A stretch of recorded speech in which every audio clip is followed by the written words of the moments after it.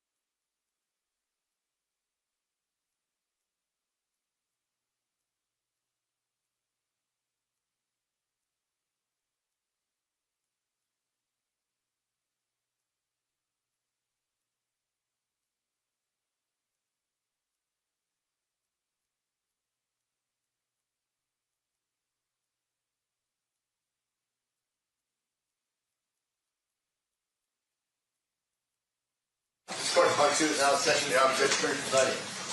Good morning, everyone. You can all be seated. We're on record in State v. Davis, C-377-407. Welcome back, everybody. Anything we need to address outside the presence? Your Honor, I do have some concern with regards to the State's current presentation of evidence in this case. Okay. There was some discussion, I believe, that was on recording. That was something that I did not believe should have been included. Some prior bad act that was in the first, I don't know, maybe 5 or 6 minutes of the recording that we listened to on Friday. I did not make an objection to that particular point because I was trying to figure out whether it came in under some motion practice prior, and I don't believe it does. And specifically, what bad act is that? Is that Mr. Davis is talking specifically about criminal history, and he had mentioned something along the lines that he was involved in a shooting, and that and it was also because of drugs. We've always known about drugs, that's in his criminal history, but with regards to his reference to a shooting, I think it's highly prejudicial in this case. And I don't know where it's at in there. I was trying to figure out with my people over the weekend where it was exactly, but we don't have this exact recording. Okay. So in my motion regarding the bad acts and regarding essentially all of the evidence that was going to be admitted in this case, there was a caveat that there would be certain things that would be excluded, that could be redacted out. Was this something you were familiar with in your previous listenings, or it just kind of took you by surprise when you heard it this time? Well, we don't have the proposed redacted version of this. There is no redaction done to this whatsoever. There was no request made to redact it, but our motion specifically addressed that his first criminal conviction was a misdemeanor for shooting into the occupied structure. Can I finish with Mr. Samft real quick, Sure. and then I'll turn to you, Mr. Giacomo. Mr. Samft, go. You may finish. Oh no, I was listening to Mr. Giacomo. So I mean, to me, Okay. the bigger issue is that we have this recording now. I mean, obviously, if there's things in here that is potentially going to be a problem, there would be, at least from the state, some effort to reach out to me and say, hey, here are the things that we think that still falls under the purview of what the court order was in this case, and maybe there's some things in here you want to discuss. I would think that that would have been a discussion prior to the publication of it. I just presumed that what we were hearing up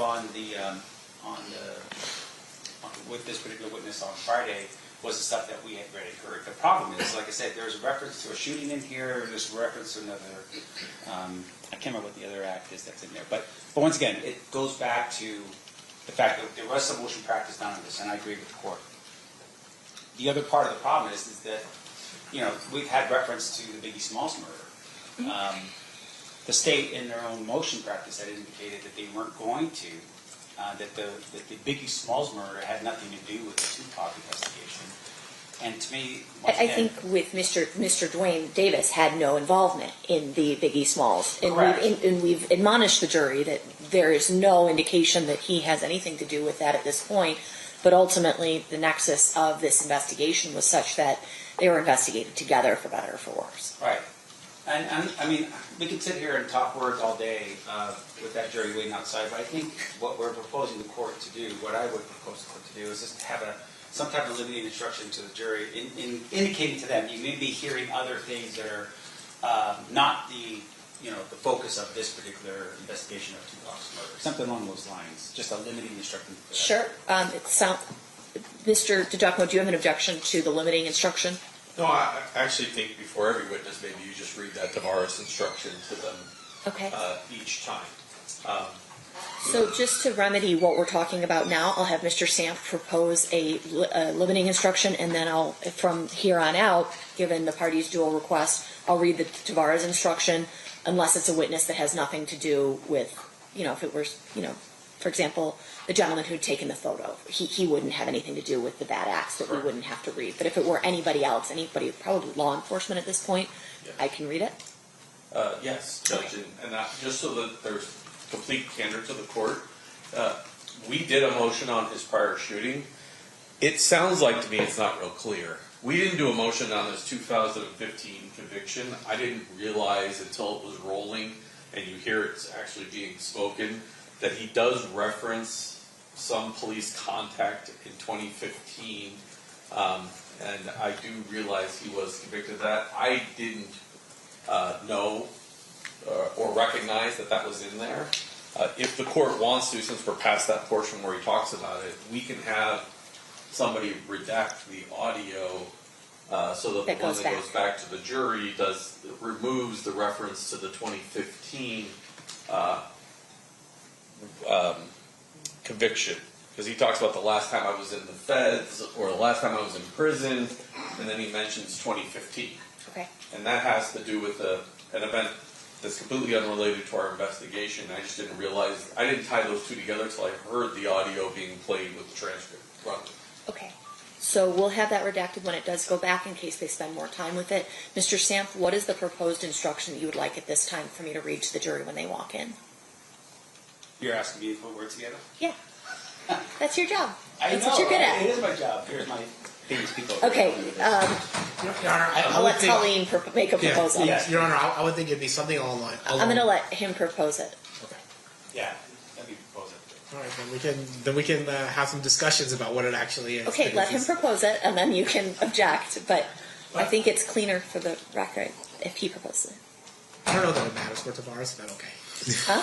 I don't think it matters for the purposes of Tavares, but okay. This isn't a Tavares instruction. The Tavares instruction's already been determined because this isn't something that's being let in for the purposes that I let in bad acts. This is something that they're asking just to disregard. That's only the 2015. Yeah. The Correct. shooting should still come in because the court ruled upon that. Yeah, that's what I thought we were talking about. So what is the shooting is there for credibility of the statements of defendant, motive, and identity? Yes. In his book, he starts off with, my first criminal conviction is shooting into an occupied house, and describes the event. That comes in. What shouldn't come in, and if he wants a limiting instruction on, is the 2015. I don't know if they would want a limiting instruction since we're going to redact the audio before the jury gets it. We'll also redact the transcript before the jury gets it. So I don't know if he wants to draw attention because they may not have caught. I'm going to let them Yeah. talk, and then I'll let you guys weigh in. I do have one other further matter, Your Honor. Okay. I'm done with this particular issue. The other issue is this. With regards to Mr. Dorsey's testimony, we have a record from Detective Mock who interviews Mr. Dorsey prior to his testimony. His testimony, though, on the stand really made things a little bit more easier to understand in terms of how his relation is with this case. In essence, what happens is that BET is asked by the district attorney's office to produce documents. Maybe it was through MOG. Maybe MOG is the one who does it. But in either event, BET says, okay, here's what we're going to produce. And they produce the actual finished product as their production. Right. They don't introduce B-rolls. They don't do anything other than that. And they basically said, that's all we've got. I think Mr. Diaz or Rios or whatever his name was prior to this had said something along the same lines that, hey, this is just how they do. The problem with what we're doing now is this. Mr. Dorsey gets up there and testifies, and he says, look, my job, from what I understand, was to listen in to the interview that's being conducted between Mr. Davis and the interviewer, whoever that person is. And he's supposed to be there to really sort of make sure that Mr. Davis is not lying or saying something that's off from what he understands the 2008 proper session to be, the recording. Here's the problem with it. At the end of what he does, and what he's proposed now, what the state is now using, is surreptitious recordings in between the official recordings by BET. Now, what does that mean? That means that while Mr. Davis is sitting in that room, he's sitting in that room with the interviewer, and at some point he's going to be asking for breaks. He's going to be asking for time to talk to somebody else. Okay. Which we understand it to be Wayne Higgins, his His attorney. attorney. Those conversations are not hot mic conversations. They are conversations between attorney and client, and there is a reasonable expectation of privacy there because of the fact that it's done off camera, because BET does not record it. And on top of it too, that as that's happening, they're talking in a tone, they're not yelling and screaming it out loud, but they're talking in a tone to say, hey, what do we do here, whatever the issues are. I think those parts of this recording that Mr. Dorsey had done, I think those are parts that need to be included from the jury's understanding. Because here's the thing. I understand he's not a state actor. I understand that it doesn't fall under this idea of, hey, well, he wasn't ordered by a detective to do that, and Dupree is definitely not a detective at this particular point. However, it is still a crime in California to record someone's conversations that they believe is private. Regardless of if we're in a room and having a conversation, if I'm having a conversation with this individual sitting right next to me and I believe that is private, under California law, that is still illegally obtained material.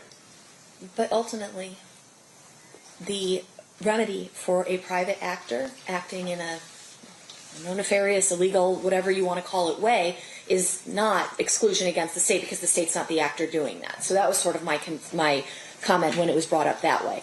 I think the attorney-client privilege argument is definitely more interesting and is new. Or any final word on that before I turn to Mr. DiGiacomo? Well, I mean, because here's the issue that we have. Right now, what we have is an individual who basically takes his iPhone out, plugs it down on a speaker next to where he's at. He's hiding in a room to avoid detection by Mr. Davis, and he's recording the entire time. You hear other people communicating or having some type of discussion on top of his recording, which means that it's done openly in front of this mic or whatever he's at. He doesn't see a screen or monitor. He doesn't know what is being recorded or not. He just records the whole thing. The concern that I have with it is right now, as we're watching and listening to what's being played by the state, we don't see where exactly it is that they're going to bring in the parts that are not in the transcripts that we have from the recording. That's the official BET offering versus the stuff that they have that would have the additional thing on top of it, the surreptitious recording by Mr. Dorsey. Okay. State. Two things. Mr. Dorsey had a transcript of his recordings that has been provided to the defense. Okay. And there's a transcript of the official BET recordings, which, if you notice while listening to it, even the BET transcripts does not pick up background conversations or transcribe background conversations between other people when Mr. Diaz is asking questions. Okay. Mr. Dorsey will testify, because I specifically had asked him about the attorney-client thing. He will testify at no point in time when Mr. Davis is talking to Mr. Higgins is there not a third party present from E1 Entertainment.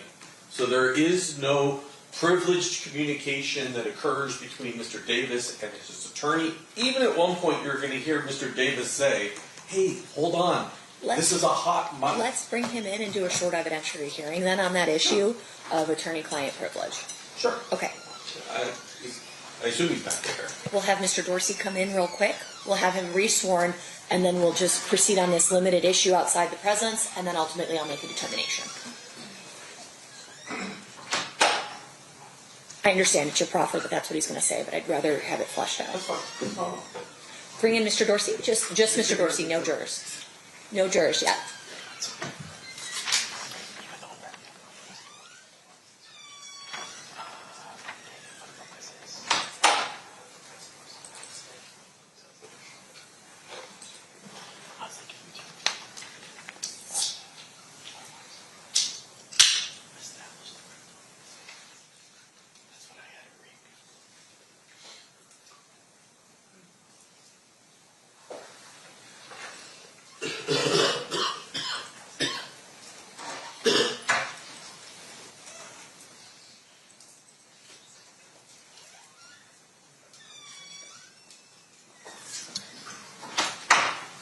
Okay, Mr. Dorsey, we're going to have you sworn real quick.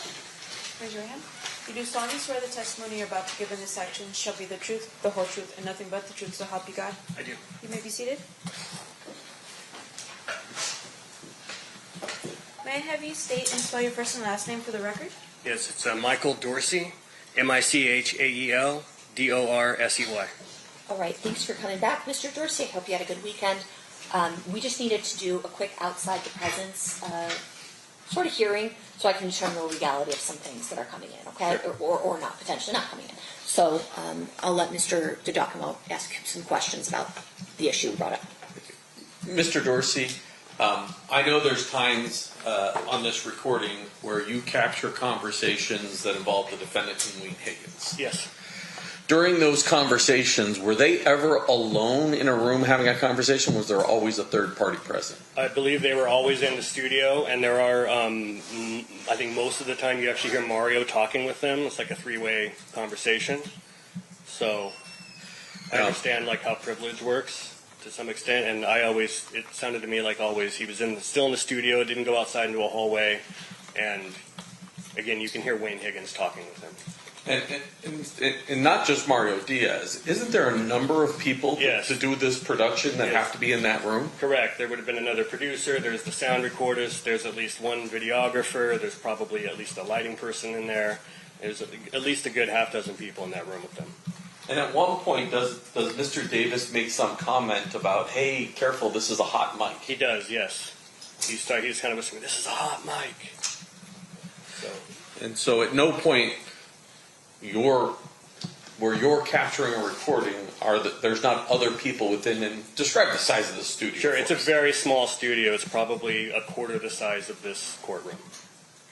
So it's a very small room with Yes. 4 or 5 You're people pretty in it crammed where he's in. having this conversation. That's correct, yes. Nothing And further. Mr. Dorsey, where are you when these conversations are taking place? I was in an office down the hall. Okay, and so you had eyes on the studio the entire time? I did not have eyes on the studio, no. Okay. You could hear Yes. people speaking as to everything that was being said in there? Yes. And how were you recording again? Remind me. I had a pair of headphones, and I had my phone, and I just hit record. Okay, Put the and headphones so on the it's phone. essentially the studio audio that you're using. Exactly, the live audio coming right from the studio, yes. So it's a room. Do you know if the studio has signs that they're recording at all times? Like signage that says something like, this is a recording studio. You are Sure. subject to record things like that. Yes, I've recording seen- studios typically have the signs up like that. Plus, of course, he would have signed a release, so he knows he's being recorded. Okay, got it. Anything further? Sorry, I sort of hijacked that a little bit, Mr. DiGiacomo. Not from the state. Mr. Sam, you may cross. Okay, Mr. Dorsey, you've never met Mr. Davis before. We've never met. We've seen each other before. Okay, so on the day of the recording, you made it a point to not run into Mr. Davis, fair? Correct. You were actually in this other room, That's correct. and you're there just with headphones on. Yes. So, And I saw him walk by. I know Right. he's disagreeing with me right now. I watched him go by, sure, and that's and fine. he looked at me. Okay, are you done with the answer? Yeah, I sure am. Okay. Now, in terms of your work, I want to make sure I'm clear. Are you working as an employee of BET? No, Okay, what are you at that point? I am a contract employee, work for hire, as a technical consultant for specifically this production. I'm not hired by BET. I'm hired by the production company. The production company. Yes, sir. And that's Entertainment One? Entertainment One and Creature Films, like a subsidiary of Entertainment One. All right. And then in terms of your work with Entertainment One, that was bound with a confidential agreement, right? Yes, Do you have proof right now that you're no longer bound to that agreement? I do. I have a letter from an attorney at Paramount Pictures, which owns BET, approving me sharing my information. And then I also have an email from Mark Ford, the head of Creature Films, also saying he had no objection. Okay. So in your work with Entertainment One, what you basically do is you have your phone or whatever recording device down Yes. next to the monitor in which you're listening to a conversation. Correct. You cannot tell us who's where in your recording, correct? Correct. You just hear noises, right? That's right. Now, in terms of the actual recording itself, as the individuals sitting there, are they sitting with mics on their lapels as they're sitting there being interviewed by that person? What you mean, the person conducting the interview, is he wearing a mic? Is he wearing a mic, and is the person that is interviewing wearing a mic? I don't know if the Mario Diaz, for example, is conducting the interview. I don't know if he was wearing a lapel mic, but there would be 2 mics in the room minimum. There would be a lapel mic on Keefe, and then there would be a shotgun mic over him that is kind of capturing everything else in the room. Right. And so, in terms of what you're recording, you don't know, for instance, if the cameras are on and off because you're actually just listening to sound. That's correct. And in terms of the interview, you understand that Wayne Higgins was in the room as well as Yes. Mr. Davis. Yes, he was there for the entire first interview, and then he was like 10 minutes late to the second interview. All right. Now, before we were listening to this, are there any moments at all where Mr. Davis is talking loudly during what you would think would be a private conversation? Loudly. He's just using a normal indoor voice, is what I would say. Okay. And then And- when you say that there was this statement that this is a hot mic, Yes, fair to say that that was a reminder to whoever he's talking to that, hey, this should be kept private. correct. All right. Yeah. So there were times where there was an understanding, or at least an idea, that what they were going to have a conversation about. There was one time, that was the only time. Now, after you had recorded what you did in this Yes. case, which is the entire thing, Correct. you never had his permission to record all of it, right? I didn't need his permission. Why? Because he's there to be recorded. He's got mics on him. He has lights and a camera pointed at him. He's in the production studio. I'm officially hired on as a crew member. I'm allowed to do whatever I want. No. And- Let's back up here to make sure I'm clear. Sure. You're a crew member, but you don't own the rights to the production itself, right? Correct. And you don't own the rights in terms of what the camera angles are or anything along those lines. That's correct. I could Now- not put this on YouTube and profit from it. Okay, well, back up here again. I want to make sure I'm clear. Did you take that audio recording that you made and give it to either Entertainment One or any of the subsidiaries in this case? No, Okay, so you basically took something that you didn't have permission to take. that's not true. Okay, well, back up here. Tell me who you got permission from. I didn't need permission. Do you understand? There's no permission needed for that. I'm there to do it. I made the recording because he showed up for the first interview, not ready for his interview to be conducted. So I knew it was going to be broken up into 2 days. So I said, I'm going to make a recording of this so that I can make sure we ask the correct follow-up questions when we come back. That's the only reason I made this recording. But you're not the contract person. You don't have a contract with I this. apologize. We're way afield of the issue that the court needs to rule upon, and this sounds like cross-examination for a jury. Oh, I'll get back into it, Jerry. I'm just saying as of right now, Judge, we have a problem because, thank you. And just to make sure I'm clear, you take that recording and that's the recording that you're now publishing here for this jury, right? Publishing, no. Playing for the jury, yes. Publishing it suggests publicly. I'm not putting this out to the public. That was a legal terminology, Okay. but you're playing that for the jury now. Yes, right? sir. I have no further questions. Anything further, State? Not from the state. All right. In general, the attorney-client privilege under 49.095 is broken when you speak in front of a third party who's unrelated to the legal team. Here, it appears as though Mario Dorsey and others were potentially present for the conversations. Additionally, the setting of the interview itself does not lend itself to a belief that the conversations would be privileged and or private. It's a recording studio. The purpose is there to be recorded. A release is signed so that the person can be recorded. The entire room is microphoned up. Additionally, there are microphones on the people participating in the interview. In general, this isn't a situation that would lend itself to private conversations. I think based on the testimony, they are not privileged conversations. Circling back to the issue regarding the instruction to the jury, Mr. Sanft, is there anything? Did you want me to reread the Tavares instruction, which I can add something related to the unrelated shooting to? That proposal for that would be this. You have heard testimony regarding drug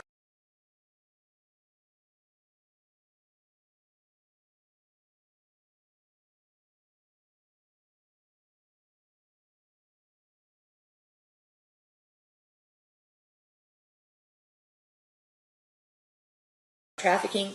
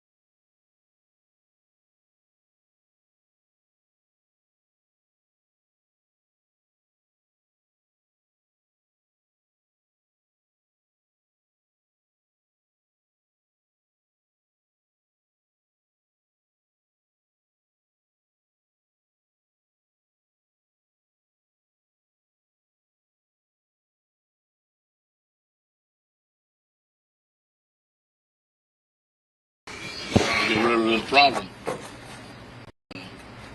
Can you tell me what he told you? Like, his exact words, do you remember? We're going to do that on the next one. I have that pretty soon on. All right? All right. Hold on. So, say it in your own words then, not his words. What did he ask you to do? To say it in your own words then, not his words. What did he want? I guess he wanted to get rid of them dudes, his problems. He wanted to get rid of his problems. Yeah. And who were his problems? CEO.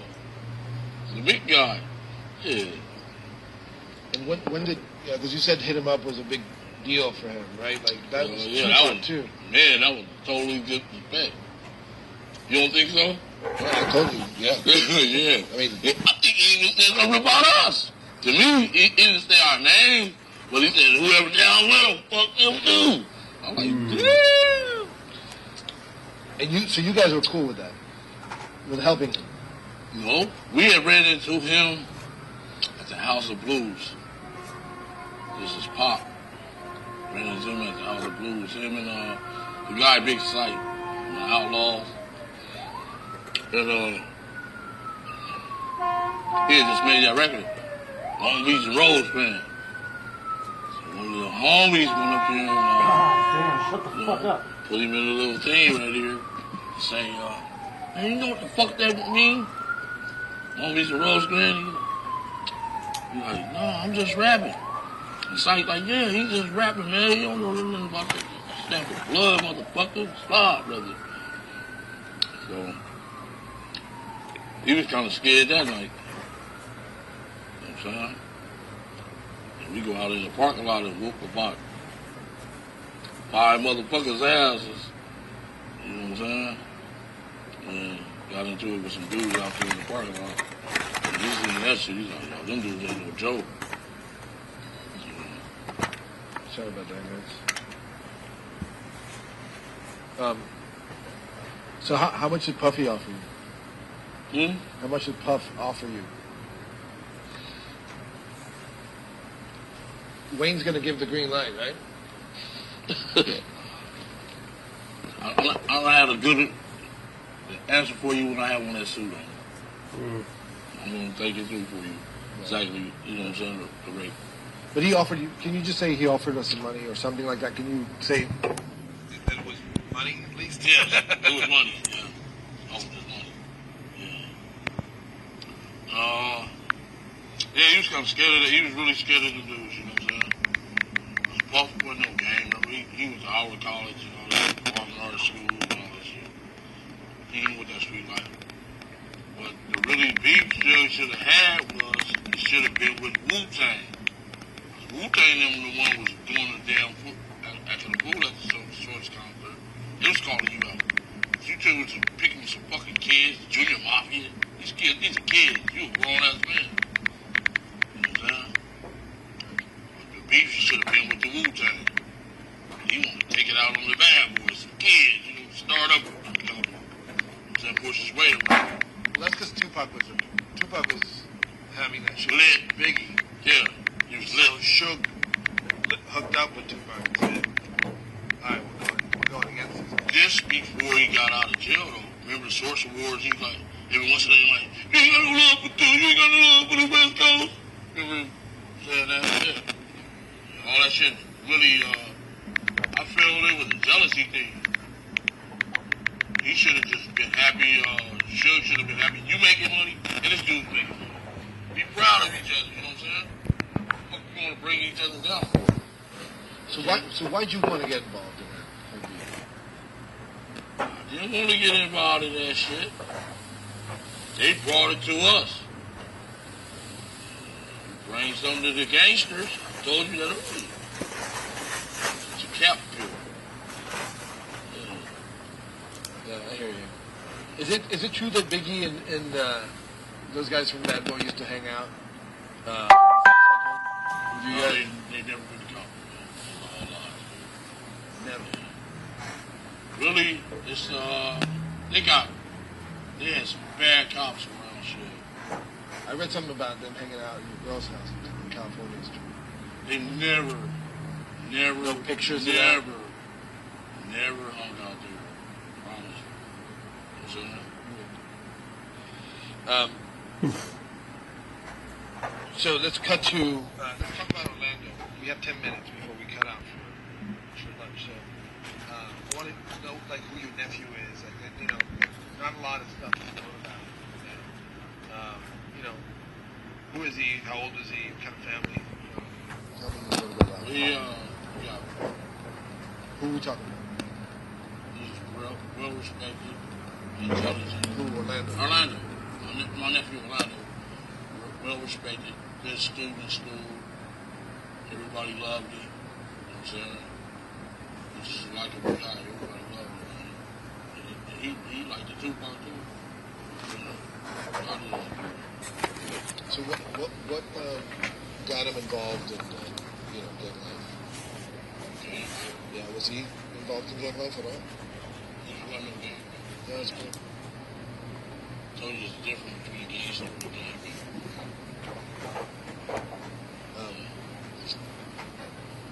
You want to talk to me about what happened at Lakewood Mall with Trevor Lane? Think about the chain. I wasn't there. Yeah, I know, but you can tell me a story because you know, there's only so many Okay. people who know it. The guy, one of my little homies, wanted to play college football in Arizona. Scholarship. He was at the we wanted to help him get some stuff, like tennis shoes and sweats and clothes and stuff so he can go send it over to California. So he was there waiting on it. And then the homies come up there. And Trayvon, the three death row guys were there. I guess they was mad dog and talking shit to him and shit like that. Shit. Some homies came to the door, he seen them. Nice. First thing he did was sock the dude and snatched his chain. I'd have never snatched that guy's chain. Never. Marcus snatched his chain. Chains wasn't worth fucking but $300. Petty ass bullshit ass chain. Just smashed a little, it was over like this. That fucking chain, talking about some bounty on that little punk ass chain. Yeah. There's a bounty on it. Yeah, that little punk ass change on me, come on. So he didn't do it. Orlando did not snatch that man chain. So why is it that Tupac then saw him and said, that's the guy who snatched my chain? All this stuff was building up. It just went from the mall. One day we was on Sunset. Shook pulled up in this Rolls Royce. Him, Snoop Dogg was in the black one.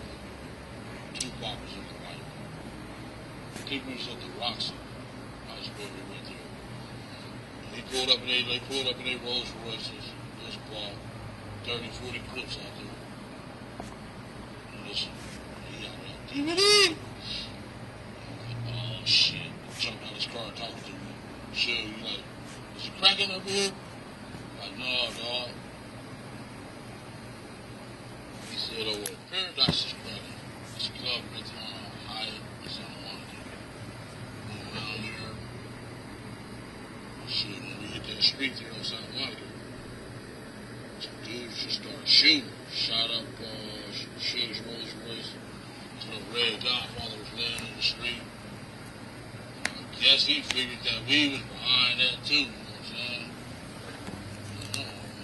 We was with you, pulled over to you, you know? It's all kind of little different angles on that shit.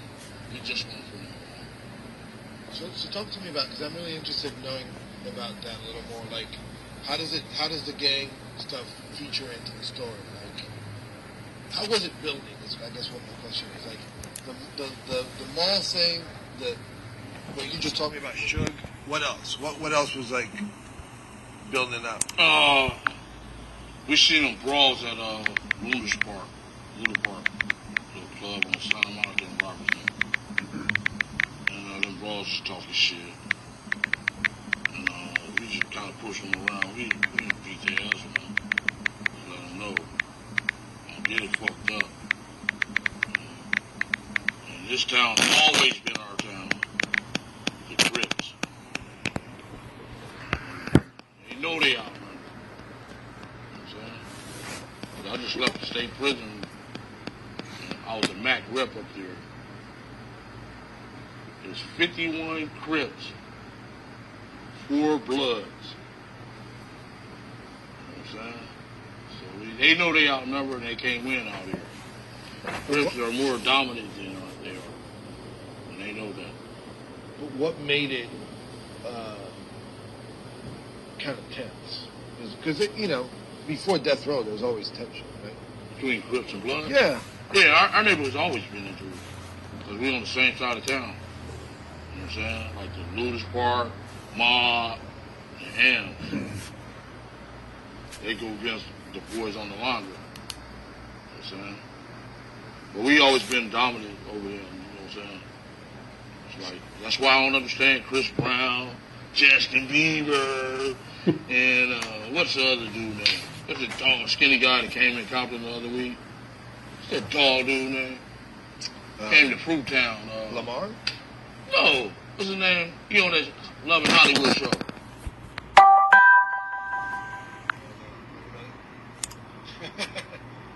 Soldier Boy and all. I just don't understand. Get in trouble out here, go to that state prison, Crips is gonna rape y'all.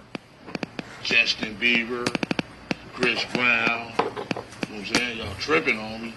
Yo, but I'm just trying to understand what happened back then. Back then, was it that they got cocky? Is that what happened? Because they were with Suge? Hmm? Is it that they got cocky? Is that what happened? Because they were with Suge? I guess money get you cocky. I guess money get you cocky. You know what I'm saying? They even beat up a rolling 60 and killed the guy at the club. Said DJ Quick and they jumped on the dude and all that shit. That's what I figured that shooting was about on Santa Monica that day when his hat was in the street I was just telling you about. Damn, I guess they gonna get his ass. So this is more gang related than gang. It's not just East Coast, West Coast shit.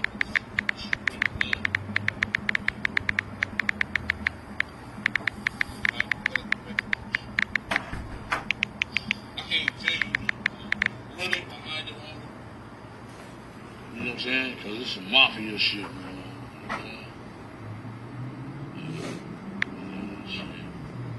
Found this guy out there. Yeah. Yeah. Some of that shit out. Okay, no, I'll be right there.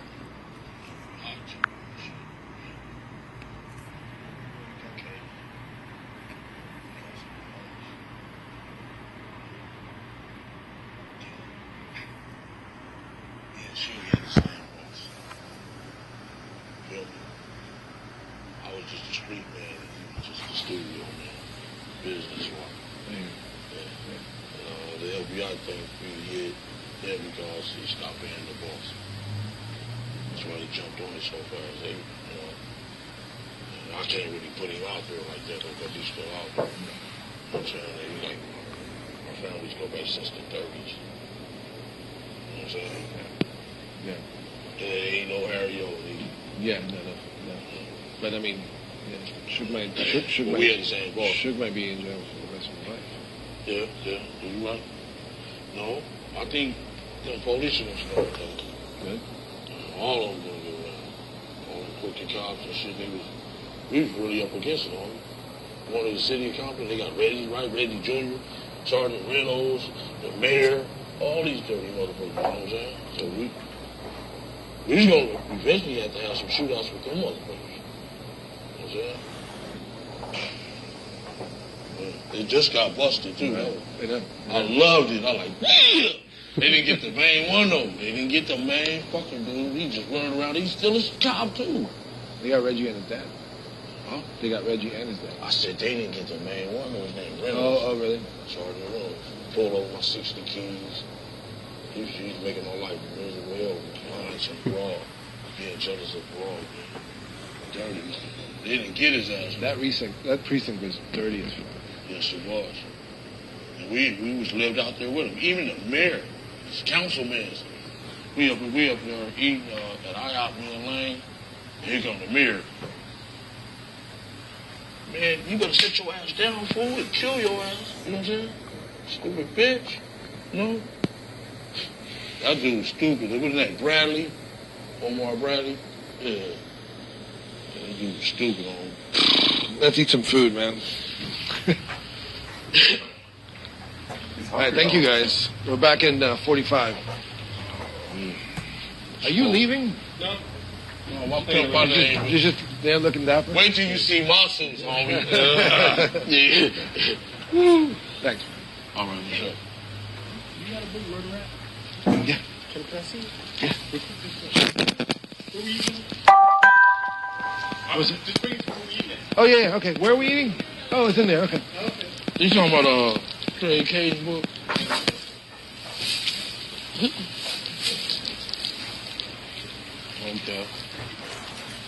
Yeah.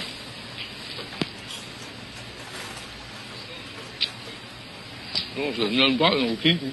That's Wayne.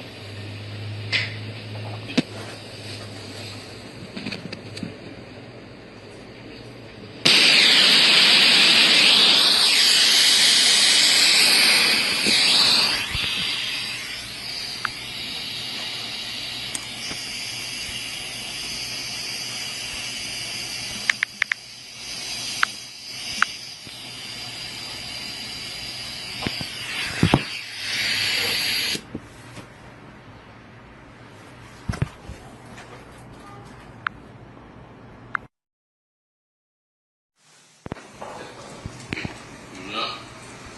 Went to the liquor bank. Brought us a game, Chris Styles and Once again, Mr. Dorsey, and that's around 52 minutes. There's a break where you missed some of the transcript. What the transcript shows. Yes. very to go back in, drink and shit. Get ready to party. Because of the fight and shit. And then what happened? What is that? Then what happened? Then I'll tell you that when I get on my suit. Oh, come on. You can tell me a little bit. Just, What's that? You know, tell me a little bit of, you know, I mean, this is why we're here. We want to hear the true story of what happened that night. Yeah. Wayne, we need your permission. Well, I mean, ready to do it. Yeah. What? I don't know if he's ready. He's not ready to do it. Yes, on the time. Yeah, I'm gonna talk about that one later. You wanna go to the aftermath? Yeah, can you talk about, before the aftermath, can you talk about that, like, generally, just to give me something to work with? And then we can do it again in more detail. Yeah, like a summary. Well, let me consult with him. Yeah, go. Okay. That's okay.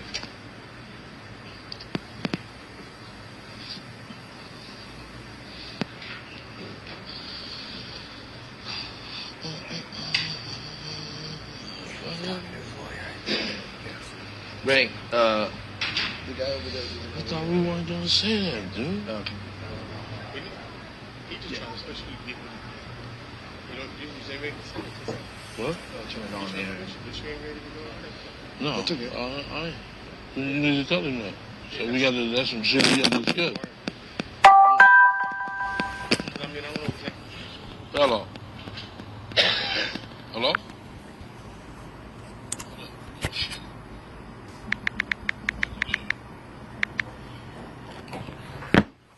What are you about to do? What? All right, I'll be through there. Yeah. Yeah, of course. Is that in my pocket? Yeah, tell him come here for a minute.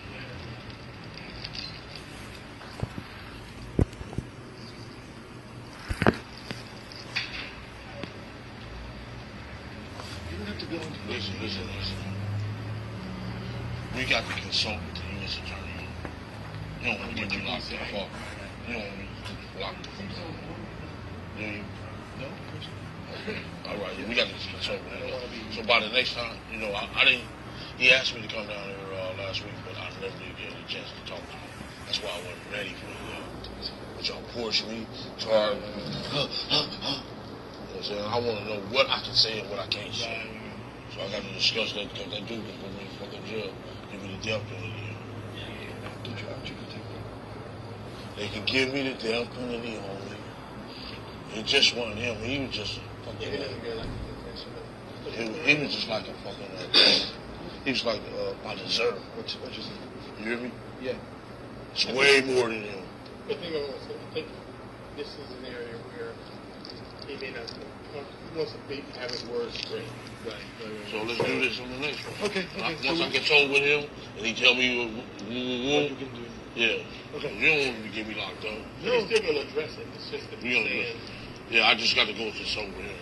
I didn't want to tell y'all that just morning and stuff like that. The dude said, come talk to him before I do this. If he didn't do it, why is he afraid of getting the death Because if he, I make him look like an asshole, they're going to lock me up. but he's going to address it. Yeah. Okay? Yeah. That's why I wanted to consult with him that's no first. problem. Yeah. Y'all pushed me to do this. So where do you want to pick it up? The story. Where do you want to go right now? Because he said. You want to do the aftermath? Yeah. Okay. Okay. You might as well go away. Look. He's got to. The man's got to eat. Real. Did you? You got food, right? Yeah. It's amazing he just said that.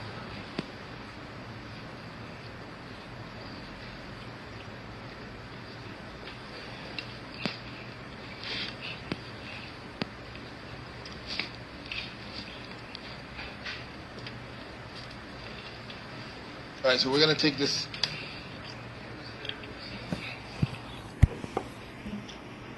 After the fact, after the murder, yeah. The aftermath. We go. We get home. So we on my street. It's about 4:15. Reggie Wright Sr. You know, he was the captain of the Compton Police back then. I guess he must have did his war room with the oncoming shift. As soon as he did that shit, that motherfucker jumped in that police car, came up my motherfucking street, ran the stop sign and everything, doing about 70.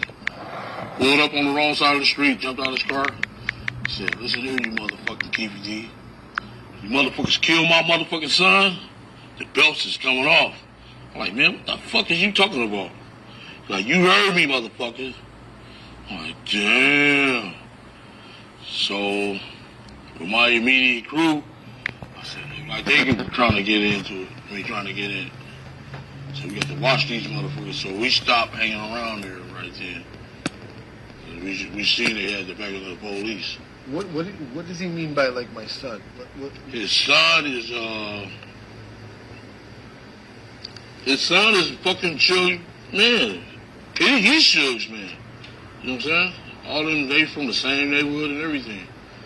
David, Mac, all them dudes, man. So we really had it rough. So we might have to go to war with the police. You know what I'm saying? It wasn't just the gang members. They had the police, shit. Right. Feel me? Who else? Was there anybody else after you? I don't know. You know what I'm saying? They got a lot of the Range fans and everything. You know what I'm saying? Shit, some girl might. You know what I'm saying? When did the cops finally get to you? No. When we got back, the Moon Man on MTV was like, KPD nephew. So it looked like Suge told from day one. You know what I'm saying?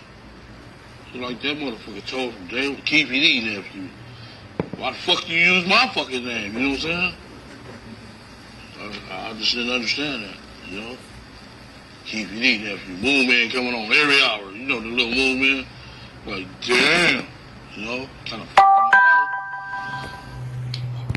My connection called me. They said, come meet me. Goes to condo and that's a public. And when man, he got the Chevron right there. He like, dog, I'm going to jail. I said, what? He said, yeah, y'all going to jail. I Like, no, homie. Like, man, I'm out of here. I ain't seen that motherfucker since that day. So, you know, I kind of hate I met Pop. Somebody destroyed my life. Now he's super rich. Motherfucker ain't even sent me a pair of Sean John drawers or nothing. You know what I'm saying? God damn. Or noodling while I was in jail. You know what I'm saying? Just left me for dead out here. You know what I'm saying? And that ain't the way fucking, you know what I'm saying? That ain't the way the game go. You know? Shit.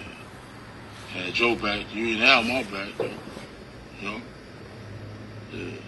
When did you talk to police?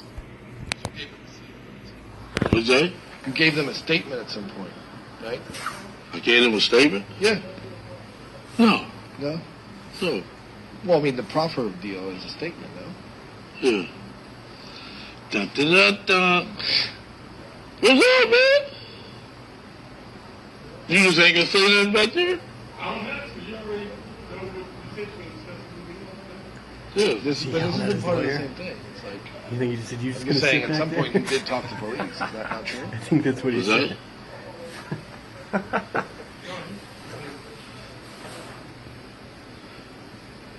Remember what I told you outside? That's why I didn't want to do this today. Right. Well, I mean, You know, some shit would give me motherfucking, you know. Right. If you say you got the purpose, Yeah. All right, I hear you. Well, yeah. Dude asked me to meet him last week, but I wasn't able, man. My wife was sick, homie. I could have had all your answers, you know what I'm saying? Yeah. I didn't want to tell you all my business like that, you know, but force my hand. I blame Tara. All right. Yeah. Yeah. Let me just see what I can talk to you about that, because a lot of the stuff I have here is about that night. You know? Okay. Yeah. I'm gonna have all the answers, though. I swear. So you're not talking about it? Is that what we're saying? I think. Can you talk about Zip and talking to Puff afterwards? Zip and Puff? Yeah, I mean, at some point you needed to talk to them about shit. Is that the same shit? Yeah. Was it?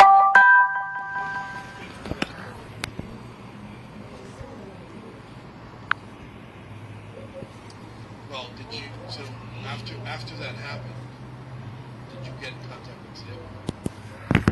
Puffy? Me and Zip was together. He was with us at the point. No, I mean, and afterwards you didn't see him. Like, he didn't come back to LA with you, did he? You did? Yeah. Oh, We went up to Wingstop, Wings, LA Wings right there on the 3rd and the bread. Right there on the other side with Pinks, you know, Pinks is. Oh, They got a LA Wingstop right there on the he was side. Zip. Yeah. It was Beverly though, Hmm? or what did Melrose. you talk about? All kind of shit. Money. You know what I'm saying? Yeah, so that we don't waste our time, can we do something where you can talk to me and then you can get approval? You get approval of whether you use it or not? Because otherwise, We only can answer 3 questions on it. I only go into full detail with you and everything on it. no, you don't have to do. Once I get the green light where I Yeah. uncover, you know what I'm saying? Because I can't make them look like a goddamn asshole down. Them motherfuckers is powerful. You just got the whole time I'm saying, you trying to cut them down the drum, you know what I'm saying? I'm gonna look good out there, I'm good. You know what I'm saying? Shit.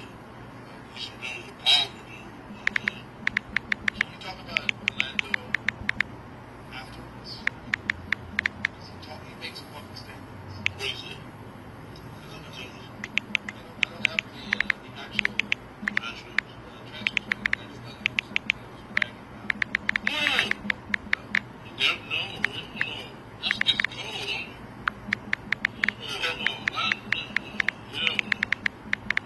I never heard them brag or nothing. Man, not out of brag. You know what I'm saying? No. It's against the code, man. So how did you guys lay low afterwards? What you guys do? You want to know the truth? We didn't lay low. We was, after they asked, Mr. Man laid low. He the one who flew out to the Caribbean and shit. But we it's some mafia shit, man. Yeah, don't, we didn't lay low. We had to stay sharp, man, because we had to watch out for the police. We had to watch out for them. You know what I'm saying? Yeah, we didn't lay low. What's he talking about? The So, mafia? I think this you can answer. Why didn't they bring up any charges against Orlando? They couldn't prove it. Give it to me in a complete sentence. Why they didn't bring up charges? Because I know they can't prove it. They talked. Yeah, they raided everybody else. I think it was October the 7th or something like that. Raided everybody else. Just so happened, one of my homies, he's a grease trap guy to pick up the old cooking grease. He came, knocked on my door about 4 o'clock in the morning, 5 o'clock. Said, KPD, the FBI, and about 100 police is up at the donut shop. I told him, wait 1 minute. I grabbed my shoes, I put on my pants, grabbed my shoes and shirt and stuff, left my car and everything. I jumped in the truck with him, told him to drop me off at the Metro Red. I missed the raid by 5 minutes. Huh. Otherwise, it would have got me. Did he say somebody tipped him off? Mm-hmm. So Who let's go was back it? to Orlando, Yeah, because yeah. he passed away, unfortunately. So Yeah. maybe you can talk about what he did that day without mentioning you. Is that something you feel comfortable doing? Oh. Because you can't implicate him. He's dead. There's nothing that can happen. What's that? Can you talk about what Orlando did that night I just The texted night in him. Vegas? Yeah. Without mentioning you at all? Just talk He about went to the him. hospital. He went to the hospital to get his shoulder fixed and stuff like that. No, but I'm talking about before that. We got to consult. There's 3 questions that stuck on. I got to go consult with this man because I'm just saying he's not. There's nothing. Wayne's a lawyer. Wayne, can you confirm that? Can he talk You about can't confirm Orlando that. without mentioning his name? Without mentioning Keefe's name? That's what I asked Mario. I said, see if he'll talk. What does he know about what Orlando did that night without including himself in that? Do you know what I mean? Mm-hmm. Okay. Because Orlando's So, dead. Been dead almost 20 years. Mm-hmm. did Orlando go after Tupac that night after the fight?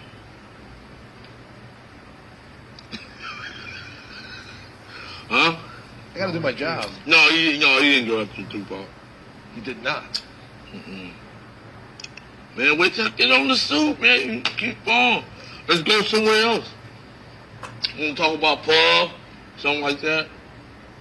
You're not gonna talk Cause about it. What's that? I did. He didn't want to answer, but I'll ask you. Okay.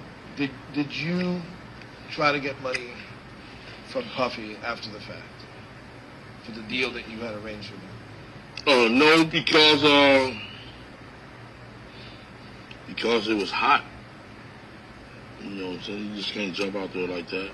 You have to be smart in this game. You know what I'm saying? Otherwise, they'd take your ass down.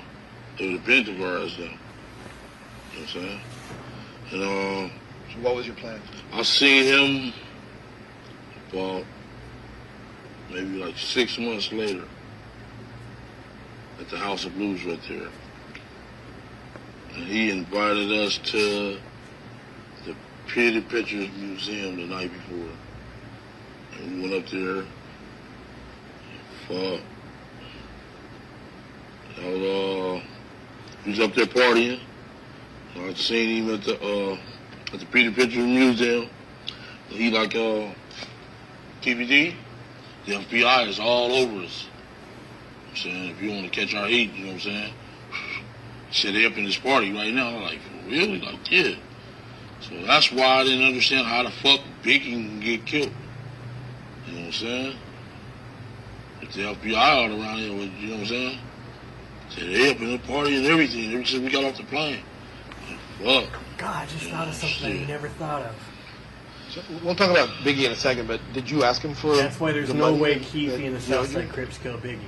Was that? Did you ask him for the Fucking money Puff that he Pull owed and the you? FBI are all over. No, I didn't. So the Keefe Shit, would have we been got like, the fuck, the FBI FBI around, are fuck outside around, right some now, money, murder's bro. off, we can't kill him right now. That's Yeah, what of course. God, I'd never put that together before. And what's is it true that there's a rumor going around that Zip got half the money?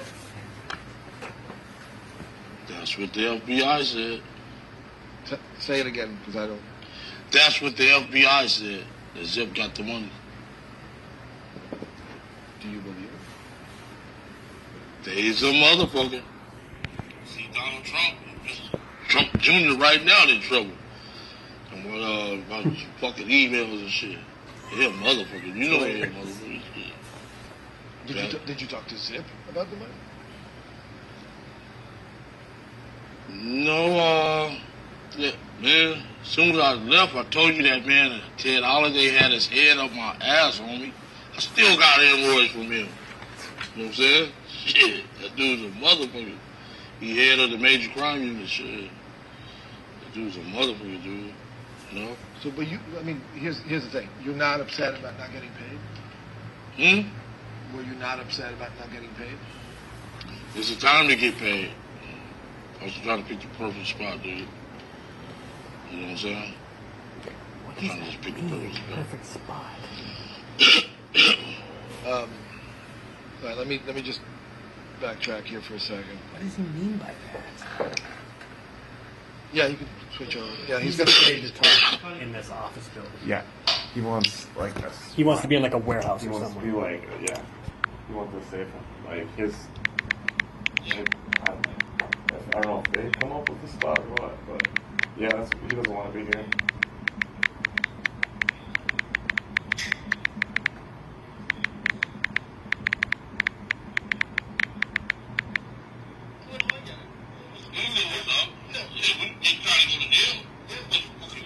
Right? What you gonna do with some money in here? Right. No, I mean, because you were saying, like, yeah, I didn't do it then, I didn't do it then. I just want to make sure that, you know, I want to know where your head's at.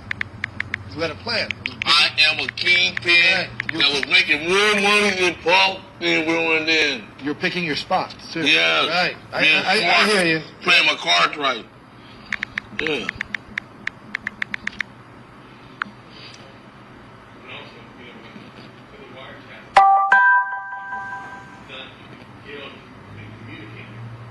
Not at all. We was up under a microscope. You know what I'm saying? They got crooked ass Compton police feeding these dudes downtown all the information. You don't understand, homie. Y'all need to be on our fucking side, homie. You know what I'm saying? Everybody on Tupac side and all these other dudes' side, they should be on our fucking side. We the one was catching it. Had crooked Compton police, crooked Brand Poor. You know what I'm saying? Right. They telling them people downtown the FBI shit. You know what I'm saying? Yeah. Yeah. No, I hear you. Yeah, I mean, we was up against it, homie. It's the shit that's coming out right now. You know, maybe we can talk about that sensitive stuff, like, you know, on the street somewhere. You know what I mean? Like, bring a camera. So, okay, so, space.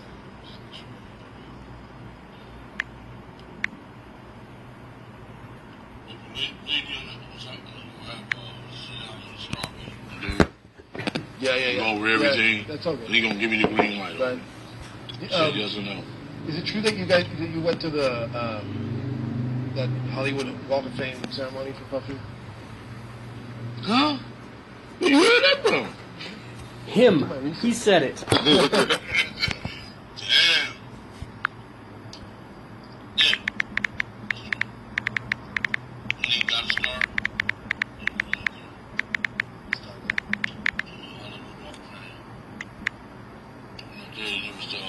There's too many people, so you couldn't really get close to them.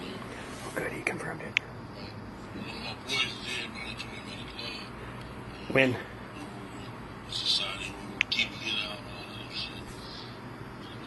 And I ran into a couple more dudes. And I don't know, and he like, man, post every quarter post send me like $20,000 worth of clothes. Like, ain't that a bitch? So a couple of times I called Daddy's house. He never returned my fucking calls or none of that shit. You know what I'm saying? So I guess he was just trying to wash his hands with us, whatever. Like, fuck them. And that's wrong. That ain't the way it goes, you know what I'm saying? Had your fucking back, supposed to have our fucking back. You know what I'm saying? He don't know what we was up against out here. You know, I hate I took that fucking phone call from his ass. You know what I'm saying? Otherwise, we wouldn't have the crooked cops on our ass. We wouldn't, you know what I'm saying? Because me and Suge was friends, motherfucker. We've been knowing each other since we was 9, 10 years old. I'm tripping, though. Yeah. I'm kind of mad at the dude, dog. You know what I'm talking about, Puffy? Yeah, I'm kind of mad at him. Yeah. And there was never any, after you stopped trying after a while, there was never any contact. Yeah, no contact. Yeah. Why? Let's go to Biggie. So he invited you to the Peterson Museum, to that vibe party. Yeah. Yeah. You said there were too many people there. The feds were there. Yeah, he said that. Right. So that wasn't the place or the time, right? Hell no. The FBI there, they see us together. You know, they put shit together. But why did you go in the first place? Why did I go? Because he threw smashing parties on me and all that, you know what I'm saying? We was just literally invited. You know what I'm saying? They kind of needed us. They should have kept us. You know, because probably still be alive today. You know what I'm saying?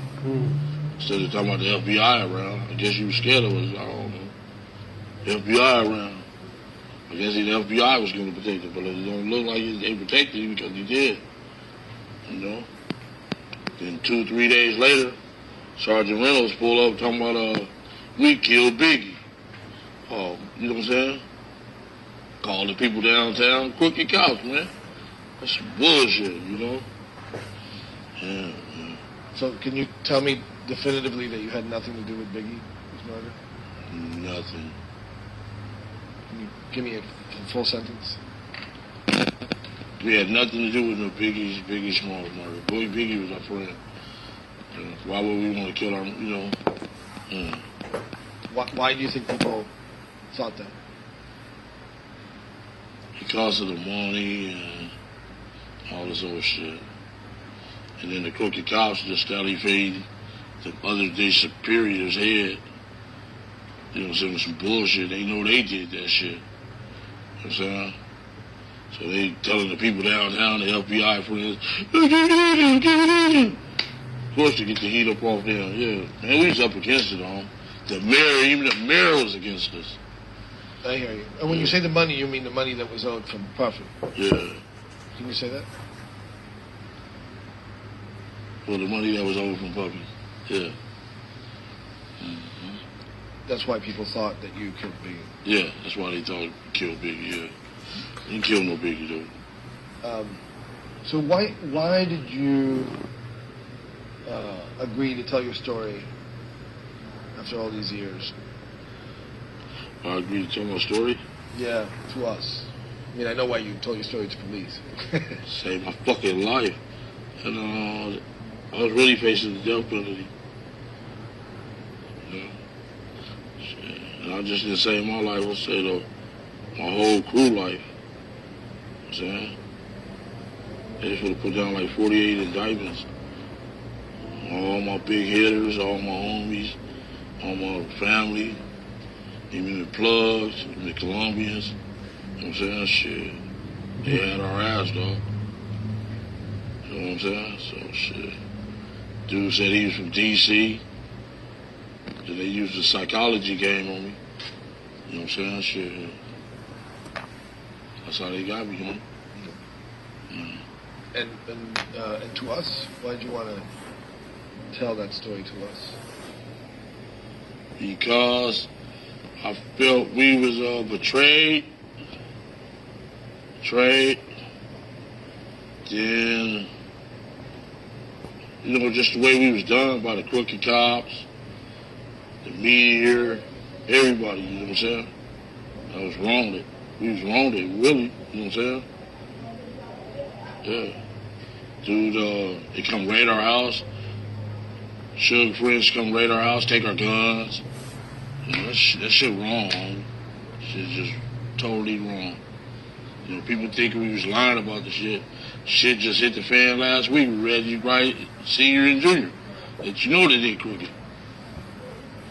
Yeah. Tell me about that. Like, 'cause I think you touched on it, but I want to know more about like Suge enlisting crooked cops to help him out. What was that about? I don't know what the fuck it was about. It was smart though. King move. You know what I'm saying? Shit. You know? Shit. What you do in the dark don't come to the light. That shit is for the hit the fan. You know what I'm saying? Shit. Like they say, you ain't bigger than the law. And the FBI is a motherfucker. They take your ass down.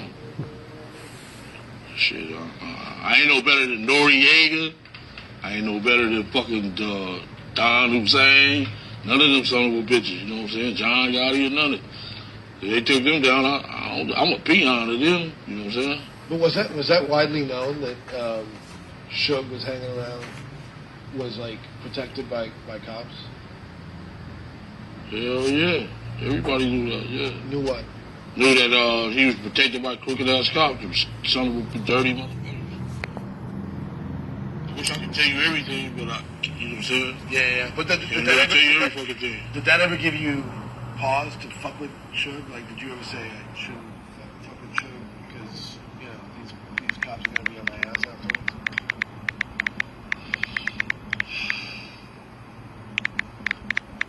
You know, I'm more down with my nephew than I am down with Suge. Fuck Suge, as far as coming to that. My family, I'm his uncle.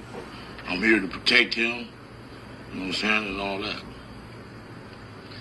Was there ever a time where you felt bad about Tupac? Was it every time I felt bad about it? Yeah. I wish it never happened. I lost my plug. You know what I'm saying? Colombian boy left. Went back to Bogota. Shit, you know what I'm saying? Yeah, I hated it happen. Can you say what? So you wish what hadn't happened? I wish that never happened to Tupac because shit, it changed my whole fucking life. You know what I'm saying? My plug that I was making all them hundreds of millions with, fucking went to Bogota and left. You know what I'm saying? He didn't want to get caught up in our bullshit. And I wish I would have listened to him. I should have jumped on the plane with his ass to Bogota. You know what I'm saying? Yeah. Oh, yeah, okay. All right, That's yeah. okay. That's my son. Yeah. And my wife, they on my ass. We're almost out. Okay. Was that? Yeah, of course. Yeah, sorry, you have to repeat it because the phone was ringing. Okay, about the Bogota? No. About Tupac. Like, did you ever feel bad? I mean, this is a kid on, the prime of his life. I was like, an artist that everyone loves. To me, it was an ignorant kid in the prime of his life doing stupid shit out here. How so? Also, he shot the police in Atlanta. You know what I'm saying? Jumped on my nephew, him and his little gang. You know, you're a rapper. Stay in your lane. You know what I'm saying? Stay in your fucking lane. You're not a gangster. You're a fucking rapper. Like I told you earlier. Stay in your fucking lane, dude. You know what I'm saying? You're not doing what we doing. You know what I'm saying? So he should have just stayed in his lane. I hate it happened to him. Stuff like that. And, it really changed my fucking life. You know what I'm saying? My plug left. Shit, I met him. I'm out of here. Y'all going to jail. I wish I would have been on the plane with his motherfucking ass. You know what I'm saying? Shit. I hate it happen, bro. If Tupac had not gotten that had not gotten involved with your nephew in the lobby of the MGM, would he still be alive? I don't know. He ignorant. Some motherfucker, you know what I'm saying? The dude's, you know what I'm saying? I guess he went with that mob, and that shit went through his head on me. You know what I'm saying? That's the way I feel about it. Shit went through his head. And shit, he's ignorant, so you run into a lot of problems. How they were trying to be a gang member. You know what I'm saying? But see, in our community, we try to get up out the game, like try to play sports, rap, stuff like that. Try to get up out the game, like our motive is to get up out the game, like get us a home, get us a family. These motherfuckers nowadays is got millions of dollars enjoying their fucking game. That shit is backwards. You know what I'm saying? Shit is backwards. Chris Brown, Soulja Boy, Justin Bieber, better listen. You know what I'm saying? You got all that money, get away from this bullshit. Because all it leads to is death, penitentiary, and heartaches for your family. You know what I'm saying? People out here, we grew up in this shit. You guys from another town, dude, you need to leave that shit alone. Take it from KBD, leave that shit alone. So let me ask that question again. I really like that answer, by the way. I think it's true. It's like everyone's coming, you know. Yeah, this dude from Virginia, he coming being game members. That's stupid. That's backwards. So is the real game members is trying to get up out this shit. If that shit hadn't happened with Orlando, would you have left it alone that day? Yes. Me and Suge is friends. We were friends. We grew up together. Shit shouldn't have never happened. You know what I'm saying? Well, that shit shouldn't have never happened. Because me and this guy grew up together. We was friends since we was kids. You know what I'm saying?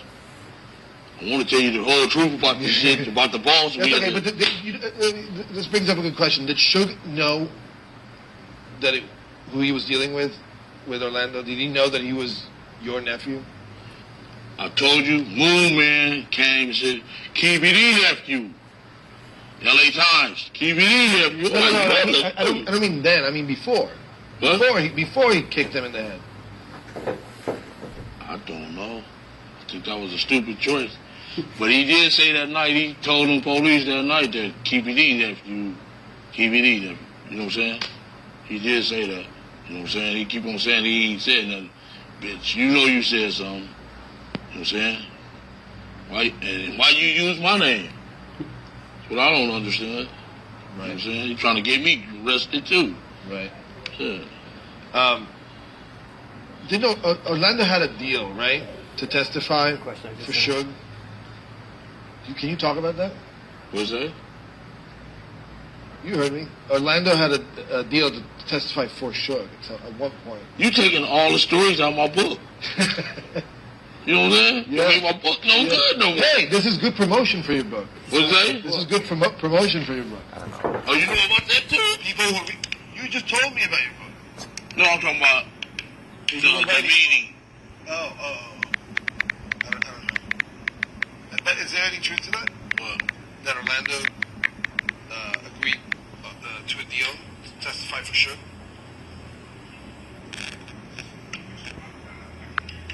Okay, all right, sorry.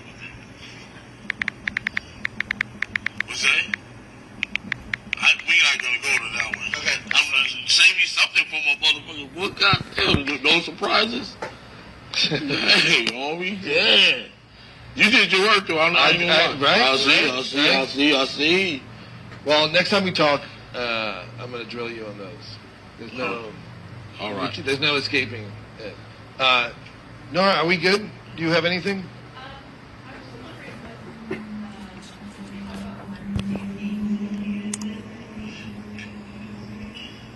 Yeah, you feel comfortable talking about that? She said, can you talk about the hierarchy of, or maybe like being a kingpin? Yeah, like how, how's the structure? Like how's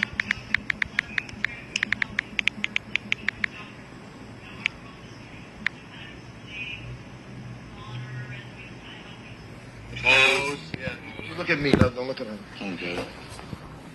Like the codes of the street. Our game is built through respect and the work you put in. And as far as power, you know what I'm saying? That's the way our game is. You got the double OGs, OGs, OBGs, BGs, and the TGs. Tell him where he was. And the OTSs and the, that's where our game is instructed. So I could fall in the double OG, but I was there when the game was. So this way it goes. People will, you either become a game banger as you get older, or a gangster. Or go to school, or get a job. You know what I'm saying? By 25, that's when you determine whether you're gonna be who you're gonna be. You're gonna be a game banger, a little, you know what I'm saying, drinking, smoking weed and stuff all day long, with the pants hanging down. Or you gonna get a job, that means you out the game. Or are you gonna become a gangster, you know what I'm saying, for the game. You know, that's where our game is structured, yeah. Do you think that Suge ran the label like a gang? Yeah. Yes. He kind of hired all gamers. You know what I'm saying? Yeah. He hired all gamers. So who was he in the structure? Who was Suge in the structure? I guess his money gave him the power. You know what I'm saying? How people listen to him. You know, money is power. You know, and shit, I guess they... Well, we knew he was a buster. The Crips did. I know our side of town did, because we played football with the guy. You know what I'm saying? Right.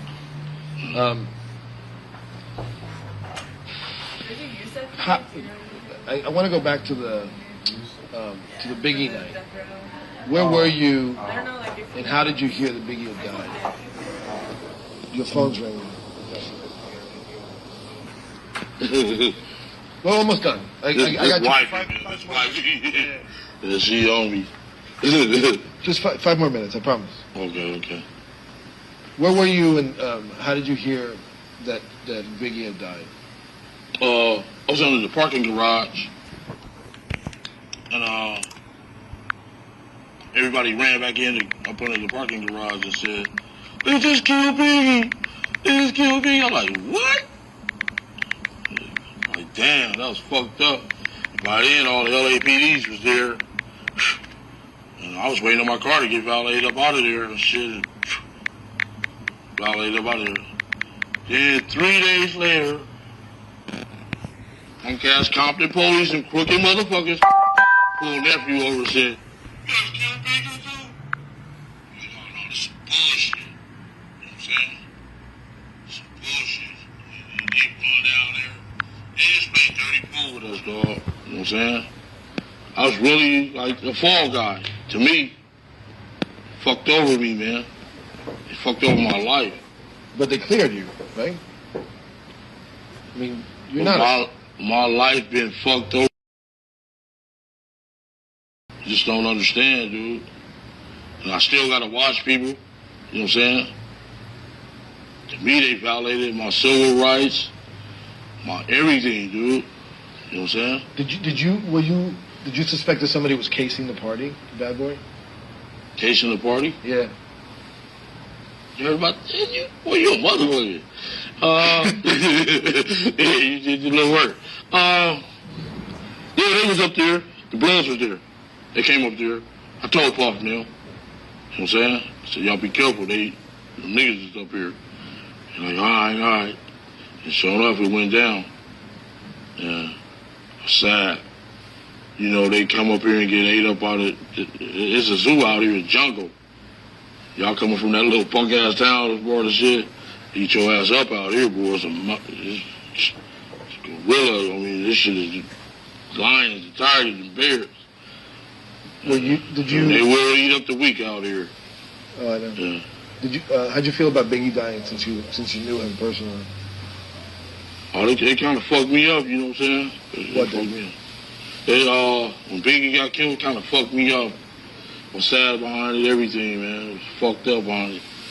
Then these bullshit ass cops gonna put that out in the media like we did that bullshit just to get the heat up off their ass. You know what I'm saying? But it's all gonna come out. It's coming out every day, homeboy. Believe me. Yeah. All right, brother. I'm gonna set you. And let my wife get me. All right. Oh, wait. Just sit here for 20 seconds with no sound. So don't make any sound. You just gotta record the tone of the room.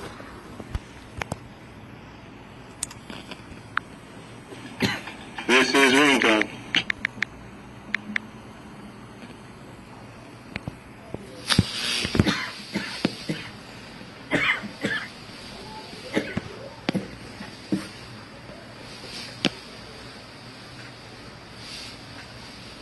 In ringtone. Okay, thanks, man. Oh. Oh yeah, that's a good start. Because our street. Wait, stay there. Yeah, sit back. Just do this question real quick. Sorry, I thought you were done. That was your only question before. Okay.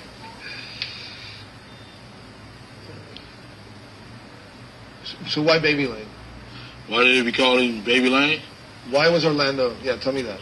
Because he was born on Burrs Lane. Sorry. Tell me the whole story, like the sentence. Orlando was called Baby Lane because. Orlando was called Baby Lane because he was born on Burrs Lane, the street Burrs, and they just called him Lane, short for Orlando. So he took our street name. And his pops was real high in the echelons of our gang. One of the founder fathers. So. And the baby isn't because he had a baby face or anything like that. Baby Lane, short for our street. Right. And Keefy? Keefy? We had like 3 Keefys in our hood. So they just broke them down and they just put Keefy D on it. So they give you the initials so that Yeah. they separate you from the others. Others, yeah. And that shit just went like a wildflower. Blew up, got rich, had all the money, all the women. Don't put that on there. My wife gonna kill me. Yeah. Yeah. You better have my wife deposit for that car too. This has got to be the last one. Okay. Original gangster, yeah.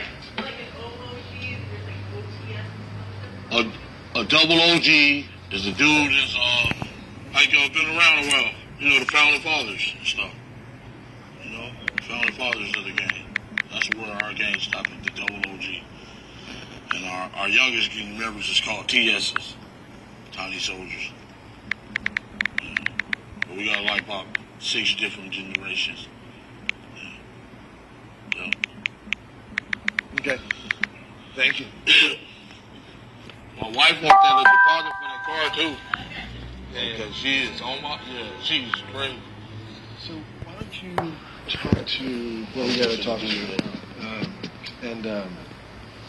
Call me. I'll Let's let talk you on the know. phone. Right. And then if you know, if things get heavy for you, maybe we can just talk about Orlando and then leave it at that. All right. But these guys are expecting details from that night. You know what I Okay. mean? All right. Yeah. Yeah, you don't that dude. I don't want to put you in the like. He from the Justice Department is DC dude. Yeah. I swear to God on Yeah. me. I hear you. They had some major players on me, dog. The dude named Michael Terrell. Oh man. Yeah, he's a beast. He's the head U.S. attorney of this area. We call his group here. That dude hate me on me, I swear to God. No, like I said, I mean, Come in the room like, y'all not gonna deal with the fucking devil, you know? They're wrapping up right now. Somebody gonna wind up dead behind this. Like, sir, I swear to God, I swear to God, man, everybody gonna be, I'll be nice, I'll be good. I'm not the devil. no. I mean, do what you got to do, and then can we set up a date, Nora? Like an actual day where like there's no misunderstanding. You're here for this. So, Or we can go out to Vegas and what I wanted to do is for you to take us on the street. Why is that funny? Why is that funny? Bruce was at it. Yeah, right. Yeah. That is funny. Hey, you know, Let me tell you. they never, you know. Like the dude, I seen Rick Ross at the airport.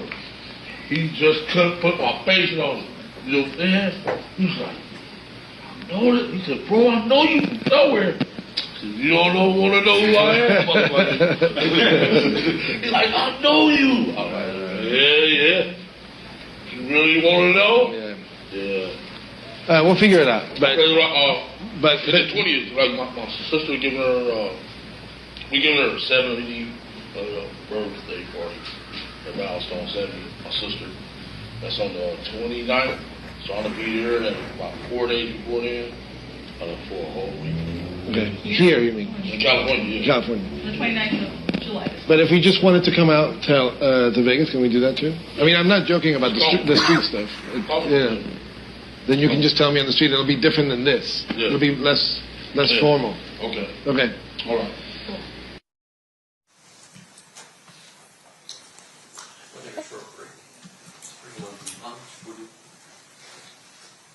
Let's see, we've been going for about an hour and a half. Ladies and gentlemen of the jury, do you guys have to take a restroom break? Anyone? Raise your hand. Okay. If you want to just do maybe another half hour and then we'll take our lunch break? Okay, perfect.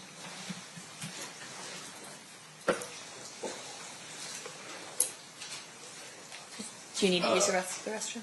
Oh, all right, we will have to take our break now.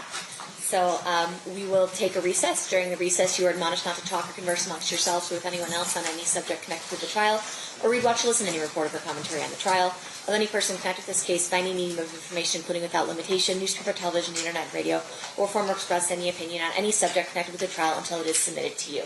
Please rise for the jury. We'll see you guys back here at, let's say, 11:40.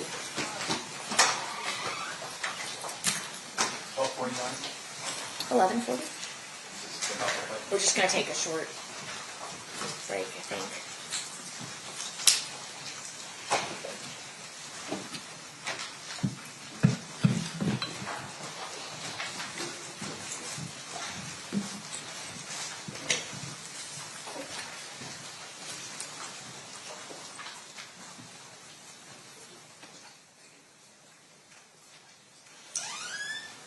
For the record, the jury has exited the room. When we get back, we can do another 30, 45 minutes or so. We have lunch coming somewhere around noon, so if we were to break now, I don't know if we have enough time to eat. Yes, ma'am. All right, we'll be in recess? Sure. Okay.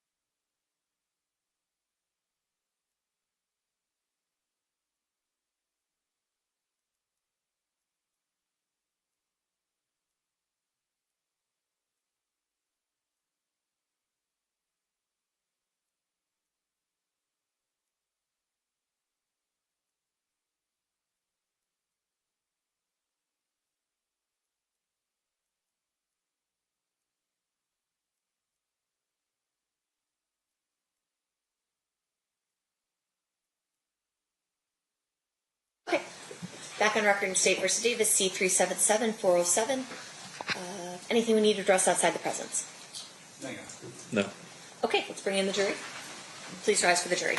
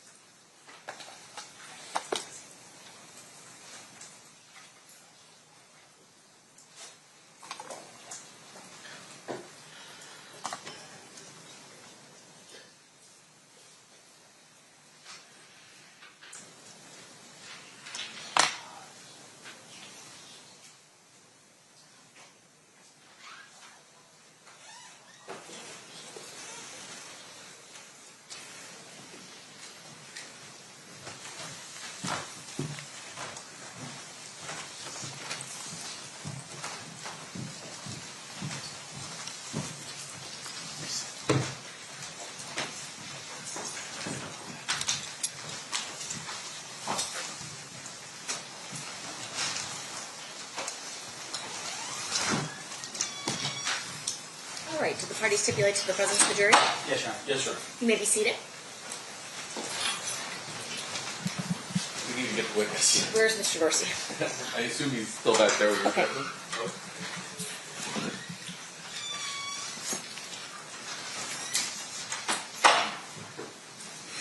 And Judge, if you just let us know when lunch shows up, we'll break. Up to about 40, 45 minutes. Okay.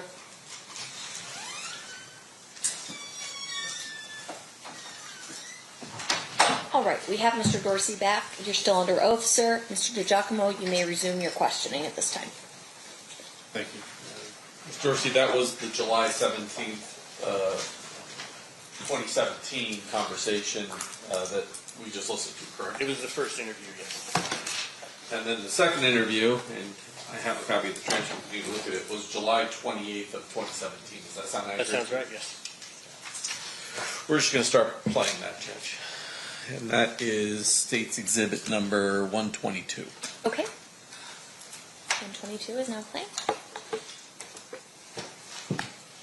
Are you moving back, you think, anytime soon? You're going to stay with you don't, I know you don't. Yeah. But your wife's got that business of hers or whatever, right? Yeah. So she'd have to give it up for you to come back? Yeah. No, she with a corporation, so they'll move her around. Oh, that's Judge cool. will say she won't come back.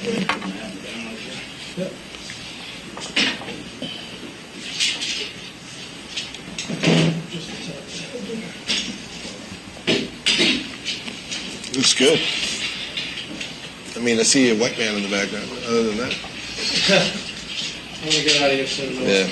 Actually, I see a white man's torso in the background. Sorry to hear that.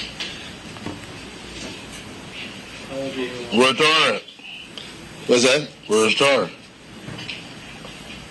Who's what? Where's Tara? Tara? Yeah. I don't know. I haven't seen her today. Sit behind me. You said she called me and told me that you called her this morning. But I don't think she's in the office, actually. Look at Mario for 1 second. I just want to make sure your background looks good. We'll be in business. You're going to be looking at me the whole time, so. So Dave, I think it's hitting the whole thing. We want to raise it up and down.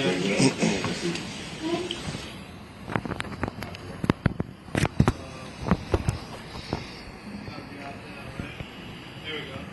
Just down.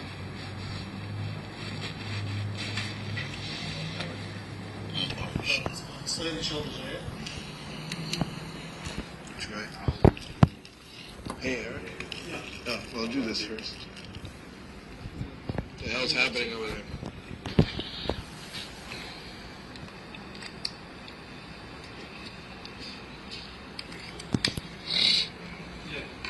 Did you get in touch with him?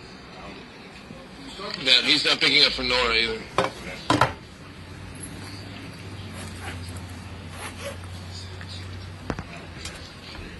Yeah, exactly.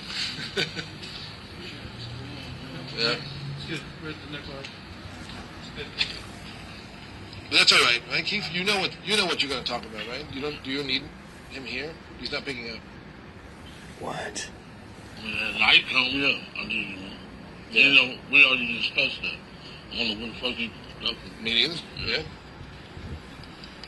I'm talking about you want to. Man. Where'd he go? I'm on before you start.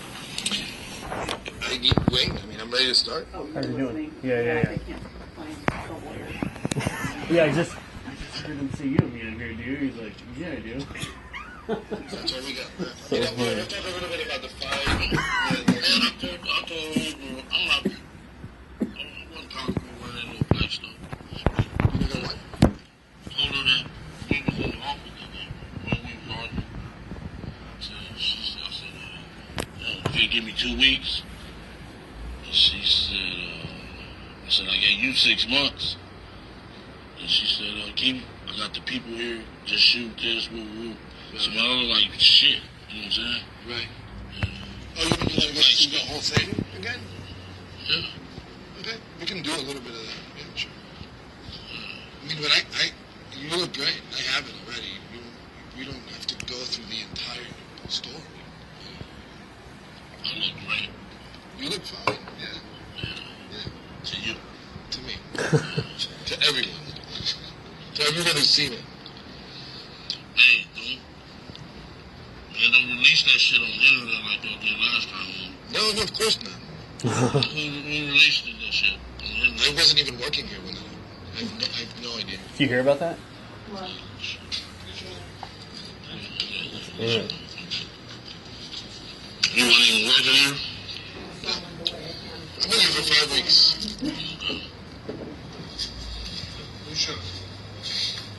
So he shot like a promo. He came in, before Mario got hired, and shot a promo, and then somebody like BET or somebody leaked it on the internet. I know. I actually was here, but I was here working on different. Alright, so can we let's Disaster. talk about the other stuff then, and then we'll get to that later. So I'm just gonna go back to the stuff that we talked about in the other. Yeah. Okay. And then we get to that. Yeah. Is everybody ready to start? Yeah, that was bad. Alright, can you give me a? All right, here we go.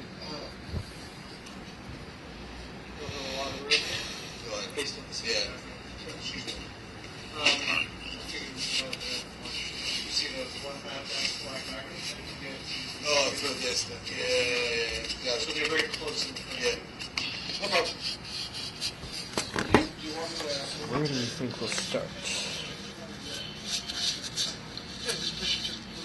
Be careful one second.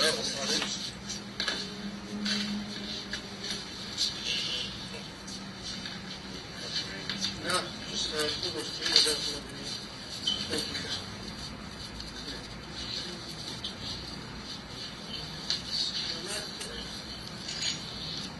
feel it out. Right.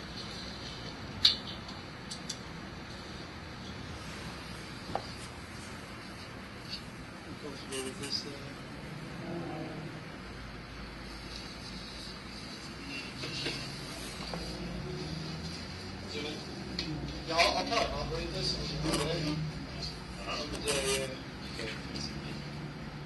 No, I didn't see it. See you anytime. Thank you. Have you outside now or no? Okay, that long? I'm not seeing it. Oh, I just told them I thought it was fine. I see. The one good thing is on the 78, the frequency, we have a lot of pushbacks. To get the issue in, we got a lot of water. But anyway, we can do water. Right. You can't get water for 1%. Let's go. Eric. Yep. That's cool. I'm rolling. Yeah, how you are? Okay, guys, can we settle? You're on rolling, so everyone please make sure you're doing it on sound and vibrate. So last time when we talked about, you gave me a little bit of your background. Where'd you grow up? What was Compton like when you grew up? Why don't we talk a little bit about that just to get us warmed up? Okay. Let me just move my chair up.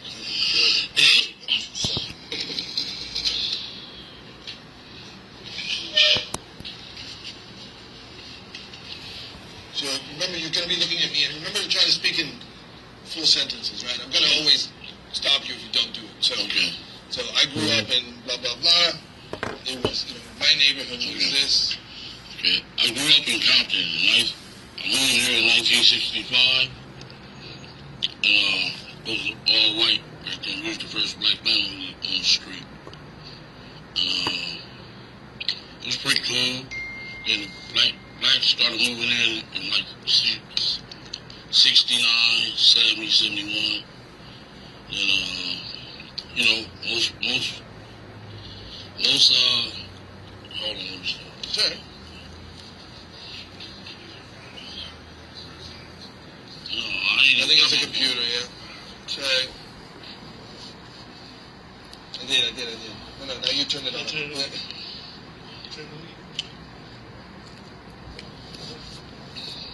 It's off. Go ahead.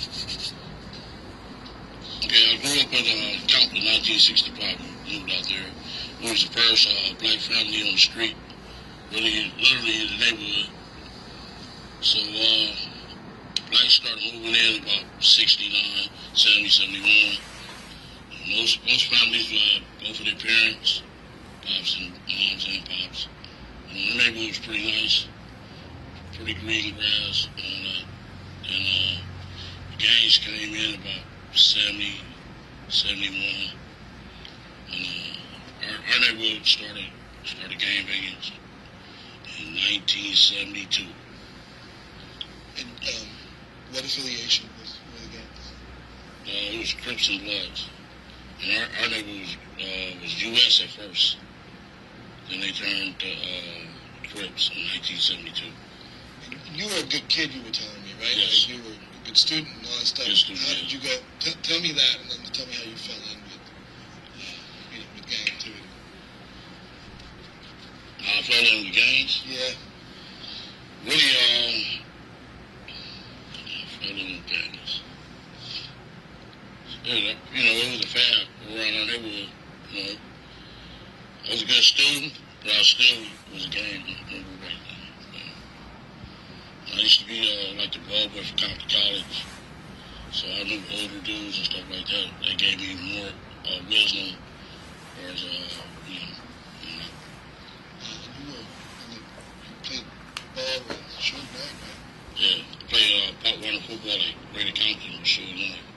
His dad was a coach and stuff like that. So you cool dude? Yeah, he was cool back then. He was like a year younger than us. Him and his cousins played on our team. He was twin, Ronald Dynamite, and Suge. And all three of them played on the team. His dad was a coach. Oh, really? Yeah. So at some point, you guys were tight, right? Back We then. were just football teammates. Yeah, we used to go to his house. We win the games. Go to his house, go swimming. We used to go to his other uncle house. Donald house too. We go swimming over there after we win and stuff like that. So, let me check my notes here. When did you first hear about Death Row? Death Row? Yeah. About the label and all that stuff. 1990. Just tell me in the full sentence. I heard about Death Row in 1990.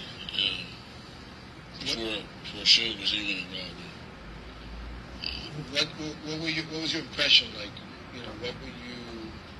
Is it true that you were somewhat involved at the beginning with them? Yes. Can you explain what that was? Well, I did the footwork for the project. I really didn't think it was going to work. 2 years later, it came up. So what was that footwork? It was the footwork? Yeah. Just the footwork, basic footwork. We have it on camera. You told me about delivering the money and all that stuff. Yeah. So can you expand on that? What's that? Can you tell me about it? I just did the footwork with the money part. That's all. Yeah. But I can't tell you Well, I did it for her. You know what I'm saying? But did the footwork for the project. Okay. Yeah. Sorry, I think maybe Wayne's calling. Hey, Randy. Can you check to see somebody from the reception is calling me? Oh, he is. Okay. Okay. Yeah, you need to be in here. Yeah.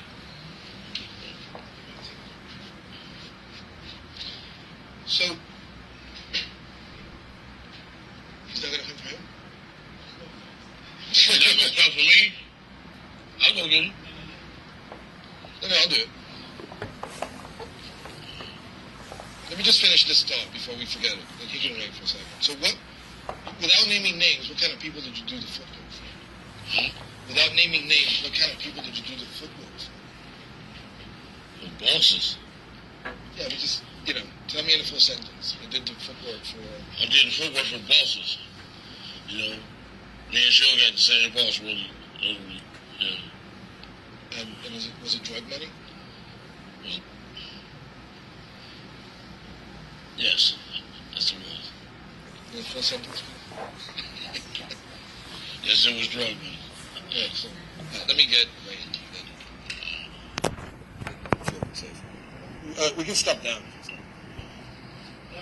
Yeah, I mean, well, how much time do we have in that?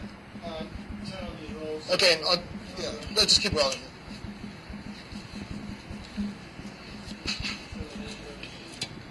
I'm talking about me. Okay.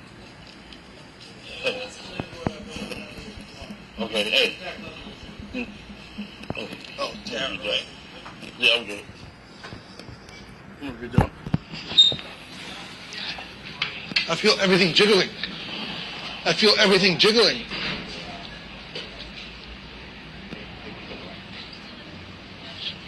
So he in there talking to Don?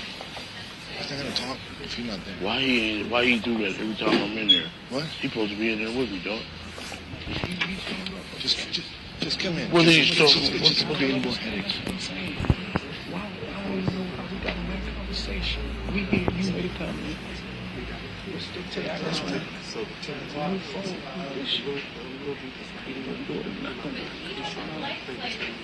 Some bullshit, man. I made that type of... And he told my sister that, I swear to God, man. And she sweats me every motherfucking month for rent money. Because he told her that.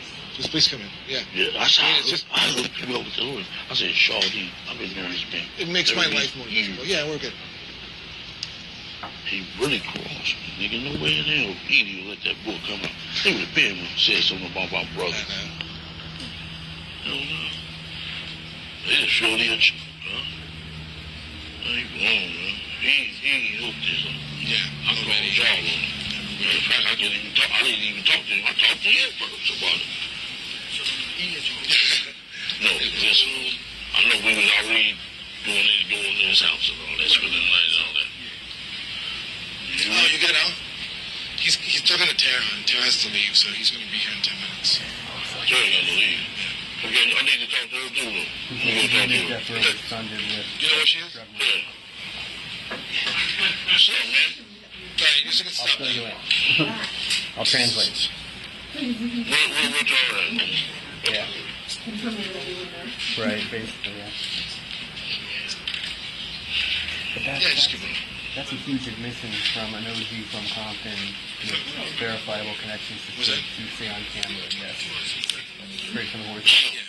He's the go-between. It doesn't have to be so complicated. It's like the fucking thing. Nobody's talking about Suge right now because he's cut off, but no, they fell out. But certainly not after Tupac Shakur.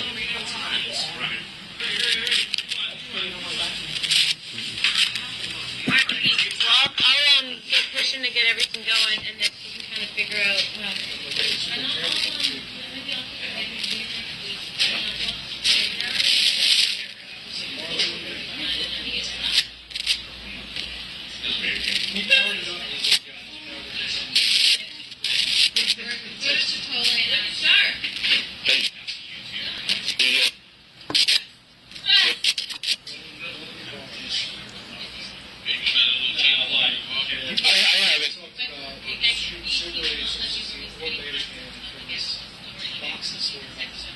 So I'll give it to you after. Yeah. I mean, I have to get it from them, but I can give it to you. I signed it. As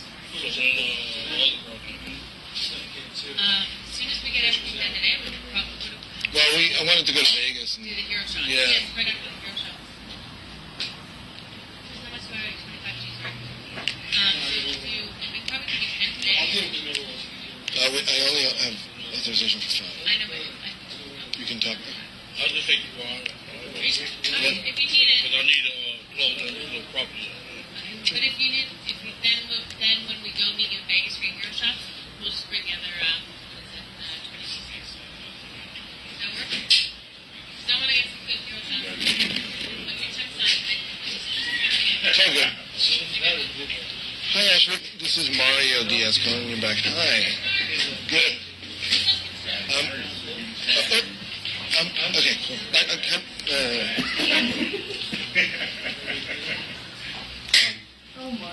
I don't know why they're taking a break. I didn't hear somebody couldn't get in or something. I don't know. I have not heard his voice, but he didn't Keep say going. much Keep last going. time either. Didn't make a left. It was the wrong path.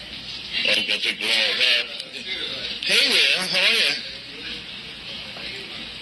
I'm good. I'm actually, I just wanted to tell you back real quick because but I'm doing interviews today, so I don't have a lot of time. Tell me. This one is going for lunch.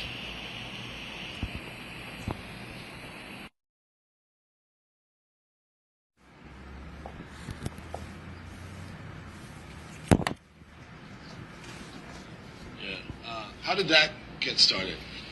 Oh, we had a place called Compton Hydraulics. My brother did, and they used to call up there and ask for lowriders. Who did? All kind of entertainers, movie people, and everything. So that's how, yeah. Batman from what's his name, Marcus Houston. Yeah, he used a few of them called, yeah. And how did you end up in the video? I went up. Well, you know, the crew. Like I never was in no video. I would never put myself out there like that.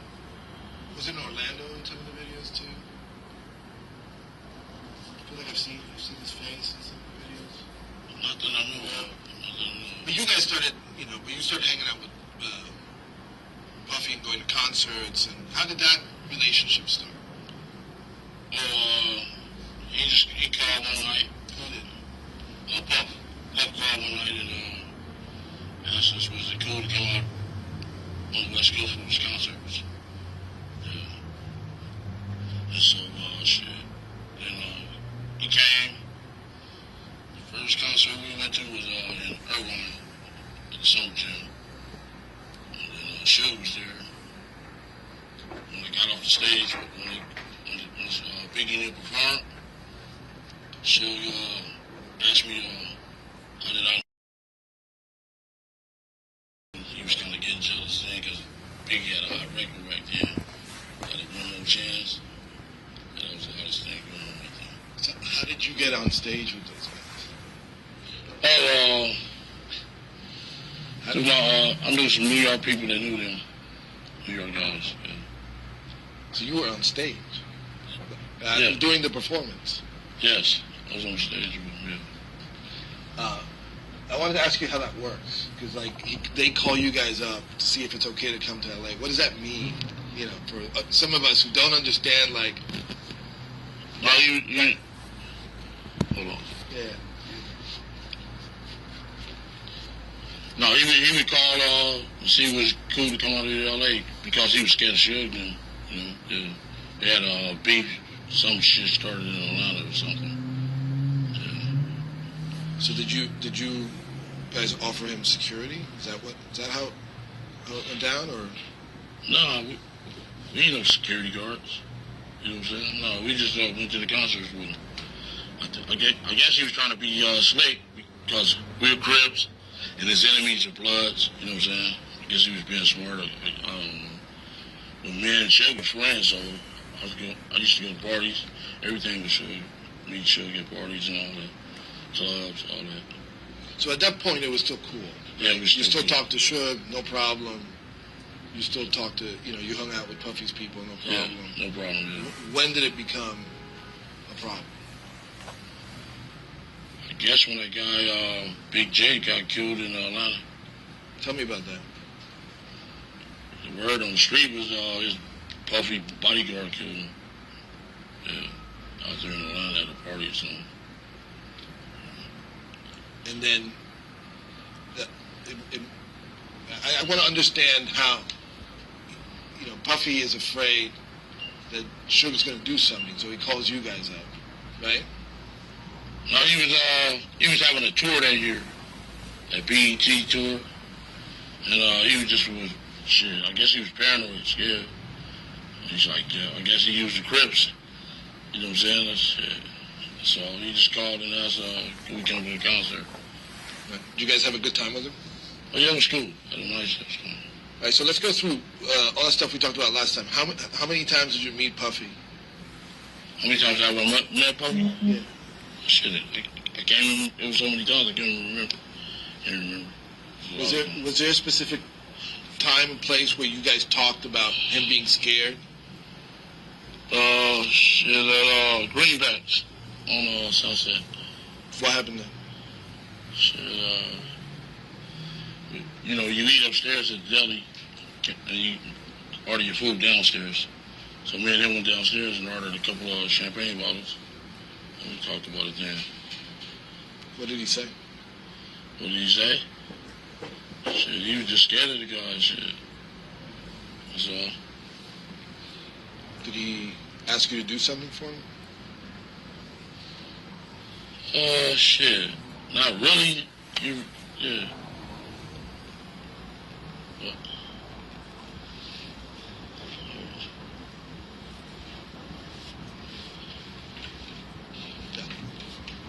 He's nodding he's saying yes. Okay. Yes, he asked us to do something. Can you tell me what that is? I guess he wanted the big guy taken care of. Yeah. Shit. That's all in shit. I'm not no killer, so shit, I don't know why he was asking me. You know? Right. Yeah. Shit. That ain't my line of work. Yeah. So, how did you meet Puffy initially? Was it through Zip? We talked about who Zip was. Let's dig in a little bit. Who's Zip and how did you meet him? I meet Zip. We played a baseball game at our park. It's a different neighborhood, and he happened to be their pitcher. Happened to be their pitcher, yeah. And what was his line of work? What was his line of work? Well, he was a pimp, and he get money in the streets. Yeah. So what, were you guys in business together? No, not really.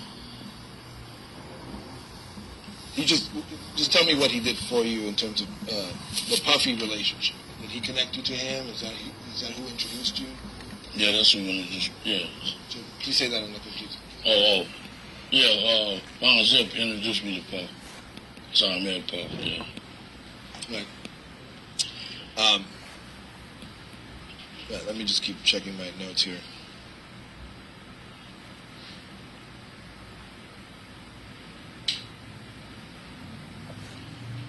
So once you knew what Puff wanted, did you look for an opportunity to, help him out with his problem? Oh no, sir. I didn't need the money. I was well off my damn self. Matter of fact, he was just starting out, so my pockets was fatter than his. Okay. Tell me about your life during that time. Like, what were you? You're putting in a lot of money, right? Yes. Yeah. Paint a picture of what that looks like. Like, what was it? How much money were you bringing in? How large were you living? Do I got to say that? You can give an idea. You don't have to be like super specific to the dollar amount. Just Give me a sense of it. About 4.2, 4 million, 31, yeah. It wasn't mine, though. Yeah. How much did you keep? About 20%. Yeah. So that's how much I was made, yeah. So to you, the money didn't matter. Yeah. When things got hot in Vegas, and we'll talk a little bit more about that, but when things got hot in Vegas, was it about the money? You know, when you guys went after Suge and Tupac? Really, it seemed like they came after us. Jumped on my nephew with the, yeah. Seemed like they was targeting us. Yes. No, that's cool. Okay.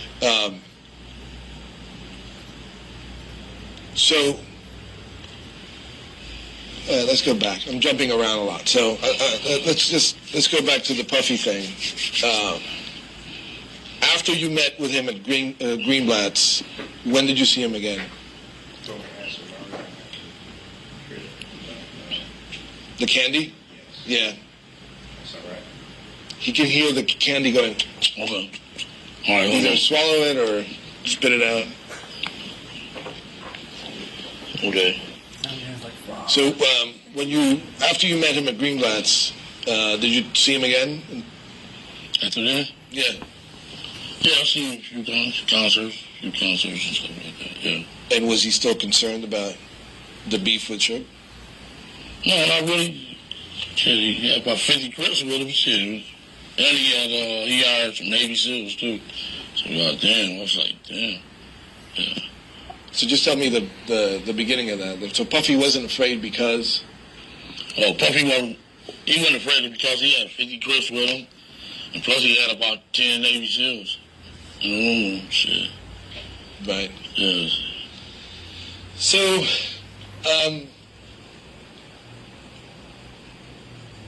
let's talk about Orlando. Who's Orlando Anderson? Orlando Anderson is my nephew.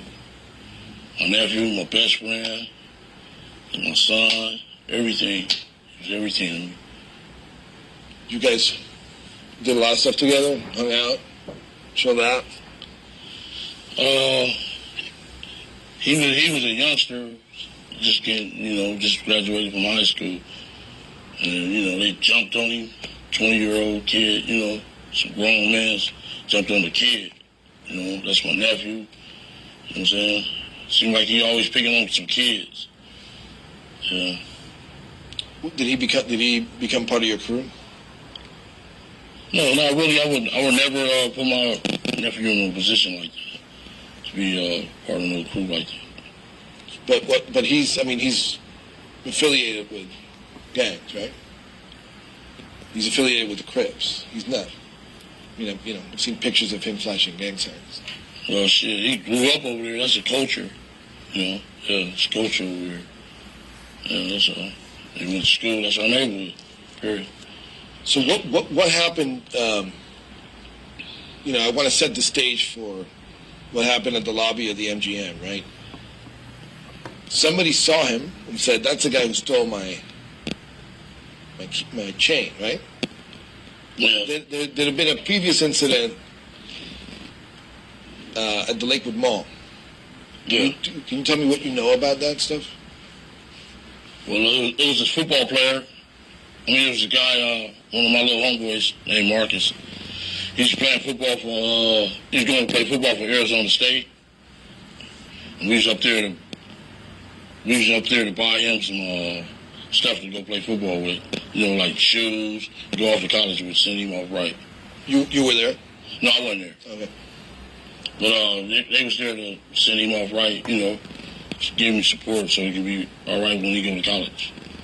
It just so happened he rented 3 of the death row guys, and he was there by himself. And they was bird dogging him, talking shit to him. Death row, mob, Pyru, and all that. So shit, he jumped off. Marcus, he wasn't no punk. He could fight good, and he was a football player, so he athletic. So he grabbed You know, he knocked the guy out, grabbed his chains, that's all. We ain't got no bounty on no chains. We don't want that little punk ass chain. You know what I'm saying? The little changes, weren't worth shit. So so they started it. They started it, yeah. And who's Marcus? Marcus, he was a football player he was from our neighborhood.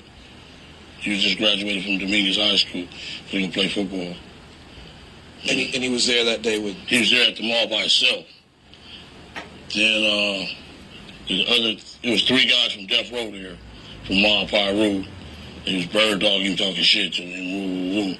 Because he had on a little S hat that represented our neighborhood. So they was, bird dogging him. Just so my nephew knew happened to come up to the mall. So he got involved because he saw what was happening, or how did he get there? How did my nephew get there? No, they was going to meet him up there so he can buy some stuff. Send him off right to Arizona State. Good athlete. Play strong safety. Yeah, I'm just trying to get straight. Like, they were together when they encountered the guys from Death Row? No, Marcus was by himself. How did Orlando get involved there? Orlando and his Marcus friend, they just graduated from high school. They all friends, played sports together. They came up to the mall to meet Marcus so they could help him send him off right to college. No, I understand that, but when the shit started happening, where was Orlando? He was walking into the mall, walking into the Foot Locker. And Marcus seen his homeboys. Like, we're even now, motherfucker, you know what I'm saying? And Marcus just took off on him. I understand. Knocked the dude through the shoes. Took his little change. Right. Snatched his change. Orlando didn't have nothing to do with that fucking change. Period. Because I understood that there was like a bounty for the chain. That's bullshit. What? $200, $300 change? Bounty. We didn't need that fucking change. But, all right, so that's Orlando. We go to Vegas now, all right? In Vegas, you guys go to the fight. Tell me why you went to Vegas. We was going to the fight, the Mike Tyson fight. We've been going to the fight since like 88, 89. Before rappers was even famous going to the fucking fights. One fight I was at, sitting next door to Mike Douglas. MC Hammer was outside the fucking gate. I mean, trying to get into the motherfucking VIP section. So, yeah, shit. Yeah, I've been going to the fights. Las Vegas, yeah. And you knew that Sugar's going to be there? No, not really. I didn't know Sugar was be there. I seen Sugar the day before the fight. Outside in the lobby, he was in their Rolls Royces. And then, shit. I seen him there. He spoke to me and everything. If he had beef, he should have said something there. So who were you with? Who were I with? Yeah. Shit, he was my homeboys. Yeah, he seen me the day before the fight. Pulled up in his Rolls Royce. Yeah. And Orlando, obviously. Yeah, Orlando, I think Orlando was with us too, yeah. All right. So the next thing is you guys went to the fight. Yes, right? we went to The fight ended quickly. Yes. Well, yeah. Is it Mike Tyson? Mike Tyson, yeah. First rounder, yeah. And you went to eat somewhere. Yeah. Right? Tell me what happened after the fight. We all were sitting in different spots of the arena. Then I told everybody let's meet up at the cafe in the MGM. So shit, we all came from. I seen Tupac and Sugar and Duane in the fight. They seen me too. Shit, I went to the cafe. And then some guys, some of my homeboys from East Coast Crips came in there and said, hey homie, the Death Row dude, Sugar, just jumped on your nephew. Yeah. Yeah, that's what happened. What'd you do then? I went to look for my nephew, make sure he was all right. And what happened? Did you find him? I found him. He said he was cool and stuff. Shoulder was kind of out of place. That's some dream that just go to the hospital, man. Yeah. What did he tell you happened? He said he was rusty. He said Shug and Buntry and them just rusty. Yeah. Tupac. Why did it happen? We had no idea why it happened. I guess when the Lakewood Mall, I guess. But they seen us the day before. The fuck, you know. So the day before you're saying that Tupac and Shook both saw you and Orlando. I don't think Tupac is winning. No, but there you go. Because what happened is, I mean, the way I understand this, Tupac had a hot head and just, trying to take off with somebody, trying to be a gangster. I don't know. I guess he got a hot head for a crazy dude. Well, he claims that the stupid necklace, that's the guy who grabbed the necklace off of his friend. Yeah. That little $300 necklace. Yeah. I know, it's funny, right? Like, this shit is all over. About a stupid necklace, Yes. People die. So,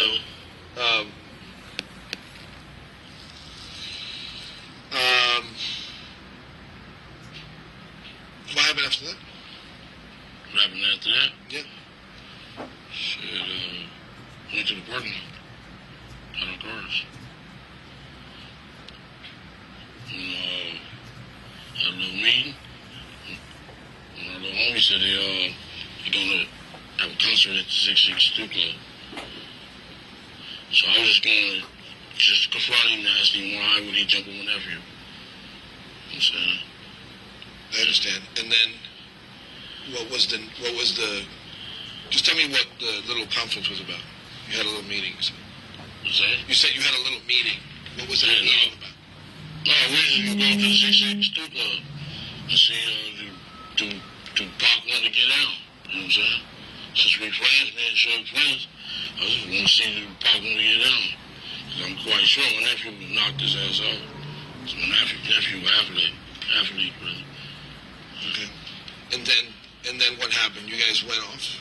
Tell me, with as much detail as you can remember, what happened after that? Okay, yeah, it was like this been like 20 years ago almost. I'll tell you as much as I can. So we went to the store. We went to the 662 Club. Waited there about an hour. They never show up. So we left. Started, we going to go party. So we went and brought some champagne, case of champagne. Wait, let's take it step by step. So you went to 662 to look for them, and they never showed. No, we went to see what it was about. You know what I'm saying? I wanted to talk to Shug. Because, I've been knowing him since I was 9 years old, shit. Plus, I helped him get his record business going, shit. You know what I'm saying? Bite the hand that feeds you. Shit. But so you went into the club and he wasn't there. No, I never went into the club. I just went in the back where they was gonna come in.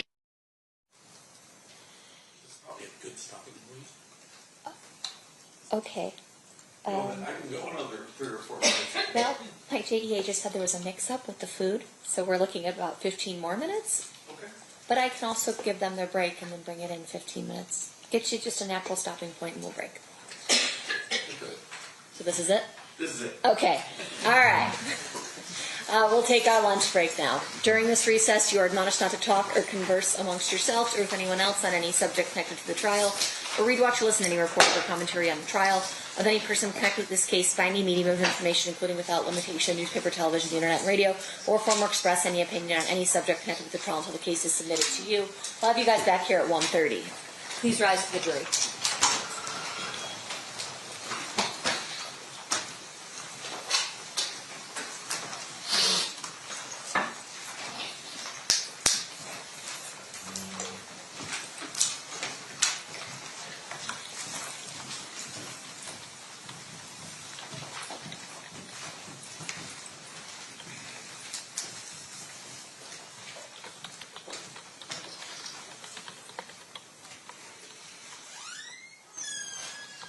For the record, the jury has exited the room. Anything we need to address outside the presence? Oh, that's it. No, yeah. Okay, we'll be in recess.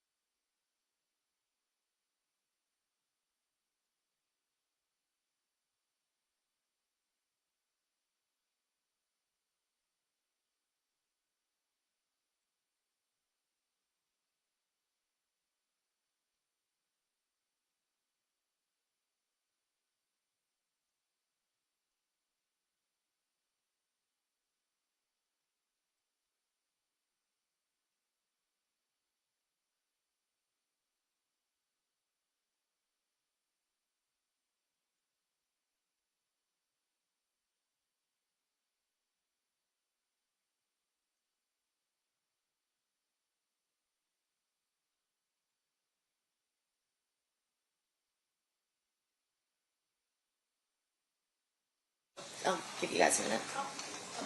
We can go off, I think.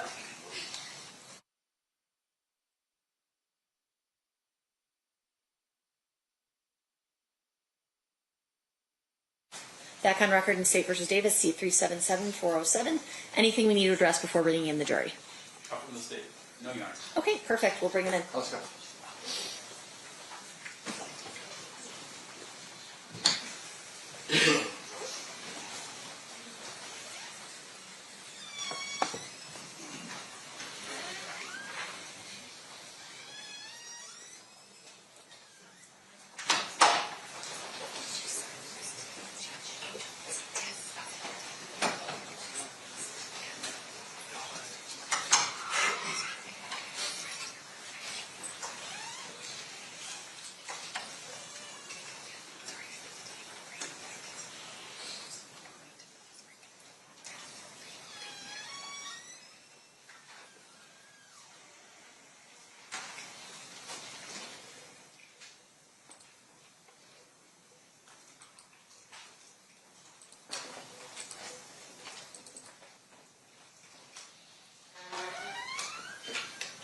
Step to jury.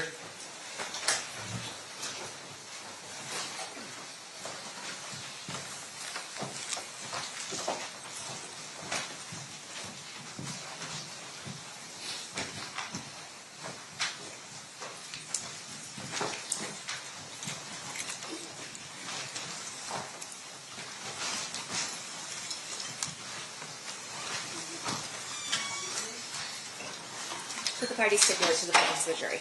Yes, sir. You may be seated. Welcome back, ladies and gentlemen. Good to see you. State, we are still on Mr. Dorsey's testimony. You may proceed with your video. Thank you, Judge. And just for the record, we stopped at 40 minutes and 51 seconds, and I'm going to start it back. Okay.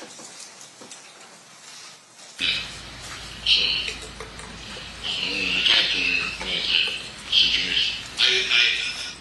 I assume it probably was it was not. It wouldn't be smart to go inside because it's full of bloods, right? Yeah. I'm quite sure they didn't know how to touch me. Yeah. You see me before I went into the fight, see me the day before the fight. You know what I'm saying? Right. Yeah. So you didn't see him there. You left after waiting for him for an hour, right? Yeah. And then what happened? Went to the liquor barn. Stopped and got some liquor. Started, we was gonna party and shit. Had a little drinks, stuff like that. And headed back to the hotel. Okay. And this is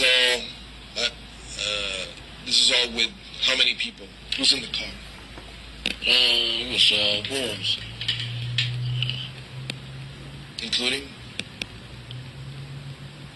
me, and my nephew, and the boy Bubble Up, and Big Drake. So we going up Camino.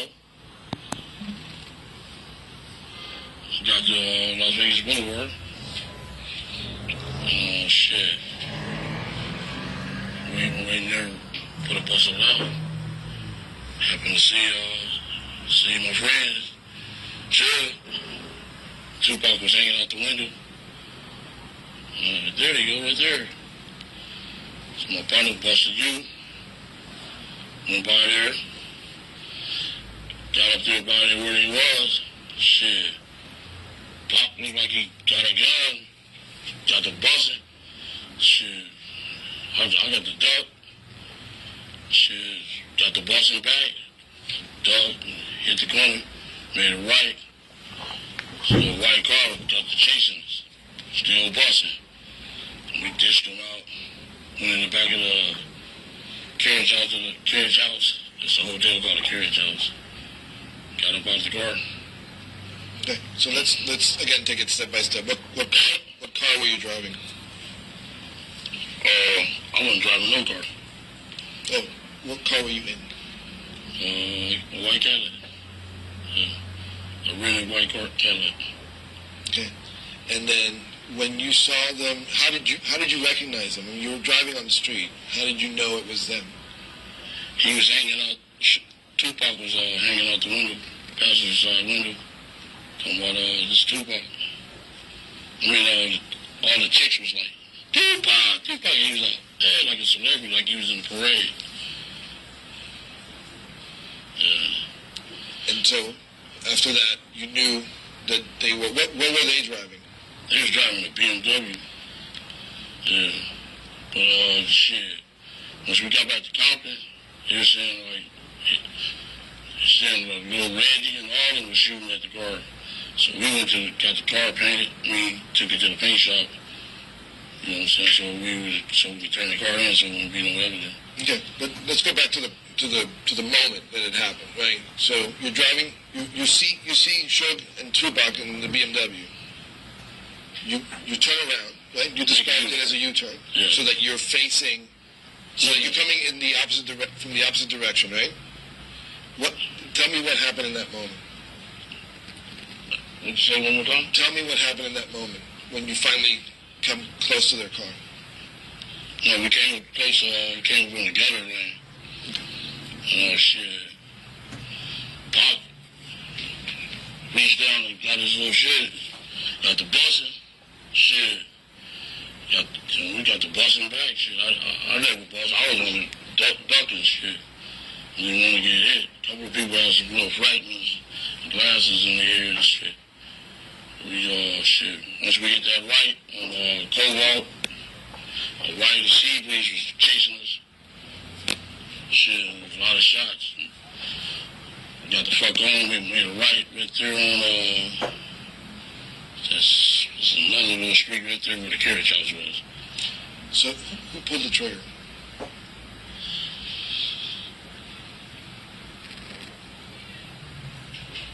Who pulled the what? Who pulled the trigger? I don't know, to tell you the truth. I didn't see it.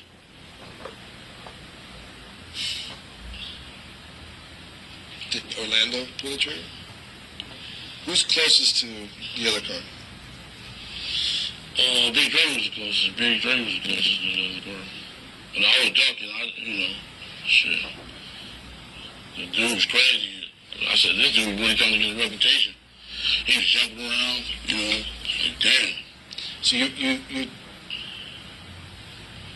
want to make this really clear. You mean to tell me that even though you were in the car with those three guys, and you talked to them a bunch afterwards, you don't know who shot the shots?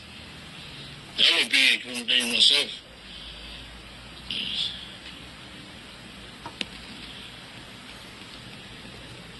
Okay.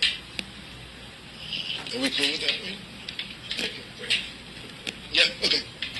Let's stop. Let me go smoke, dude. Yeah. Come back.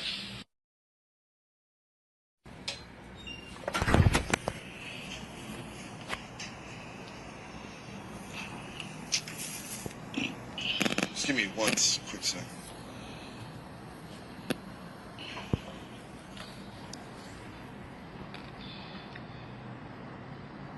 All right, so let's go back to that. Describe Tupac. What did he look? What did he look like? Did he look like he was going to pull something? Just tell me everything you remember. Okay, when we pulled up, I was in the front seat, passenger side. He went down, got his shit, and got the bussing. So shit, I ducked.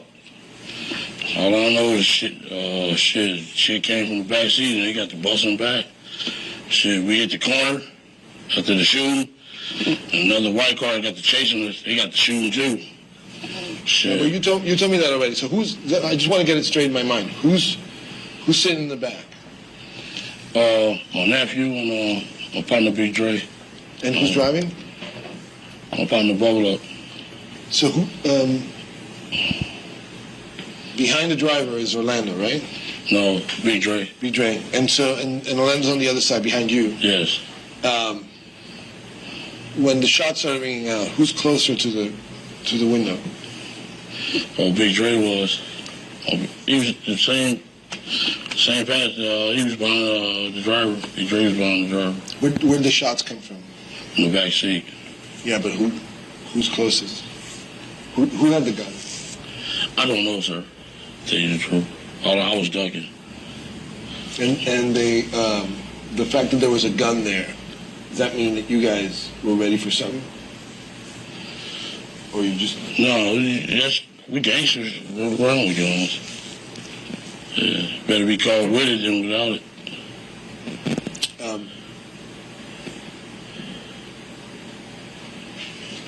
Do you remember anything else about that moment where the two cars met? Oh, I'm so sorry. Yeah.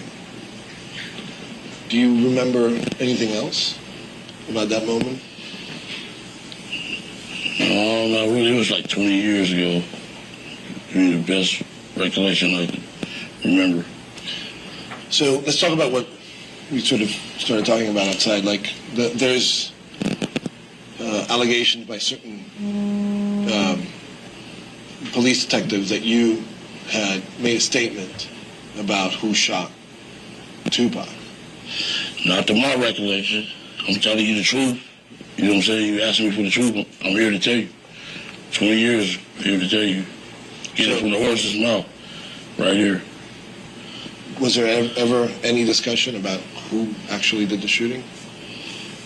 Was there ever discussion with who? Yeah, you guys. No. That's the code of the streets. You know what I'm saying? Shit. So somebody can get on a free jail card when you tell people.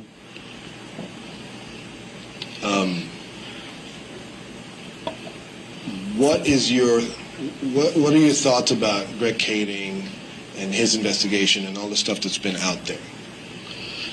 How I feel about it? Yeah. Well, I felt, I was railroad. Felt I was railroad, crossed. You know, endangered my life. Put me in a bad fucking situation, bad spot. Life been fucked up ever since. Don't nobody trust me. You know what I'm saying? It's fucked up. Why don't they trust you? Because they think you snitched? Yeah. Yeah. So can you tell me now whether what he published is true or false? Is there some truth to it? Not some of it is true, some of it is false? Shit, I think he's just trying to make $1. You know what I'm saying? He got fired. Trying to make $1 off a motherfucker. Yeah, that's what I figured. He's just trying to, use me so he can't use me no more. Shit, I'm fucking used up, man. Shit. He fucked over me. That's what I feel. Yeah. And do you feel like the information that he has is completely false? Like, oh, sorry.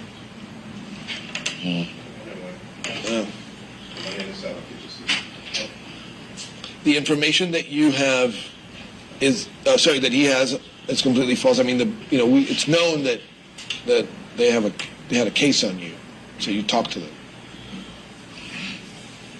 Is what you say? I said it's known that they had a case on you. It's known? I mean, shit. I can't. Not that I can remember.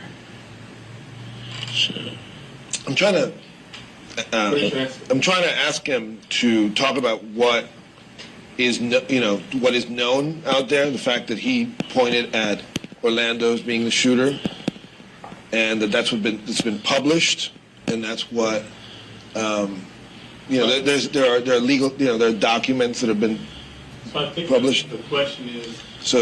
My question was, how do you feel about that? Is there any truth to that? What is true? What is false? Right, what I'm saying is you didn't ask me that question. I did. You weren't here. No? Oh, really? Okay. Yeah. So just ask him about, was it an investigation and there are statements made, and what is his opinion of the statements that were made? Pardon me? Can you repeat that again? There was an investigation, there were statements made, and you made certain, allegations, and, what is your opinion on those statements that they said was made? Right. And what should I say, brother? Well, you're going to comment about what the real truth is compared to what people are saying. Say this is what's true, and this is what people, that's not true what people say. Okay. All right, come on. So what of that stuff that's been made public, what is true and what is false? I'm giving you the truth right here, sir. Getting it from the horse's mouth. So, shit, can't get it no tour. Right. So what I want to know is if you were in the car and you were there with your nephew, it's pretty close to what Greg Canning is saying, right? Shit. Is it pretty close? What you think? I think he's gonna understand what he's asking. In your own words, in those tapes that were made public, in this book Murder Rap, there's a film called Murder Rap. You, in your own words, we heard you say Orlando was the shooter. You heard me say it? Yes. Shit, I never had been. Ain't nobody ever had no tape recorder with me, not to my knowledge. You know what I'm saying? I don't know where the fuck he gets some tape recorder. Shit maybe was made up or something. So you're denying that you ever said that Orlando was the shooter? Yes, I'm denying it. And your statement now is that you were in the car, and shots rang out from your car, but you don't know who did it. Exactly. Okay. Came from the back seat. Okay. Is there any is there any reason why you wouldn't be forthcoming about this information? In other words, is there a deal that you have in place that would not allow you to say with any detail about that?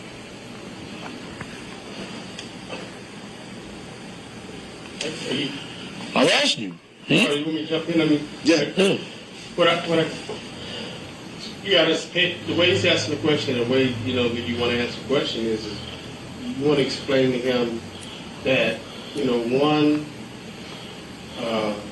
you don't have a recollection of making a report, which is what you said, and secondly, if the circumstances which police officers try to investigate is not consistent with what the truth is.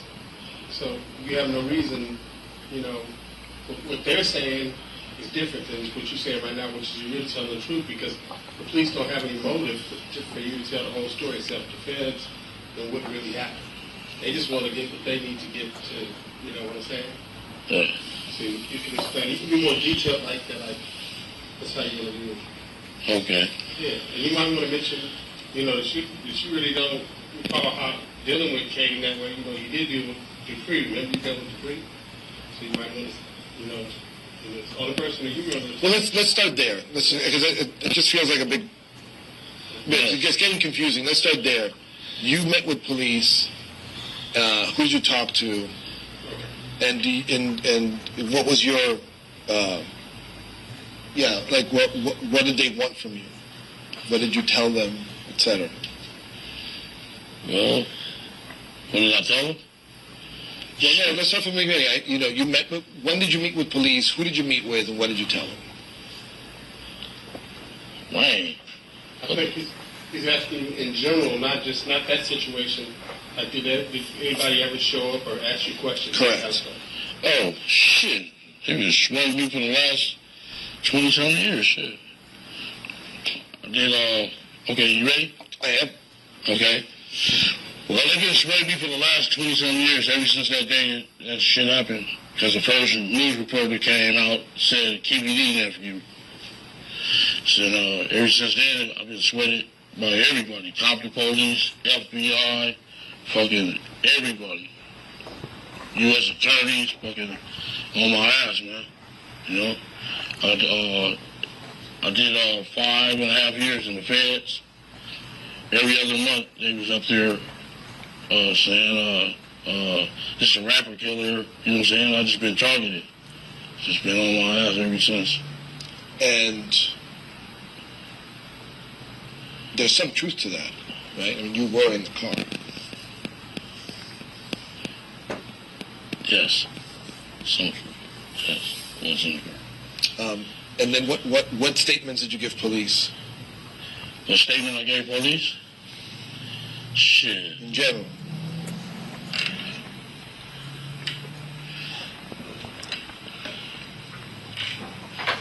I didn't give no statements. You know what I'm saying? Not that, I ain't ever been tape recorded or nothing. But when it first happened, did they come and interview you?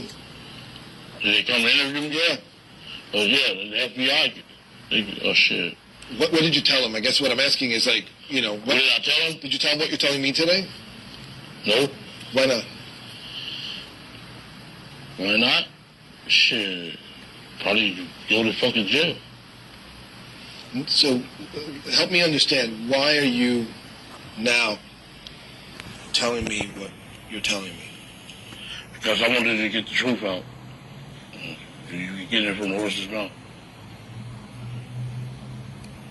One more time, Why? Is that okay? What? I think he's going to state what he needs to correct. He said because you go to jail, but No. you want to explain because you were innocent. You didn't have to do it. I think you explain that. Oh, okay. Because I'm innocent, I didn't have nothing to do with that. You know what I'm saying? I was putting myself in I was in a fucked up situation. You know, I'm innocent. I didn't do a motherfucking thing. I want to jeopardize my freedom when I got got good things going on. I was living good, Right. So you tell me that you're telling me now because you wanted the truth to come out. Why is that important to you? Because there's been several reports, and everybody just trying to make money off this shit. You know what I'm saying? Everybody. Soliciting me, hanging me out to dry, making me feel like a piece of shit, Yeah. Okay. So now let's just leave that, put that on the side for a while, Okay. and go back to what happened after the shooting. What did you guys do? How did you cover your tracks? Well, I got away, and I went to the hotel room. Then the next morning, woke up and took off in the rent car that I had. Me and my nephew drove home. So once we got home, the guys was like, man, we need to get this car fixed. I said, man, I don't want nothing to do with that. Y'all go get that shit fixed. You know what I'm saying? So what was the matter with the car? Do you remember? It had bullet holes in it. Yeah. One of the little homies took the car to the shop. Had the car painted. And then Orlando, I remember I read something about him giving some statements and stuff like that. Did you guys talk about what happened afterwards? Did you talk to your nephew about not saying anything? That's just the code of the streets. They know not to say nothing. Everybody, just the code of the streets not to say nothing. Yeah. When Suge had his parole hearing, Orlando testified on his behalf. Why did he do that? Damn. He paid us. Well, he paid it off. Paid us off.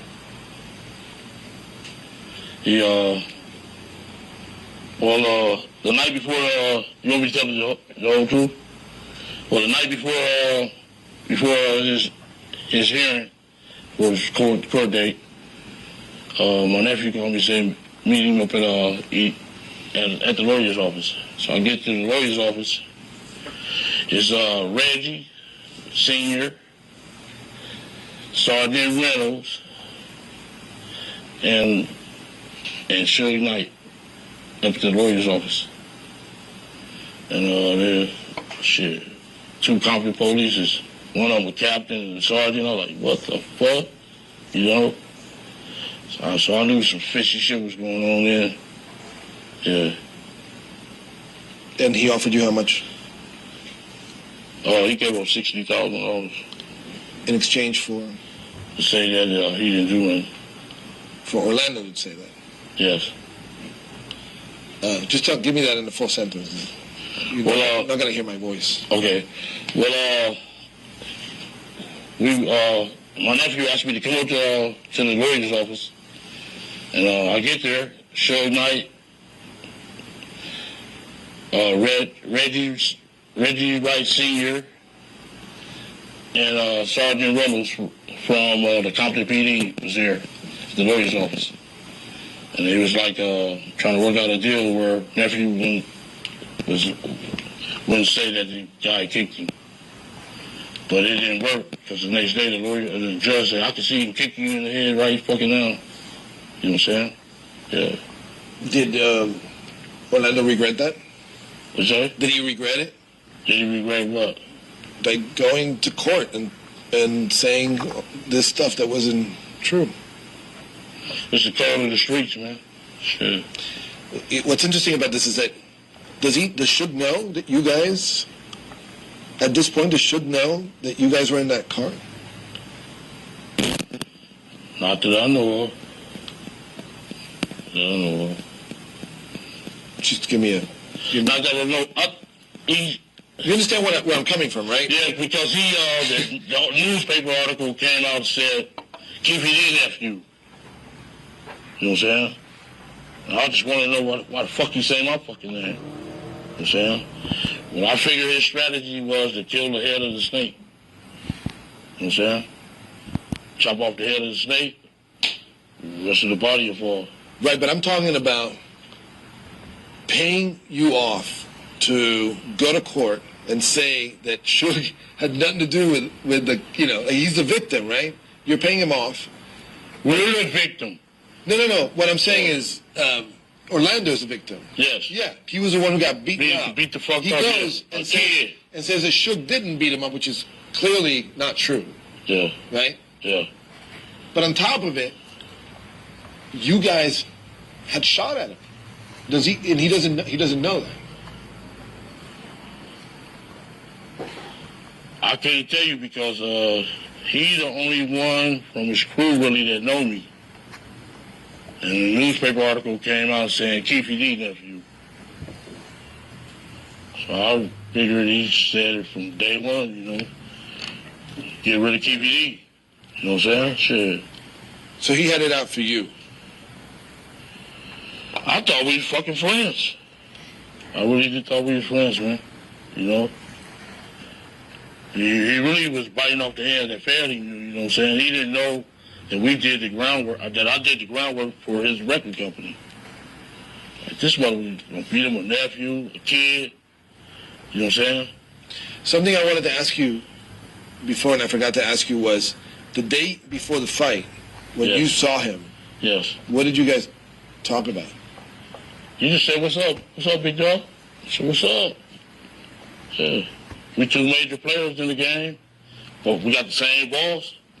You know what I'm saying? Shit. He just had the music industry and I had the streets. That's all. But you guys were cool. Yeah, we was cool. We was played football since we was little kids. No, but I mean in that moment, like when you saw him the day before the fight. Yeah, acted cool. Shit. Yeah. The other, another question I remember that I wanted to ask you is who shot the Cadillac? Because you had to get it was pot. I don't know why they didn't even test me for powder burns. I don't know why. So I talked in the middle of it. Tell me again, please. I don't know why the police didn't check him for powder burns because he got the shooting and everything. I just ducked. Car was all shot the fuck up. Yeah. Okay. Hey, just moving on. We got like 15 more minutes. How much time do we have on those cards? Are we good? 11. Okay, cool. Just give me a second. Just pull this up. You know what he said about Reggie threatening me the next day? I thought that was for you. You said you wanted to keep that to you? Yeah, of course. Okay, all right. We're rolling. Yeah, go for it. Okay, well, the next day I got home. I was in my front yard. About 4:15. Here come Reggie Sr. Flying up, coming up from Greenleaf or Burris. Ran the stop sign and everything, parked on the wrong side of the street. Jumped out the car and talking about, hey, keep it in. Let me tell you something, motherfucker. I said, what's up? He's like, if you kill my motherfucking son, bill's coming off. You get your motherfucking ass. I said, what the fuck is you talking about? Said, I'm just letting your ass know, motherfucker. Like, oh. I just looked at him crazy. What the fuck is you talking about? Reggie Senior. So it was bad. They was the mayor. And everybody was against us, man. Yeah, everybody, the whole town. And can you explain who? Because I don't know that a lot of people know who Reggie Senior is a Compton police. He's a captain. They had another guy, Reynolds. They was all under the Death Row banner. Even the mayor, Omar Bradley, was all up under that shit. Can you tell me what? Because I think we touched on that before, but I didn't really get a good picture. It's like, how affiliated was Suge with LAPD? LAPD and Compton Police. And Compton Police, yeah. Yeah, he was shit. Most of the guys is from his neighborhood. A lot of the guys from, like, David Mack, Reggie Senior, Reggie Junior, Patterson, Reynolds, all of them was from his neighborhood. So that's how you got that plug with them. You know, shit. It was really, really dangerous for us. You know what I'm saying? So we really try to stay out of the city of Compton. Because when you go against Suge, you're going against... Yes. Can you tell me that in a sentence? When you're going against Suge, you're really going up against the police. Compton Police, Rampart, all his neighborhood friends. So, yeah, he kind of had a winning bout, you know. Who else better to have on your team is the police. So we was kind of fighting a losing battle with them guys. Raid our little spots, take all our guns. Yes. So that's cool, because I wanted to establish that connection, because a lot of people don't know that he was protected. Yeah, he was protected by the mayor, city councilmen, the Compton PD, big rank and files. Who he was paying off? Shit, he was buying police cars and stuff like that, and, you know, giving out turkey drives for the city, all that shit. So he was really protected. He was in there, you know what I'm saying? So when he was he was giving out turkeys to people, or like having, you know, shit like in the park, whatever, free food for people. That's to pay off cops. And no, they had very nice cars that they shouldn't have on no police satellites. Very nice cars. It's crazy that the record business paid for that. Yeah, I paid for them. Yeah, I started them off. Yeah. Yeah, no, I hear you. So I wanted to establish that connection. I also want to ask you, what's the connection between Puffy and Zip? Because you never told me that. You told me that he introduced you to Puffy, but I don't know what their relationship is. I don't really, you know, I didn't really know that. I didn't get deep into that. He was just shit. I was a major player. I had the bread. Right. Yeah. So it's just that Zip came to you, and then that's how you ended up meeting Puffy. Yes. Okay.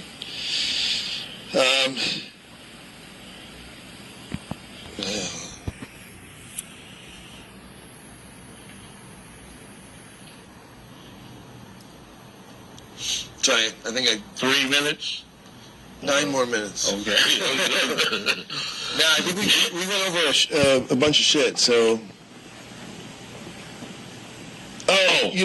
Let's go back to Chris. I want to take Chris Brown out of there though. Remember I said about the dudes being blood? Oh yeah. Yeah, take Chris Brown out of there because my niece. You have to tell me the whole thing again then, so I can use it. Okay, my niece. Sit back. Okay, sit back. Yeah. All right. Go ahead. About the Chris Brown? Yeah. Okay, well, these guys running around here claiming blood. These little entertainers like Justin Bieber, Bow Wow, and what's the guy's name? On Love and Hip Hop. We had the same question last time. Somebody came up with it. What's the guy's name? Was it? Soldier Boy. Okay. Let me start over again. All right. Well, as far as the guys claiming blood, this Justin Bieber, Bow Wow, and Soldier Boy. Well, it's just a fab. Y'all need to stop that stuff out. You know what I'm saying? People from our background is trying to get up out of that stuff. You know what I'm saying? You guys wait to get $1 million and want to be a blood. That's wrong. Y'all doing it backwards. You know what I'm saying? You guys not from here. You get caught up in that bullshit. But you guys doing it backwards. You guys should be trying to lead it for examples. Set example for kids. Don't try to game bang. You told me that last time. You gave me a really good quote. You were like, you're doing it the other way around, right? You're doing it backwards. It's not that you don't want to. You're supposed to be getting out of the hood. Okay. You're supposed to be getting out of the hood, not coming back $1 million going into the hood. Our object is to get out the hood. You know what I'm saying? Get out of gangs. You guys doing it backwards. You guys need to cut that bullshit out. So is that because we talked about Tupac? Is that how you felt about Tupac? Yeah. I felt all these guys, entertainers, you guys fake it. Tupac specifically, what was it about him? What was it about Tupac? That you didn't like? Because you told me you didn't like him last time. I didn't ever say I didn't like him. Yes, you did.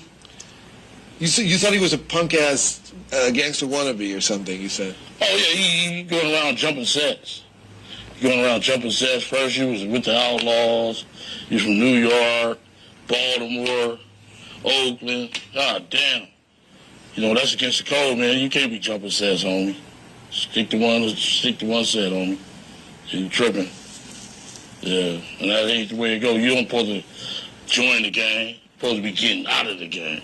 25, become a grown man and get up out that shit. Shit ain't about nothing. It's either the prison or the fucking graveyard. So, you know, best thing to do, Justin Bieber and them, stay the fuck up away from that bullshit. So they ain't right. Yeah, I'm telling you from an OG. Right. Yeah. Did you, how long? Okay, how? The Threats, Mike Tyson, them. You liked that too? Yeah, go for it. Okay, yeah, I got threat. A few people threatened me on the internet. Mike Tyson, Threats, Spice One. Stick to rapping and boxing. You guys ain't about that life, man. You don't want to do life in prison. You know what I'm saying? You need to cut that bullshit out, man. Well, so you're telling all these people not to do this? Oh, go for it. I'll just give you the question while he changes that. Okay. I'm telling all these people not to do this, and I'm the fucking leader. Well, but also, I quit, though. Yeah, oh, good. So you say that, because that's part of like why you're talking to me now, because you're out of the game. Yeah, I'm 50-some years old, grandkids. Right.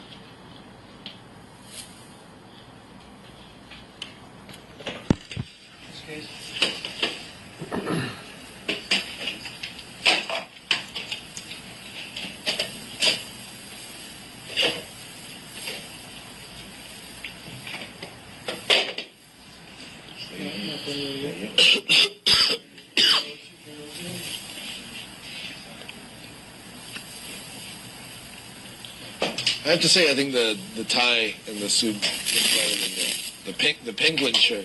My daughter them said I look like a swap meet bomb. So, Daddy, if you let them put, I swear to God, that's that shit from the swap. They know. Huh. Tell the truth, homie. That's just what. Man. I ain't gonna see that. Yeah. It was like a bird. It was like a bird. Told me a bird on your chest is what happened. Yeah.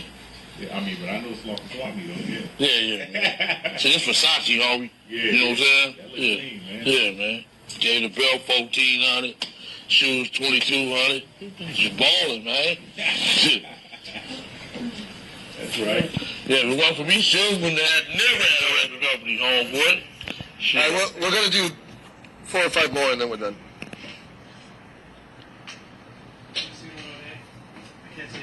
Yeah, you're seeing it completely on A. Yeah, you're good. So I just want to pick that up. So you were telling all these people not to go back, right? Yes. But that was your life. Yes. I'm trying to tell them not to make the same mistake I made. You know what I'm saying? Get up out that shit, man. It ain't worth it. I'm 54 years old. Got 7 grandkids. You know what I'm saying? It ain't about that, man. What did you learn that you want to make sure these guys don't? What mistakes did you make that you don't want people to make? The mistakes I made? Well, as far as drug game? Yeah, whatever. Yeah. That was a mistake. Well, yeah. Yeah. Mistakes I made with trusting people. You know what I'm saying? Everybody ain't your homeboys. You know what I'm saying? Just ain't right, man. A lot of people folded chairs on me. Well, you didn't leave. I mean, were you ever afraid? Like, I'm sure getting out of the game makes it better to live with some peace of mind. Like, nobody's going to jump you all of a sudden. Yeah. Is that true? I'm kidding. I was just messing with you.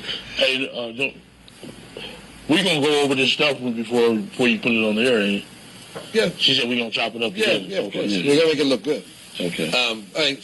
So, a couple of serious questions. Tupac dies. How do you feel about it? I mean, this is a guy who was a major rap star, movie star. You're telling me. How I feel about it? You're telling me now that people shouldn't act like gangsters. You feel sad about it at all? How do I feel about it?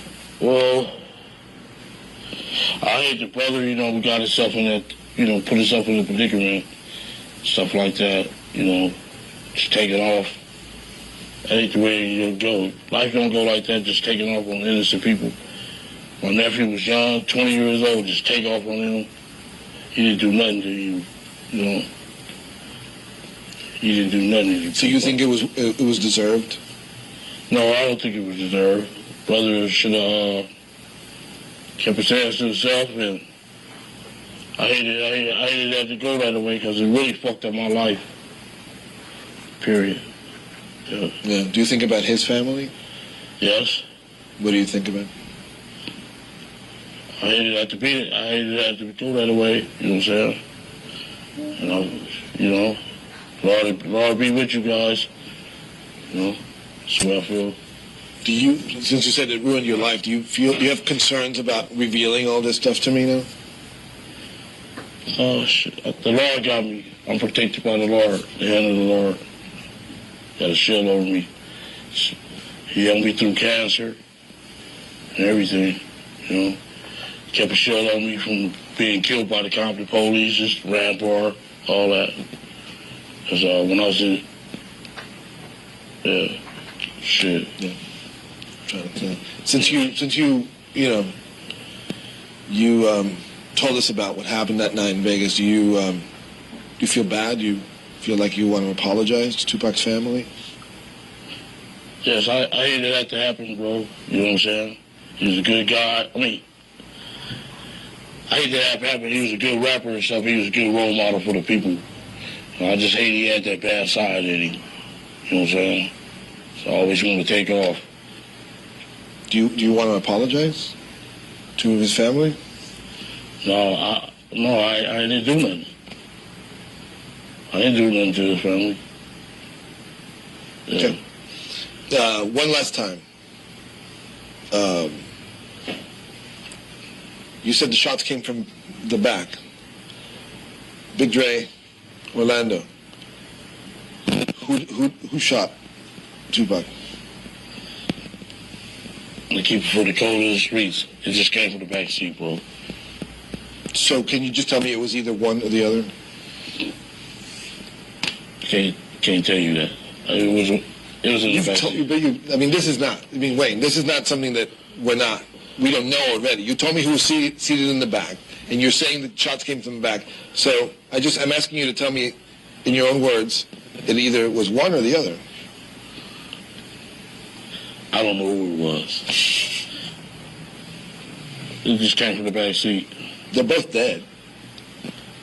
Yeah. What's your concern? What's my concern? Yeah. Honestly, just...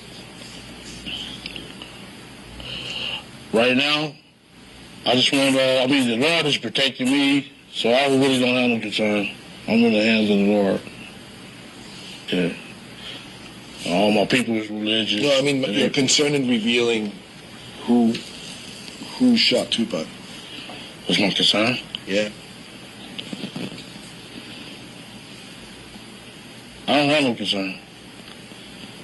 I just won't be saying I'm no fucking rat and running around like that, dude. So this is about your code, right? This is about. Yes. Can you tell me that? Yeah. Oh, this is about the code. I'm saying it came from the backseat on, you know. I'm tired of everybody trying to extort money. You know what I'm saying? Everybody just out for the money, being greedy. You know what I'm saying? It's a bunch of bullshit. You know? Okay. Soliciting us. They've been soliciting us for years, man. Yeah. All right, I've done all I can. One more question. You know how I do my little research? I read that a Glock 40 was found in Corey's yard. Is that true, Corey Edwards? Well, they said Corey was the first one that made statements about the situation. And I never gave Corey no gun. And nobody from that car never gave Corey no gun. Can you tell me how the gun ended up in the car? I didn't have no gun. I don't know who had a gun. Okay. What happened to the gun after the murder? What'd you do with it? I have no recollection of what happened to that gun. So. Okay. So you know about Corey snitching me out like that? No, I mean, I just read that I didn't know about the snitching. I knew that the gun was found in his backyard. Yeah, his neighbor got killed. This shit ain't going on the thing. It is? No. No, his neighbor got killed. He got scared. Right. Called Suge. You know what I'm saying? Oh, man. Yeah. So, all right, man. Well, do you think somebody tossed the gun to frame him? The one that was found in the backyard? That was bullshit. Yeah. Corey was just trying to get out of trouble. Right. Yeah. We'll pick it up in Vegas then, yeah? Yeah. That's what he said. Told you. I mean, that's what Tara wants, too. It's not just me. Thanks, man. Corey.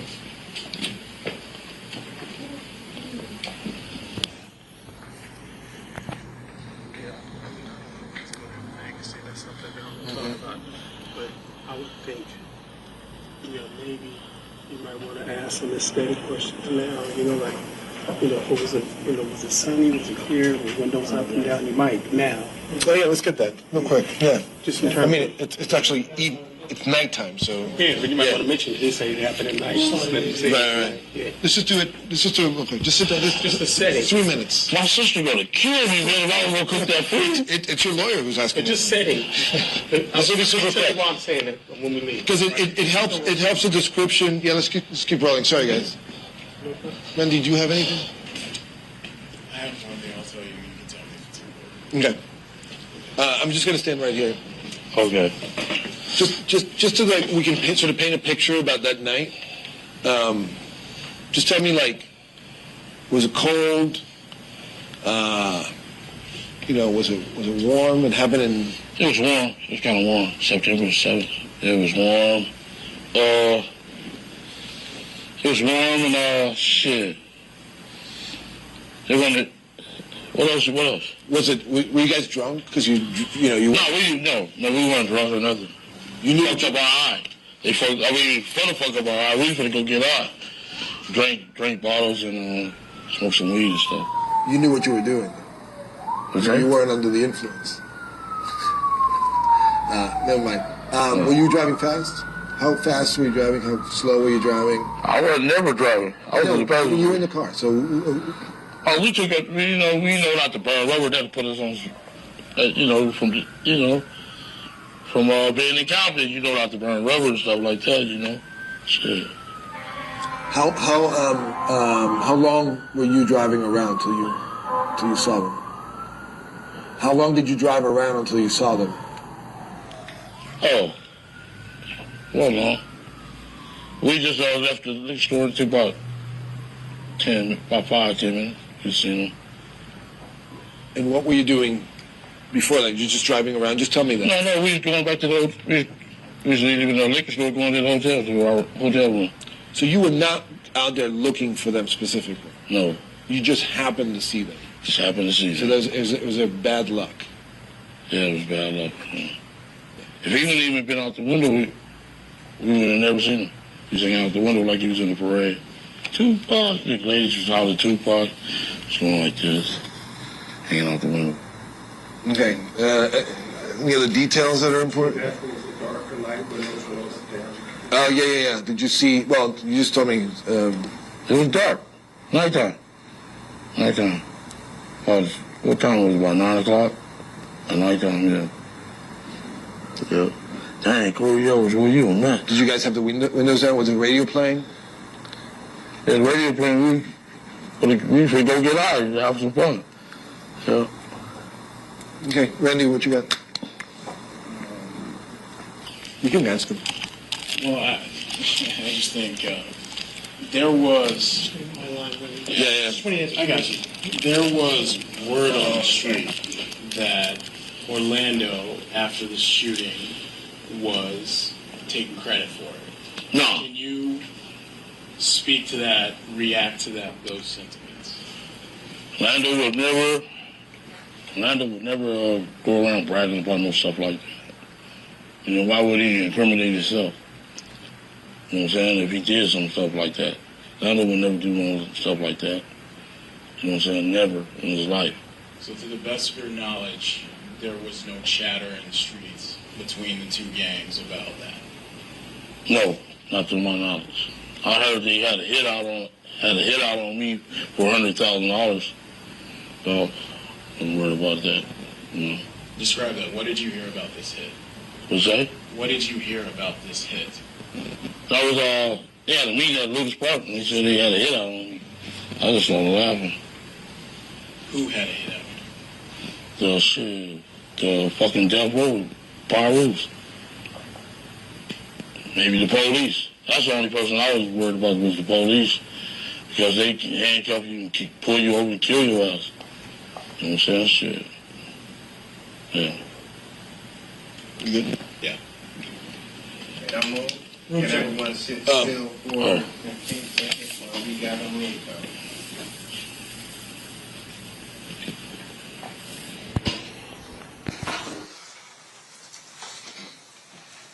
Ms. Dorsey, those were the two conversations we listened to in 2017, correct? Yes. And then in 2018, the finished product the jury saw yesterday, that was Mario Diaz's finished product. Yes, February of 2018 is when the show premiered. At some point, did you become aware of a book written by Mr. Davis and a Joseph Yap? Yes, I was maybe late 2018 when I think a Twitter account popped up under Keefe's name, and they were starting to promote it and put excerpts from the book up. That's when I knew for sure the book that he had mentioned during his interview with Death Row Chronicles that was actually happening. And then in 2019, did you actually get a copy of the book? Yes, as soon as the book was published, like the first day, I got a copy and read it. Did you read it? I did. I read it immediately in one sitting.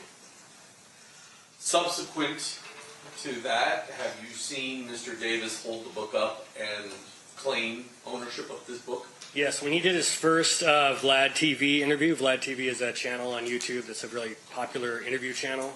That was in, I think, the summer of 2019. He, at one point, held up a copy of his book and told people that they should read it and that it was the real truth.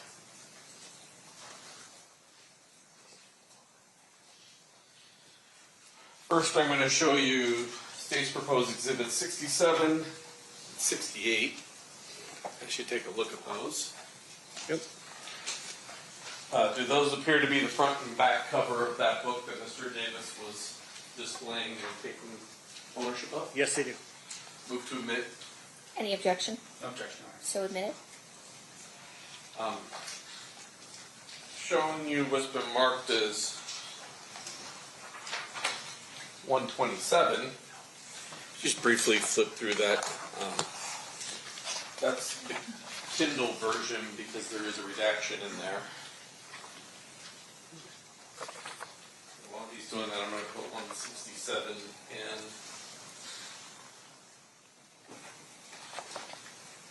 67.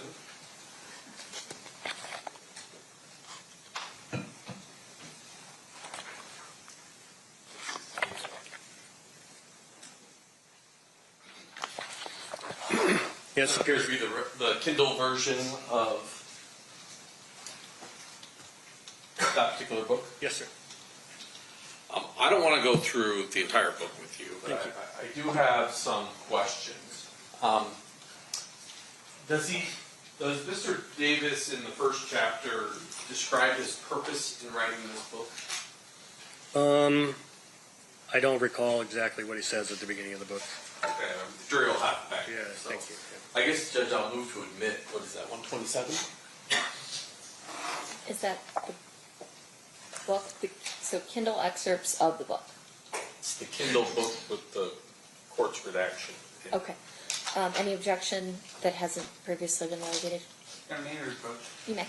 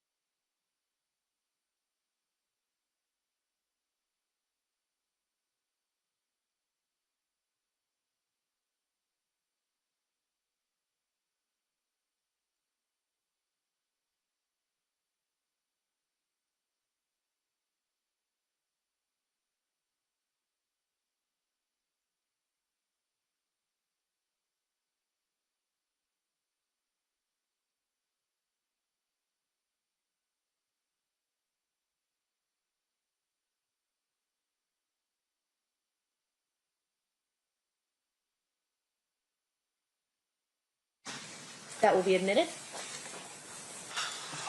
Within this book, does the defendant, let me ask you this, do you know who Michael Giroux is? Yes, Michael DeRoe Jr., street name was Little Owl. He was Orlando Anderson's best friend. I understand going back to when they were toddlers. And in the book, does Mr. Davis claim that he had some little homies in Las Vegas, and that's how he learned about the 662?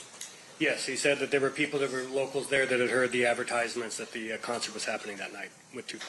Judge, I'm going to ask you to take judicial notice of State of Nevada versus Michael DeRoe, 96C 13644 in the 8th Judicial District Court of Nevada, that Michael DeRoe was bound over to district court on June 13th of 1996 for trafficking in a controlled substance and transporting a controlled substance, pled guilty, and on August 20th of 1996 was remanded to boot camp and was in boot camp at the time of the homicide. Give me the case number again.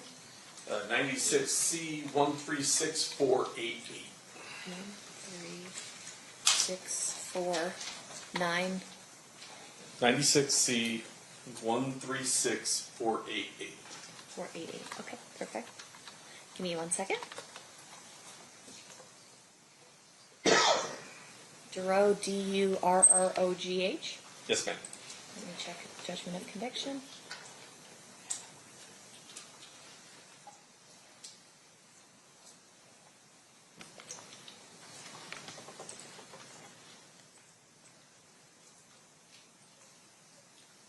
There is a judgment of conviction from a plea on 2/3/97 showing that.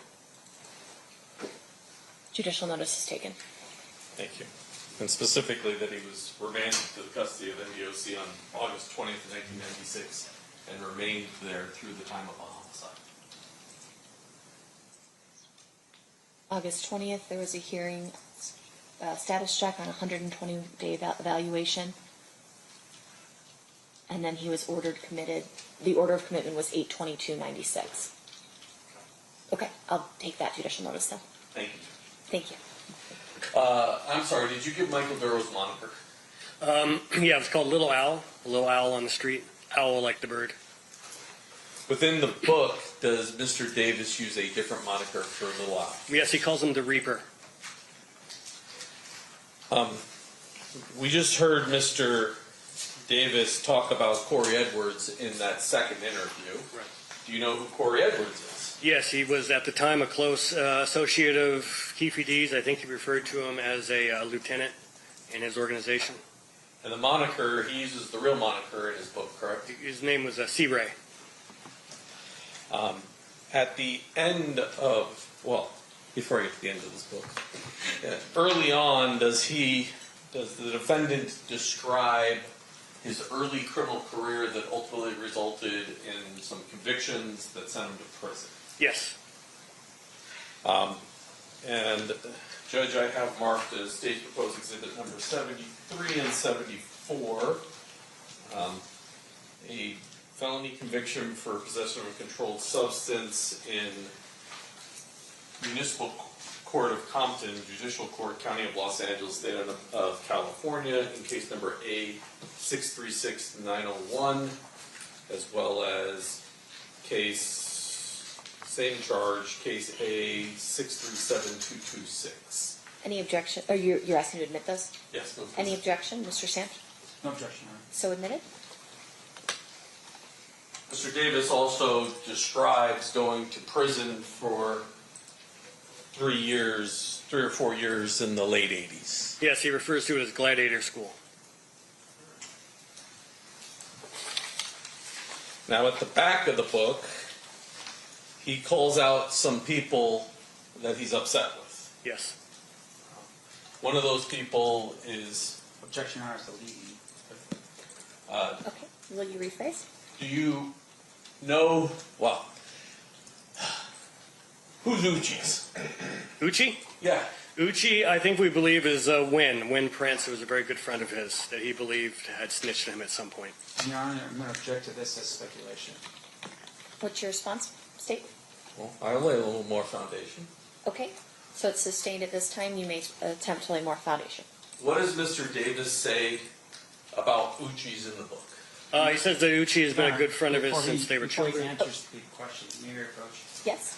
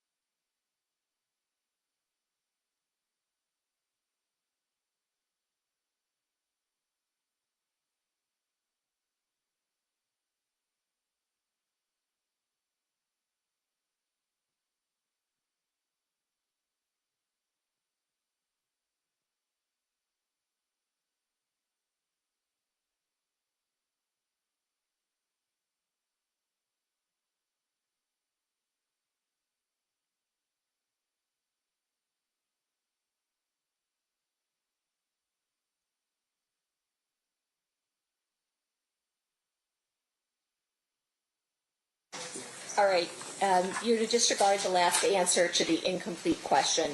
State, you may proceed. Thank you. Can you describe for me what the defendant describes about Uchi's in the book? Sure, he says he's one of his oldest friends, describes him as his right-hand man, and says that he is dead, that he's been killed.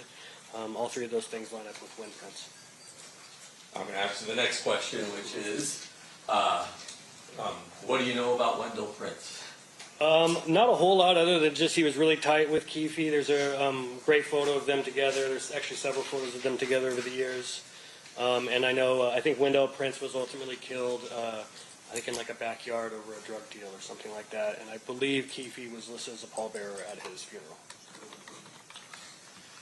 What does he say about Tucker in the book? He says that he is the brother of NBA player Tayshaun Prince.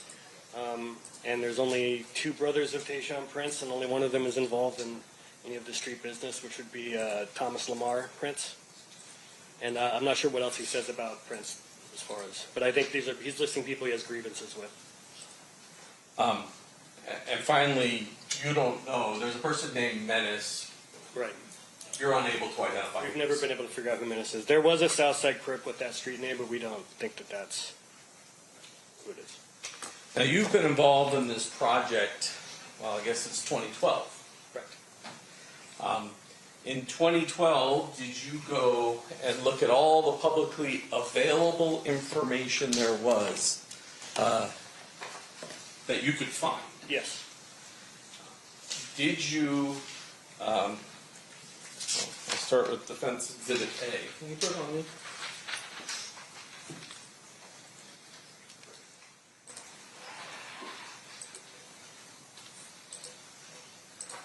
I would do this actually like this, but Mr. Davis in 2008 said that the girls. Objection, Your Honor, to leading. I'll rephrase. Okay. What did Mr. Davis say in 2008 about the girls on the corner? He said that after the shooting happened, that they drove forward and hit the right turn on the Koval, just like he was in the white Cadillac, and that they almost collided with each other. He referred to them as stupid bitches and said that they shot back at them and the girls stopped.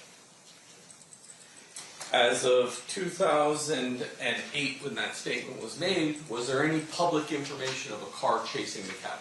There was not no public information about the girls in a Sebring chasing the Cadillac, no. Nor about them almost colliding with each other. I'm going to object, Your Honor, as the foundation. How does he know about public knowledge? Sustained. In the public information you were able to find, were you able to find any information? That's correct. I've never seen that before 2008 printed anywhere that there was a near collision between the girls in the Sebring and the white Cadillac as they were fleeing the Once again, I'm going to object as to foundation. Public knowledge as to how exactly is he talking about? If you could lay more foundation about what he's reviewed to ultimately state this. Sure. What did you review? The definitive book for a long time on this case was Kathy Scott's book, The Killing of Tupac Shakur. Probably dozens of news articles from back then that I went back through. I went to UCLA's archives and went through their newspaper archives looking for articles about this. I read the Labyrinth book by Randall Sullivan, which was primarily about Biggie's murder, but also covered Tupac's murder to some extent. It just isn't anywhere that I could find. Now, Kathy Scott does say girls in a Chrysler sedan, correct? Correct. She does not say Sebring. She just says a Chrysler. And she doesn't say anything about them going around the corner. And once again, I'm going to object to that in terms of hearsay. We're now getting into other people's work, and he's quoting it verbatim. I'm not quite clear how that's not hearsay. Is it offered for its truth, It's Mr. not offered for the DiGiacomo, or truth. is it? It's offered for the fact that it wasn't said, not that anything that was said. Okay, so I'm going to overrule the objection. The jury's not to consider what Ms. Scott wrote in her book for truth in any way. It's only to be considered to show that that wasn't included. This specific detail was not included in her book. You may proceed. And then finally, I'm going to put up for you Defendant's Exhibit B. And if I can figure out how to zoom, because I never use these. So here we go.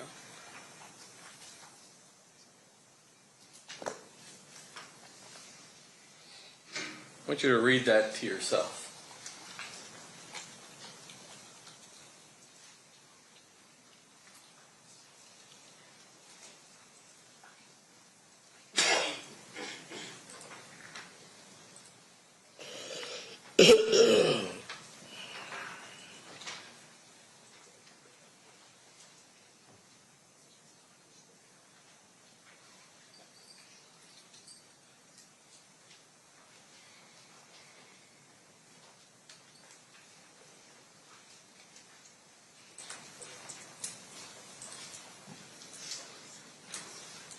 Got it? Prior to, I can't remember what day, sometime last week, when this report became public, are you aware of any public information that Mr. Anderson was trying to get into the Coyote Cafe? I've never heard of that. Thank you, sir. I'll pass the witness.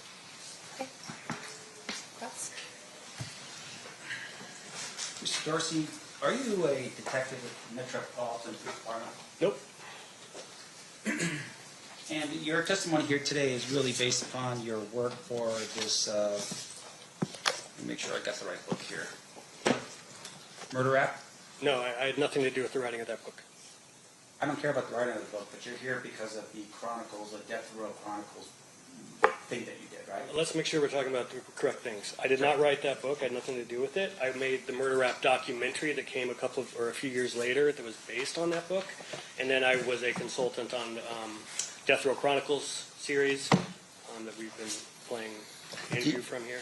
Do you recall when the state asked you that you were first involved with this in 2012? Yes. In what way were you involved in this in 2012? Yes, in late 2012, I came across an article about Greg Kading's Murder Rap book, and that's what first alerted me that the book even existed. And I reached out to Greg, asked if he wanted to make a documentary. He sent me a copy of the book and said, read it, and if I'm still interested, he's interested. Okay. And your job really was, for the next couple of years, was to, do your own independent research? Combination of doing my own independent research and also having Greg explain to me, a 3-4 year long investigation that he had conducted. Your testimony to the jury was that you spent a couple of years doing that. Correct. And in terms of the books that you had mentioned that you used was Murder Rap, which is this book right here, right? Yes. Written by Greg Kading. Correct. And then you also used Kathy Scott's book, right? That's correct, yes. This book right here? Yes. You know what version of her book that you used? I'm not sure what version I used. And then you used another book. And what was that final book? There was one called Labyrinth by Randall Sullivan. Did you say that before? I said it just a minute ago, yes. Okay. What other books besides that one? I'm not sure. Any other books? Not that I can think of off the top of my head, but there might have been some others. How about Welcome to Death Row by Lee Savage? No, I've seen the docuseries that you produced, though. How about this book here by Frank Alexander, who was present on the night of the shooting? I've read excerpts from that. Excerpts? Yes, sir. Not the whole thing? No. Okay. How about this book here? I think you'd mentioned this before, Original Gangsters? Yes, I've read that book. That's the one you said before. No, I don't think I've mentioned that one yet, but I have read that. I know the author. And then how about this book here? Looks like it's an autobiography, Only God Can Judge Me by Jeff Cronin. Yes, I've read that. All right. Now, fair to say that when your job here and what you've done is talk to us a little bit about you or your work in the documentary, right? That's what you're doing here today. Sure, and what I learned in the process of making a documentary, yes. Right, and what you learned in the process of making a documentary. And I just want to make sure we're clear for the jury. Documentaries really is a business, right? Sure. It's not a very good business, but yeah. Yeah. In fact, you could do a lot better than sitting up here today talking about or testifying about a murder that took place 30 years ago, right? I could do better, what, business-wise? Yeah. Sure. If I was running a show for Discovery like I do in the past, yes, that pays very well. Sure. And with regard to what you do with the business, and I want to make sure the jury understands, there is a project, there is a sort of an idea that's out there that's formulated, and then at some point there is a discussion as to whether or not it's marketable or not, right? Correct. and then maybe you go out and you farm it out for people to invest in the project and maybe provide money and funding for the project. Sometimes you do, and sometimes you just do it yourself. Right. And the idea behind it at some point is because you want to be able to sell your product to the viewers, right? That's part of the idea, but that's not the only reason I make it. Sure. Now, in this case, though, when you are looking through your documentary, you're doing a documentary here on the Death Row Chronicles, right? Death Row Chronicles meaning death row, or what was it? No, I'm focused mainly on the murders of both Tupac and Biggie. All right. And you team up with Greg Kading. I do. And Greg Kading, I would imagine in your work over the 2 years that you did the research, you were looking through all the details of what you could find on the Tupac murder. Yes, but he also turned over his case files from the LAPD to me. So Can you describe for us what those case files look like? Absolutely. They were digitized case files. It was over 2,700 PDF reports going back to 97 or so. Probably over 100 hours of audio of interviews with witnesses and potential suspects, photos, crime scene photos, mainly of the Biggie case, that kind of thing. Anything else? Off the top of my head, that's mainly it. You got, there was some video of from the Biggie shooting. There was some home video that was entered into as evidence. All right. And when you were doing your research, the 2 years of research you did on this particular project, you interviewed detectives? I did. I interviewed Greg Kading. I interviewed Kelly Cooper, who was one of the original detectives out of Wilshire Homicide on the Biggie case. I interviewed, those are the two main detectives I interviewed for the case. All right. I just want to hear something to do with Las Vegas Metro. Did you interview any detectives in Las Vegas Metro? I did not. You do understand that the homicide of Tupac Shakur was the responsibility of Las Vegas Metro? 100%. And as of right now, you're telling us you interviewed a guy by the name of Greg Kading, who's from California, and some girl from California as well. No, Kelly Cooper's a man, but yes. Oh, fine. Kelly Cooper's a man. Yes. But both of those people are in California. Yes. All right. Now, in addition to that, can you tell us, for instance, who the detectives were that were the lead detectives from Las Vegas Metropolitan Police Department that handled this investigation? Sure. Please don't interrupt. Okay. Go ahead. You're done? Okay. Sergeant Manning, there was I believe a Detective Becker, a Detective Long. Anybody else? That's all I'm aware of off the top of my head. Okay. Are you aware of a Detective Mott? Yes, the current or most recent detective, yes. Now, when you finally put this project together, I'm assuming at some point you called Metro and said, hey, we got the guy who's confessed now to the crime, right? I do once Death Row Chronicles airs. I'm sorry, what? After Death Row Chronicles airs, I reach out to Metro Police, yes. Yes, you reach out to Metro Police. Who was it that you spoke to at Las Vegas Metro? Well, first I got on their website and just emailed their general info@homicide email address. And a while later, Detective Mogg responded to me, and we started going from there. So you know who Detective Mogg is? I do, yes. Now, in fact, you were given an interview at some point in the future by the Sun from England. You recall meeting with a reporter? Yes. James Desborough? Desborough, yes. Okay. And in that interview, you had told Mr. Desborough that you had to send out 100 emails to Metro. Eventually, once we're going back and forth, yes. Okay, those emails were all concerning the Tupac case. Yes, correct. Now, and that was over the course of several years. Fine. Okay. But once again, you had said, hey, we have information, please look at my documentary, right? Something along those lines. No, that's not what I said. I said watch Death Row Chronicles. Oh, I apologize. So, you keep conflating my documentary with the series Death Row Chronicles.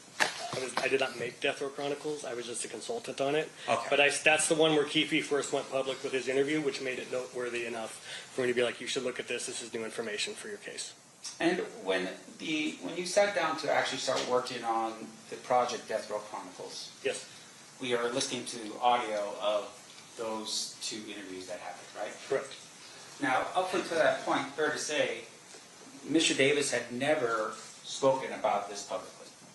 To my knowledge, he had never spoken publicly about this case, no. That's what made it significant. Right, and you had been aware, of course, that according to your understanding of the proffer of 2008, if you didn't say anything to, like, say, a media source, then the proffer would still be protecting him. That's how I understood it, yes. So, in essence, when you were sitting down with Mr. Davis, you were pushing him to violate the proffer. I'm not pushing him. I'm not even in the room with him. I know. We're going to talk about that in a second. Okay. But in essence, you are on a little earbud or something along those lines in another room, and you're telling the interviewer to keep pressing on Mr. Davis. I was not thinking at all about him violating his proffer. I honestly didn't think the proffer would ever be used. I didn't understand that's how that worked. I thought he's giving a public confession. That public confession can be used, absolutely. Now, in addition to that, you are in another room, and you do not want to be seen by Mr. Davis. That's correct. In fact, Mr. Kading, Detective Kading, former Detective Kading, is also not present because he does not want to be seen by Mr. Davis. That's correct. And so, in essence, as you're sitting there listening to the conversation, you're telling the person information that's specific to the 2008 recording. Yes, I'm going. I know when he knows more to a question that he hasn't answered yet, or if there's another way to phrase a question that might help. Now, in addition, but I can tell you sorry to cut you off, but most of the questions were written in advance. I only offered up maybe a half dozen total across 2 interviews of additional questions. Yeah, so let's make sure we understand, because we're not in the room and there's no cameras. As we're listening to the recording, there's another voice that's on the recording, sometimes talking about getting a Diet Coke or something to do with like, oh, this is great. Is that you? No, there were a couple other, it depended on when. People came and went from that office, and there was different people in there on different days. It was just employees of the production company or other contractors that were on that show. And in addition to that, while you're sitting there, you're having these conversations about Mr. Davis, and you are, is it typing? Because I'm hearing like little knocks on something. Is that you texting? That's me texting, yes. And so you're texting the individual that's listening? I'm texting Mario Diaz, yes, sir. Now, as you're doing that, of course, Mr. Davis does not know that you're doing that. Correct. And you are working at that particular point for which company? I was a contractor for Entertainment One / Feature Films, the production company. So you are not an employee, you're an independent contractor? Correct. All right. Technically working for yourself? Sure. All right. And the contract that was between Mr. Davis and whoever on the show would have been who? You? No, it would have been with the production company. All right. So the production company meaning who? Again, Entertainment One or Feature Films. I'm not sure who he dealt with. Okay. So Mr. Davis has a contract with regards to the production, and during the time period that we are listening to your recording, fair to say though that you have basically taken your phone and placed it by the speaker. Yes, that's correct. And you're basically recording the entire conversation. That's right. Including the parts that technically was never ever either produced in a BET production or anything like that. There were some extra bits in there, sure. Sure. And once again, you didn't have the permission of either BET to do that, right? Again, I didn't have to seek their permission to do it. You're an independent contractor. You don't have a contract with Mr. Davis. So tell me how you believe you could report that without Mr. Davis's permission. Absolutely. I'm a technical. It calls for a legal conclusion. I'm asking for his contract, Your Honor. Overruled. I think he can answer the question as asked. A couple of things. First of all, contract does not outline every single duty that that a crew member is going to do on a shoot. It's not like you have to constantly keep getting permission to do stuff in order to do your job. My job there was primarily centered on his interview. So once I realized that when he showed up that first day and was kind of giving them the runaround, and he was dressed in shorts and a t-shirt and was acting like he didn't know why he was supposed to be there and that the interview wasn't supposed to be that day, I sat in that office for quite a while before they got started. And then when we've learned that basically, look, we're going to have to interview this guy twice. We're going to try to get him in now and get something, but he's going to have to come back later. I thought, okay, well, then I'm going to record it so that in between these interviews, I don't know how long it's going to be before we get him back again, I have a record of what he said so that when we come back for round 2, I know proper questions that should be in there, what has already been answered thoroughly, and what we need to ask him again. That is why I made that recording. Never in a million years did I think that that recording was going to be playing in court. And of course, you turned over that recording to BET because, once again, it's part of their work, right? No, of course not. You kept that recording. Yes. And you do understand, though, that in the state of California, if you are recording someone without their permission, that is a crime. Objection calls for a legal conclusion again. I'm asking for his understanding of the laws, Owner. Calls for a legal Sustained. conclusion. Sure, okay. It's sustained. Hang on, you can, if you want to rephrase without asking him about a specific California law. Ah, that's all right. He's ready to do it. Let me ask you this question, though, sir. When you are recording this conversation, yes, did you, at that particular point, turn it over to Las Vegas Metropolitan Police Department? I did not. You kept that recording, yes, and then you created your project with that, right? No. I've never used that recording for anything. What project are you talking about? Let me ask you this, though, sir. In terms of who's responsible here to solve the Tupac murder, that's not your responsibility, right? It can be anybody's responsibility. Okay. You're saying that it's not Metro's? It could be theirs as well. Of course it is. Any citizen can investigate a crime if they want to. Right. And we're going to get into that a little bit, but in terms of how you go about doing your job, fair to say that a detective would be the one that would handle that investigation. Sure. Right? At some point, sure. Right. And it's not like, say, the FBI, it's not LAPD, right? Compton PD. In this case, the Tupac murder was the responsibility of Metro. To some extent, except that I know LAPD made the argument that if the crime was planned in the city of Los Angeles, that they could also take ownership of the case. And you can ask Greg Kading about that if he comes up here. I don't even know what you just said. Let me just ask you this question. Let me just ask you this question, sir. So you send over notice to Metro, and you say, hey, we solved this thing. You send over 100 emails to Metro, and they didn't do anything about it, did they? No, because they were... No, that's a yes or no answer. They didn't do anything about it. What didn't do anything about it, Define didn't do anything. They were working the case as far as I was concerned. They were responding to me. I was sending them because he kept talking. He started doing YouTube interviews. So every time he would do an interview, I'd send it to him. Be like, hey, here's a new interview. Hey, this clip, he says this for the first time publicly. He says this. And there was back and forth going on with me and Detective Mogg. So I got the sense that he was absolutely working that case. And it's Detective Work 101. If your suspect is talking, you let him talk. And he was talking, so every interview he did was additional evidence to use against him. Okay. So what was he talking in? What was he talking in? Sure. What was the information that he was talking in? Are you talking about your documentary at this particular point? No. I'm talking about he's going on YouTube. He's going on Vlad TV. He went on, I think he ended up doing a total of 9 interviews on YouTube over a 4-year period. Did you verify any of the information that he gave you? What do you mean? Well, the information that you learned in this case, right? That who gave me? Well, the information that you learned from either the listing of the 2008 proffer or in the interview with Mr. Davis. Did you go out and conduct your own investigation to verify the information? Sure. I went through, well, again, I had unfettered access to the case files, and there's lots of corroborating evidence in those case files. Now, when you say the case files, and I want to make sure I'm clear here. Sure. You're talking about Greg Kading. Yes. And you're talking about Greg Kading, who was former LAPD. Well, I'm not just talking about Greg Kading. I'm talking about every detective that came before him. Answer my question, please. I am. You're trying to phrase it in a certain way. Not just Greg Kading. It's not just his files. In fact, the majority of them are from detectives that came before him, including Las Vegas police files. All right. What detectives are you talking about before Greg Kading? Sure. A lot of the big detectives had gathered evidence. Don't shake your head. A lot of big detectives gathered evidence. Jeez, man.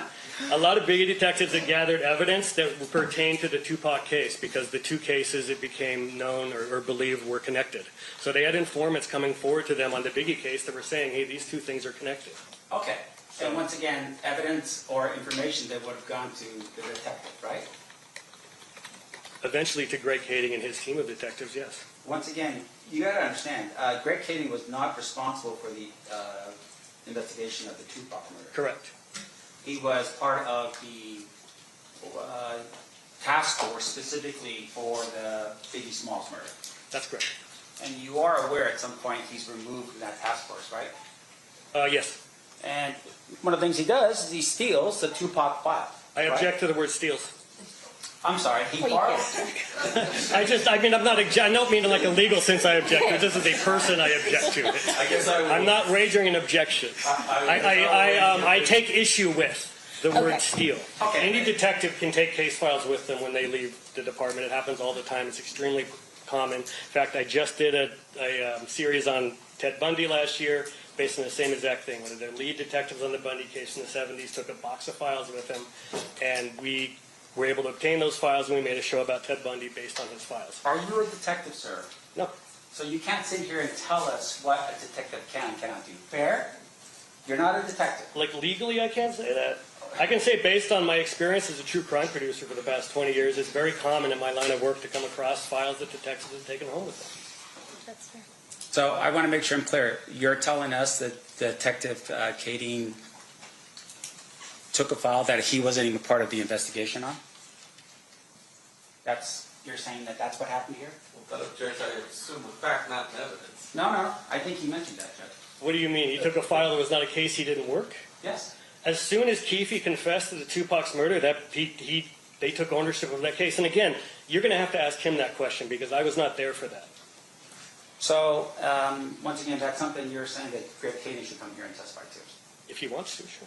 And once again, based upon your research of this file for the 2 years prior to the documentary or the project that you were working on. Yes. Apologize for that. Murder rap, yes. You learned, of course, that Greg Kading was basically had issues with credibility. Objection, Judge. Reproach. Yep.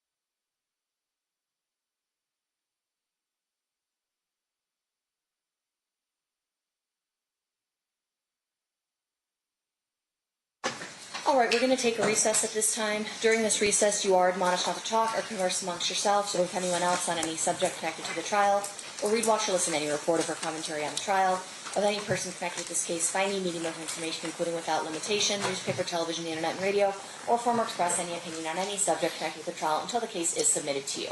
We'll have you guys back here at 3:30. Please rise for the jury.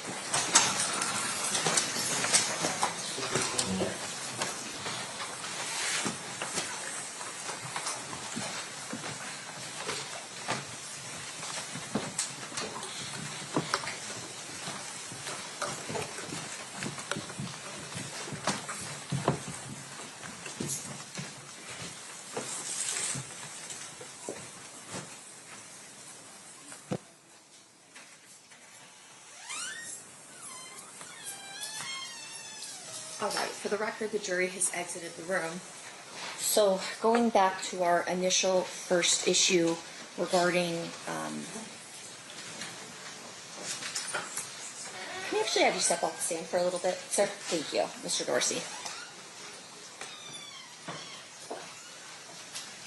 Regarding what can be questioned regarding Greg Kading. That was the initial objection.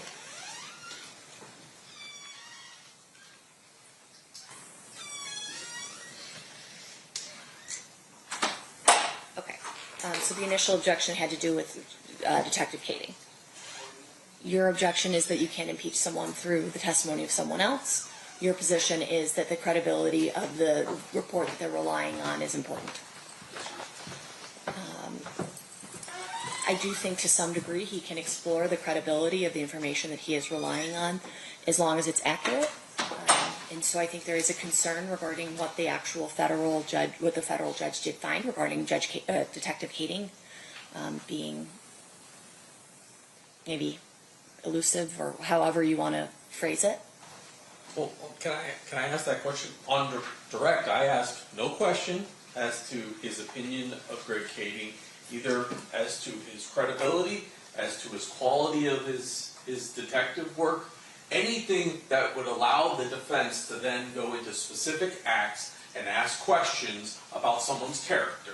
So what's the predicate foundation that has been laid that says I can now attack the character of somebody whose character is being somewhat assassinated here, right? He released a recording of the defendant. That is the only evidence as to what Greg Kading has done in this case. And it's a recording. So what are we worried about when it relates to whether or not his credibility as a witness? He hasn't testified. No other fact has come in from this case as it relates to Greg Kading other than he published a book and he made a documentary, and that's how the 2008 recording came out to the public after he was a private citizen. There has been zero testimony about any investigation done by him, any opinion testimony about his character, his quality as a detective. None of that information has come into the courtroom. So why is it that the defense gets to just ignore the rules of evidence and start asking about specific acts of misconduct for somebody whose character hasn't even been raised? Mr. Sims? I think the witness opened the door the moment the state asked him specifically about his research. And going into this idea that he did all this research, he's testified that Greg Kading was like his BFF. I mean, the guy is working together on a project with regards to his book. And during this time period, the state starts asking questions that I think traipsed right into the expert opinion area, to which they're saying, oh, it's not expert opinion, this is just lay witness opinion. And I sustain that objection, saying he can't give opinions about ultimately that it's something that they can lay the foundation for, that this is included in the book, and that this is his information about this person, and then they can ultimately argue that. That was my ruling. Correct. I don't know if that's how that went down, but I think it was good. I'm just saying that what we're doing right now, though, is we're saying, okay, he's testifying as to that 2-year period, that time period in which he now gives opinions on his research. Well, one of the things that he researched, according to his testimony, that he had was the case file. I should be able to get into the veracity of that case file, where it came from, was it even complete, who gave it to him, because I think that's details that we would get out of a Okay. detective if Detective Mogg were to testify. in So this you're case. asking for completeness of the file. I think that is something that would be appropriate. What else are you asking for? I'm asking specifically for the veracity. Meaning, look, if a detective got up on the stand and said, "I received the file," right? What typically would happen is, if it's coming from another jurisdiction like LAPD, you get a COR that says, "Hey, this is the entire file." Or, like Mr. DiGiacomo said a few hearings ago, Detective Mogg went down and turned every page of his discovery to match the discovery that was in the file in LAPD. We don't have that here. But this individual is testifying and saying, part of my opinion or experience in this case is the research conducted with the file that Greg Kading gave me. And I want to get into that. So the completeness of the file is ultimately relying on Detective Kading's representation that this is the full file. That's your concern. Correct, and how the file is obtained. I think that's critical in this case, because if the file is obtained through the normal procedure, then we don't have a problem. It's a COR. That goes back to completeness, though, Mr. Sampt. I think you're somewhat circling the same issue, because you're saying if it's obtained through the normal course, you get, if we did it discovery-wise here, you'd get some sort of paperwork that this is the entire report, this is everything. And so at the same time, we're going back to your same issue of completeness. And I think completeness is appropriate to inquire into. How do you know this is the complete file? But would you agree with that? I wouldn't have objected if he said, "How do you know it's the complete file?" And he can answer, "I don't know," or whatever. But that wasn't the question that was being asked of him. The question being asked of him was accusing a detective, a former detective, character, or impugning his character for someone who's not testifying. Understood. So obviously we can't impeach him, but I think to get to the issue of completeness of the file, you can talk about how this wasn't through the regular channels. Through the regular channels, there may be some safeguards on the completeness of the file and making sure every document is turned over. You don't have those safeguards here because we're relying on what Detective Kading gave to you. Detective Kading's promoting a book. Your entire theory. You can get into that. So then moving on to the other issue that sort of came up while we were at the bench. I have reviewed these emails. They were largely about scheduling and if the things that Detective Mogg was aware of during certain interviews. I didn't in any way see them to be exculpatory because they were not mentioning anybody else potentially being involved. Additionally, they had nothing to do with the initial ask, which was emails between Kading and Mogg. However, I can get those to you if you think that they are relevant to your defense theory. I think it does, because once again, it highlights the need for Detective Mogg to testify in this case. Well, at the end of the day, whoever testifies, the need is on the state, right? They get to decide who they call in their case. They get to decide how they prove their case, because at the end of the day, the only question that matters is can they prove their case beyond a reasonable doubt. If they don't think they can, that inures to your benefit, because they can't prove their case, right? So at the end of the day, the way that they choose to prosecute this case may not be the way you choose to prosecute it, may not be, not that you're doing that, but, or the way that I would choose, or another prosecutor in the office would choose. But at the end of the day, that's what they're doing. It may not include Detective Mogg, it may not include Detective Kading, it may not include a lot of people. Yes, Your Honor. So I can get you those emails. State anything further. Well, just that I'd like him to be ordered not to go into character evidence without a proper foundation. He can't open his own door with the witness by suggesting, hey, this is what his character is, and then let me tell you why I think that. I agree with that. I would have to open the door to Greg Kading's character in order for them to impeach it, and I haven't. Okay, I agree with that. Ultimately, I think we've covered this specific issue because he's going to focus more so on the completeness of the file and the way that it was obtained.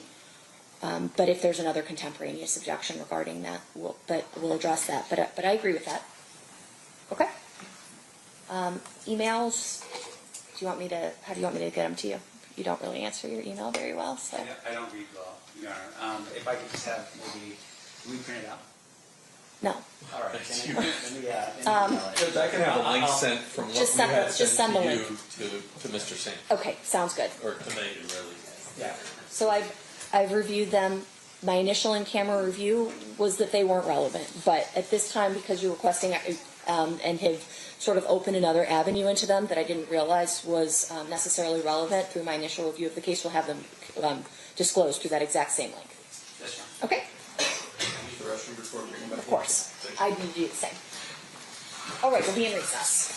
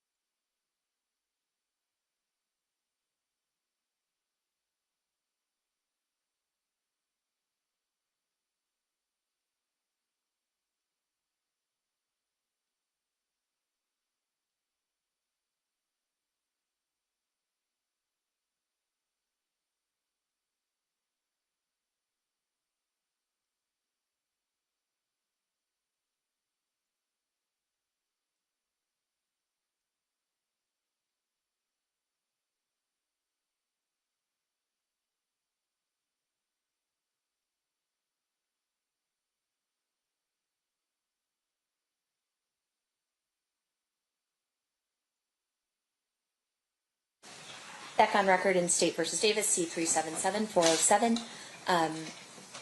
Mr. Sampt has some more material for tomorrow, but may still go into his cross-examination in the morning. We've checked. This witness is available to come back tomorrow if necessary, so we'll just go from there. So anything else we need to address outside the presence before we bring the jury and Mr. Dorsey back in? No, you are. Okay, let's bring him in.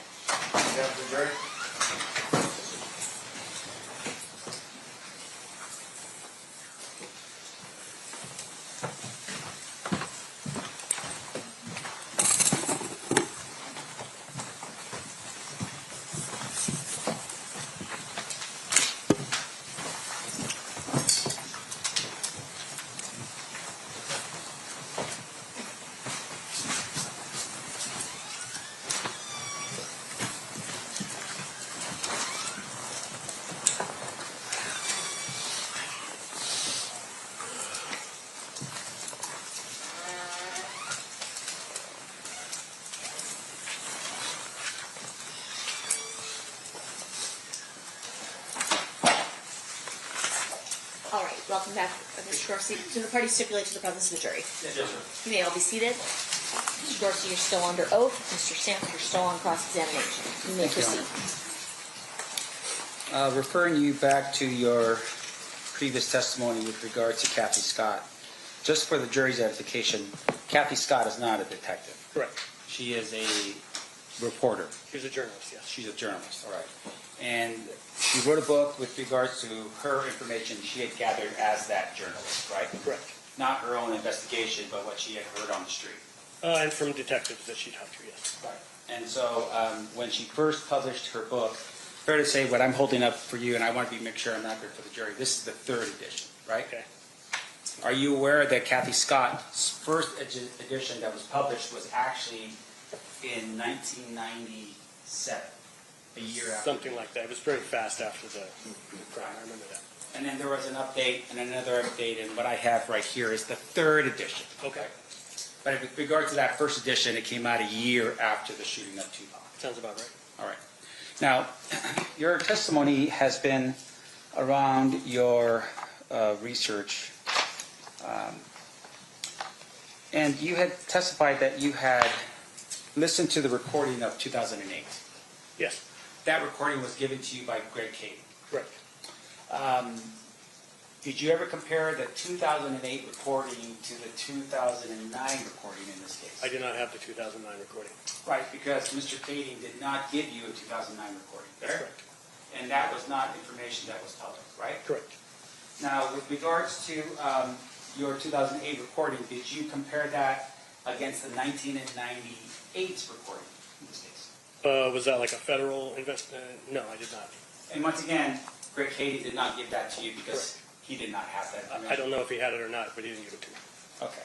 So the proffer that you have, or at least the 2008, is a interview in which Mr. Cady was in the room. Correct. Along with Mr. Dupree, or Detective Dupree from the LAPD. Yes. As well as an FBI agent. I believe so, yes. As well as a United States Attorney. I believe so. And as well as maybe somebody from the DEA. I don't know. Okay. And his attorney. And his attorney, yes. Fine. In terms of those other individuals who are there, do you have any reports that you can share with the jury about what any of those other agencies did after the 2008 proffer? Not that I can recall now. All right. And once again, that wasn't in the information that Mr. Cady had given to you. Again, it might have been, but I don't recall. Okay. Now, let me ask you this next question. You had gone through and said that you had done some research on this case. Are you aware that there was a lawsuit by the Tupac estate against Death Row Records? I'm not sure. A civil lawsuit for breach of contract for royalties? I mean, there's lots of lawsuits like that. I don't know. I can't recall. All right. So you don't have that information for us? Again, I don't know. I might. That's fair. Are you aware of a lawsuit by Orlando Anderson against the Tupac estate for injuries caused in Las Vegas? I am. All right. Are you aware that there was a settlement in that case? No. There was a counter lawsuit for wrongful death filed by the state of Tupac against him, and I thought that all went away when he was killed. No, well, and that's what you think, right? Did you? That's what I believe, yeah. But you don't have research for that. I don't think so, no. You didn't go to the courthouse in LA County and look up the case or do anything like that? No.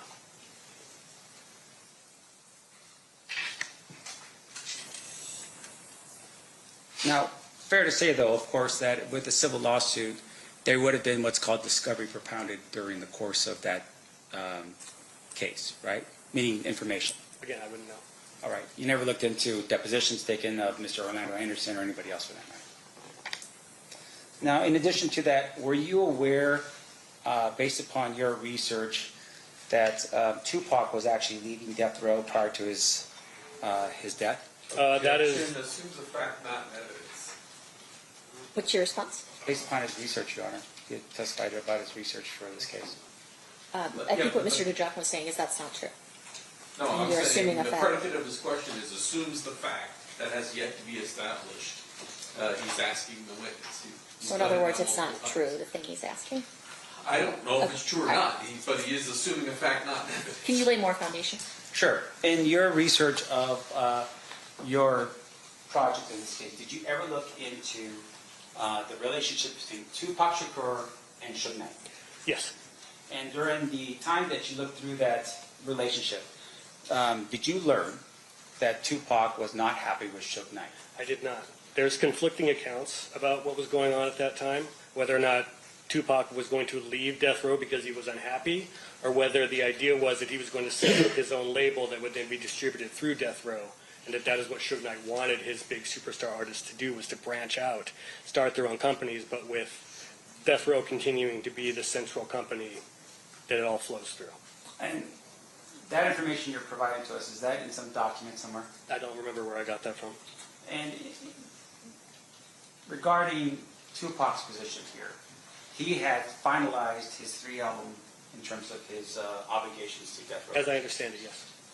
And he had also at some point started to create his own label, Machiavelli. Correct, I just said that. And, thank you. And with regards to that label, he actually had a book of music that he was going to take with him into that label, right? I'm not aware of that. And with regards to the information here, it looks like not only did Tupac fire death row, but safe to say that he also Objection fired... assumes a fact, not an evidence. You guys approach?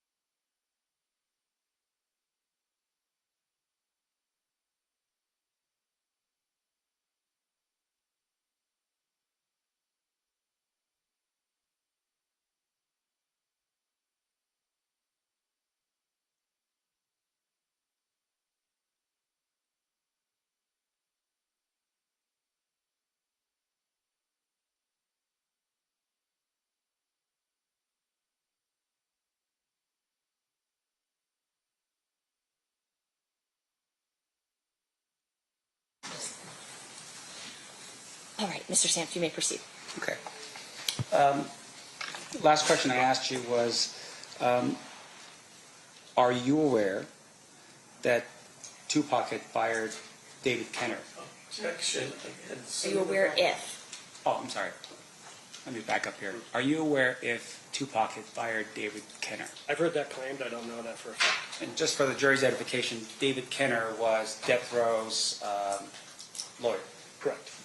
Are you aware if Tupac had requested an audit of death row's books to see what money they may have taken from him? Again, I've heard rumors of that. I've never seen any evidence of it. A lot of the questions you're asking me right now, I know are based off conspiracy theories out there about alternate theories of this. And I just would wonder if you have any evidence of that you would base your question on. Mr. Or if Dorsey, you're just using questioning you of can't me. ask him questions. He asks you Okay, questions. well, that's fine. Okay. I'm just wondering. Let's It just does- do it by the book. Sure, understood. Thank you. Mr. Sampson, ask a question. He's going to give an answer, I think. Well, let me ask you this as well, sir. Are you aware if Reggie Wright was the security company or had a security company in charge of protecting Suge Knight and Tupac Shakur? Can I just finish my question, please, sir? I know you're getting a little eager here. But at the night of the fight at the MGM, that Reggie Wright Jr. had a company that was supposed to protect Suge Knight and Tupac Shakur. Yes.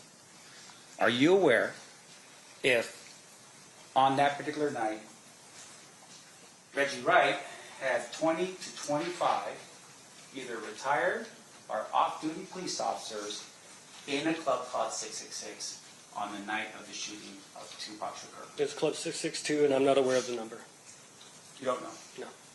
Are you aware if on the night of the shooting there was only one individual that was with Suge Knight and Tupac Shakur by the name of Frank Alexander? Well, one that was official security named Frank Alexander, yes. Okay, one person. Correct. Now, in addition to that, are you aware, sir, that in the time period in which Frank understand, but I object. If. Then I was not supposed to use it. Let me ask you this. Rephrase, thank you. Yes. Do you have any information at all as to whether or not Frank Alexander had a walkie-talkie or an XL radio? I don't know. In addition to that, let me just go through here. You had mentioned that you had read this book. I'm showing you again. Yes. This is my, kind of just, you're very eager. But this is my copy of the Compton Street Legend, okay? You read this book? Yes. All right. Let me just go through the book here real quick. Do you know who rapper Foxy Brown is? Yes. Foxy Brown is not dead. No, she's not. And in the book, Mr. Davis refers to Foxy Brown in the book. Yes. In fact, he refers to her as somebody that was in the car with Zip before Zip had asked her to get out of the car so he could have a conversation with Mr. Davis. Correct. And that conversation took place in the valet area of the MGM Grand. It was the valet or the parking area. Well, do you want to look at the book to make sure that we're clear? Well, I'm not sure between the book or the 2008 proffer, but it was parking lot or the valet area. I don't remember specifically where he said it was. Just outside the MGM. All right. Your Honor, may I approach? You may.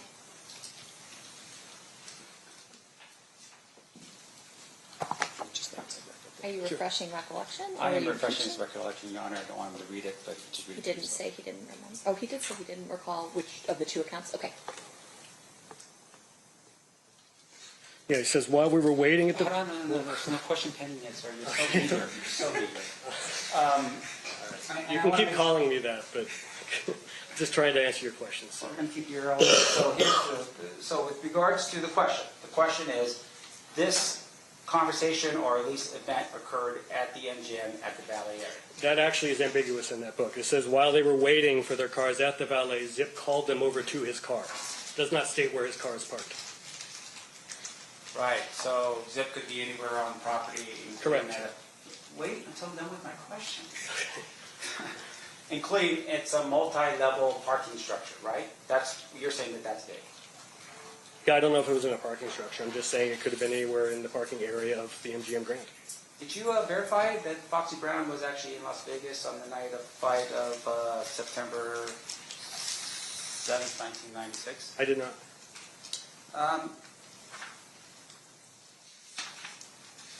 There's an account in here about Orlando Anderson. Do you recall reading in the book about Orlando Anderson and when he arrived in Las Vegas? I don't recall what the book said specifically.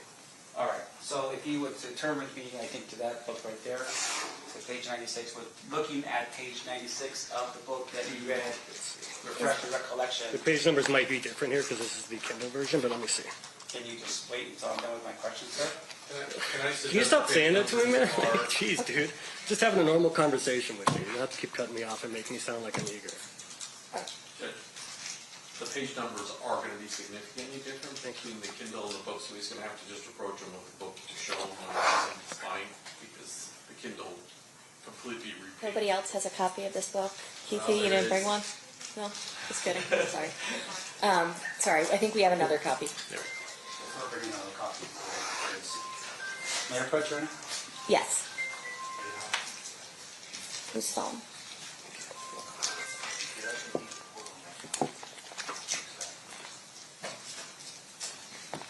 Okay, page 96? Yes. Are you aware, or to refresh recollection, are you aware that in the book, when Baby Lane, meaning Orlando Anderson, arrives in Las Vegas, he purchases a tuxedo? Let me see, hold on.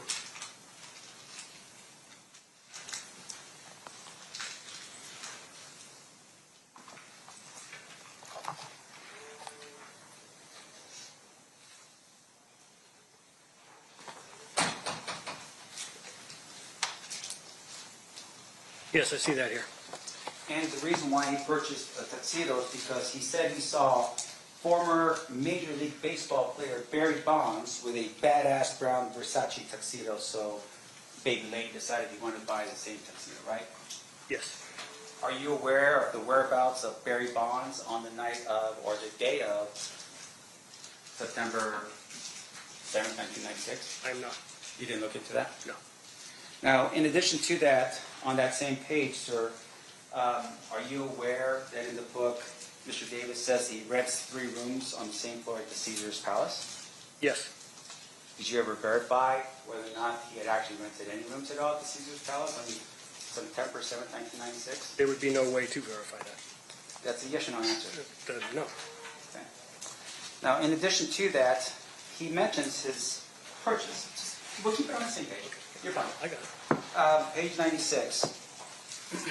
Mr. Davis says that he goes to the Versace store, and while he's there, he purchases himself a $3,000 blue suit with white pinstripes and some additional Crocs, I guess, or shoes from the Gucci store, and a white shirt. Call that? Yes. Did you at any point ever determine whether or not Mr. Davis actually owned a $3,000 blue suit with white pinstripes? No. Now, page 97. Mr. Davis says he sat on the second row of the fight. Not far from some of the celebrities. Do you have any proof at all in your research or your investigation as a citizen in this case indicating that Mr. Davis sat on any row in the fight? No.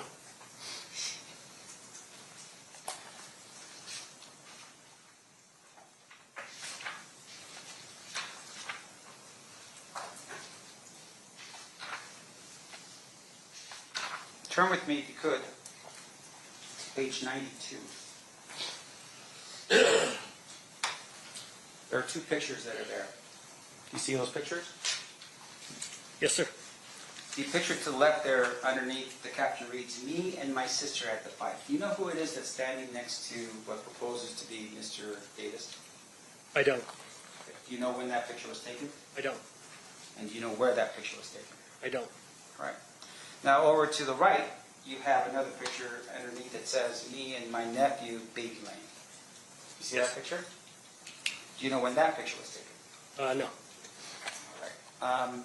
And with regard to that picture, fair to say the 2 individuals that are standing there look like they're wearing some type of overcoat. Is that right? Yes. And hats. Yes. And in formal wear with suits and ties. Yes. In your review of what Mr. Kading had sent to you, did you ever review any of the surveillance video from MGM? Yes. Did you at any point see any individuals that were dressed exactly like these 2 individuals in your review of the MGM surveillance? Not that I can recall. All right. And fair to say that once again, based upon your research, that September in Las Vegas would be a relatively hot month. Correct. Now, in addition to that, you had... But can I say that this is not, he does not claim that this is a picture of him at the fight on September 7th, does he? So you're the one that's, you've got the review there. It says me and my nephew, Baby Lane. Correct. And just to make sure we're clear, the jury can look at that photograph later, so. Okay, sure. You're fine. Okay. And once again, you just didn't do any research on that at all, did you? I did. This is not how Baby Lane is dressed in the video at the MGM Grand, so that's clearly not from that night. All right. Now, in addition to that, you had also reviewed this idea that they were waiting at Club 662, and at some point they decide that they're going to leave and go back to where they were supposed to come from, right?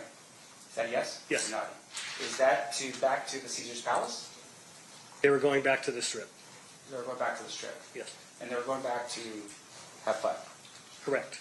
Now, they stop, right, to get liquor, and it seems like Mr. Davis is very specific about his liquor. He wants to buy some Dom Perignon, some Dom Perignon Rosé, and Cristal. Do you know those particular alcoholic beverages? I'm familiar, yes. All right. Now, let me ask you this.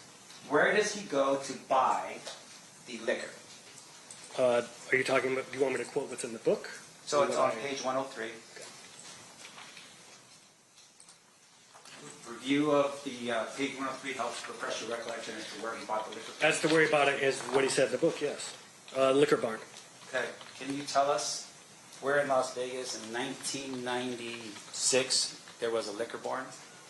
Actually, I did do the research on this, and there was a liquor barn at Flamingo and trying to remember it's the exact place, but it was off of Flamingo, and I can't remember the exact street, but I actually did do the research on that. Are you from Las Vegas? I'm not. Have you ever lived in Las Vegas at any given moment? No, sir. And when you said you did the research, what research did you do to verify? Wait, let me finish, sir. It's all right. You're eager. I get it. What did you? Can you please stop badgering me, man? Like, Okay. it's ridiculous. It's up to him to object. I understand Okay. that you are the one, you feel Yeah. upset, but it's up to I Mr. object DiGiacomo. to the commentary, first of all. Second of all, it sounded like to me he had finished his question, and then as soon as Mr. Dorsey goes to answer, he then cuts him off and says, well, let me finish. Mr. Samp should ask a question, allow him to answer, and we can knock off with the... We're going to strike the commentary. we're going to strike the commentary. You may proceed with asking questions. Thank you. I'm trying to be very respectful to you, sir, and I would really appreciate Okay, it if you would be there's no question There's no pending for question you. Hey, I got it. Okay. No question pending. You ask questions, you answer. Thank you, guys. What research did you do to verify that there was a liquor bar in Las Vegas? I can't remember now, but I think... Once again, I'm not done with my question, sir. I'm sorry, you just asked it. You're repeating the question. I apologize. Go ahead. All right. What information did you pull or research did you conduct to indicate that in 1996 in September there was a liquor barn in Las Vegas? As I recall, I think I looked up old news articles and looked for advertisements, and I maybe even found one that was like currently at that location that showed that it was still there, that it had been there up until very recently. And it lined up with where he said it was. Did you ever conduct a investigation of the Secretary of State website to indicate whether or not there was ever a liquor barn in Nevada? No. Did you ever look up licensing in Clark County with regards to whether or not there was ever a liquor barn in Nevada in 1996? No. Just the newspaper articles? Yes. Now, in addition to that, there was some discussion here in the book, once again on page 103, about certain individuals that were in the van that Mr. Davis says that he was in at some point and then transfers over to the vehicle. You remember that? Wait, say again? There's information about individuals that were in a van that followed what is the vehicle that Mr. Davis was in. Do you recall who was in that vehicle, in the van? I'm reading from the book here.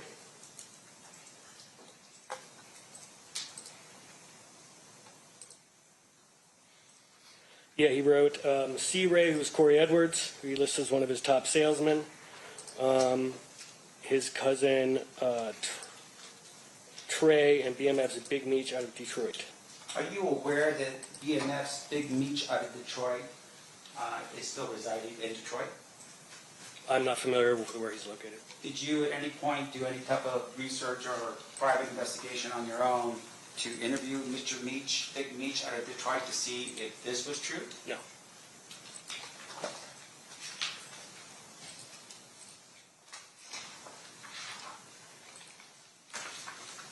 Now, fair to say that in this book, Mr. Davis talks a little bit about his exploits in Compton, right? Yes. And he talks about his work that he was doing as a drug dealer. Yes. Now, during the time period of your research, are you aware that shortly after the shooting of Tupac Shakur in September of 1996, that there were search warrants executed throughout Compton of different houses in Compton? Yes. And those houses included Mr. Davis's house, right? Yes. And it's his family house as well as another house that he resided in as well, right? I believe there were two houses next door to each other, yes. There was a third house on California Street. Are you aware of that house? I'm not aware of the entire list of addresses that they raided. Okay. Well, once again, we're just relying on your research here. Now, in terms of your research, fair to say that in the searches of those houses, we don't ever find a .40 caliber gun, right? I actually don't know that for a fact. Okay. And in terms of the searches of those houses, we don't find any information that would say that Mr. Davis was actually in Las Vegas on the night of September 7th, 1990. I'm not aware. That would be something for another detective, right? Sure. Do you know who the detective would be that would testify to that? I don't, one of the Compton police detectives, but I'm not sure. Now, are you aware that Mr. Davis says at some point that he was moving about 300 kilos a month of cocaine out of Compton? Yes. In your research at all about the search warrants that were executed in Compton, was there any indication at all of money found in Mr. Davis's home or any of the houses that he was associated with? I can't recall that. You can't recall it because you don't know? I don't know.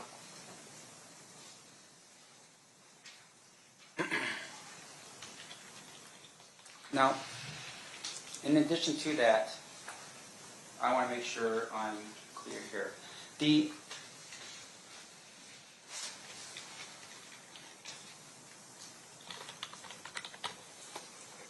There's a picture here that's on page 30.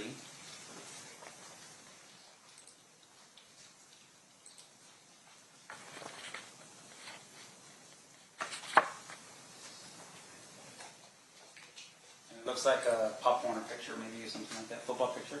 Yes. Okay. Is this true? Is this true that it's a Pop Warner football picture? Well, is it a picture of Suge Knight and Mr. Davis? I believe so. I used to be able to find Suge on here, but I'm not sure if I could now. Okay, well, what about my client? Again, I don't know. Now, in addition to that, are you aware at all about the photograph that's taken on page 12 of the book?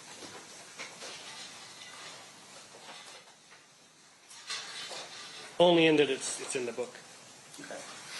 Now, page 11, once again, tells the reader of the book that he's running a multi-million-dollar nationwide drug empire. That's at the bottom of 11. Is that right?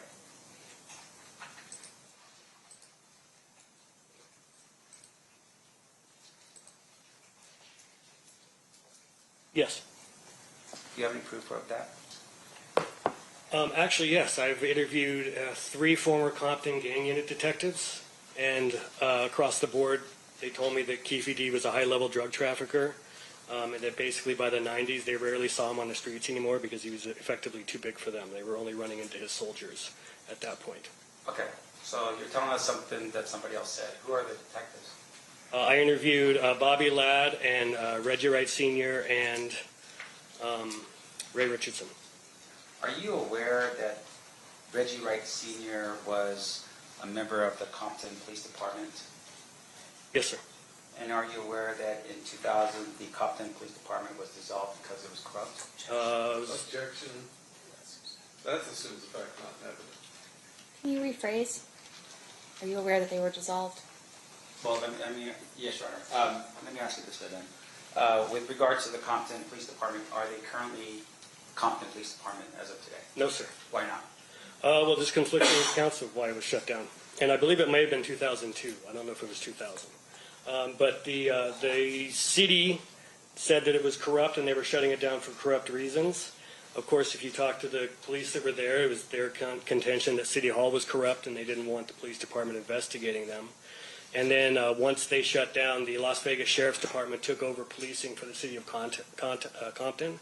They took over the contract, and I know that many of those Compton police officers were just immediately hired by the LA Sheriff's Department and continued to work in Compton.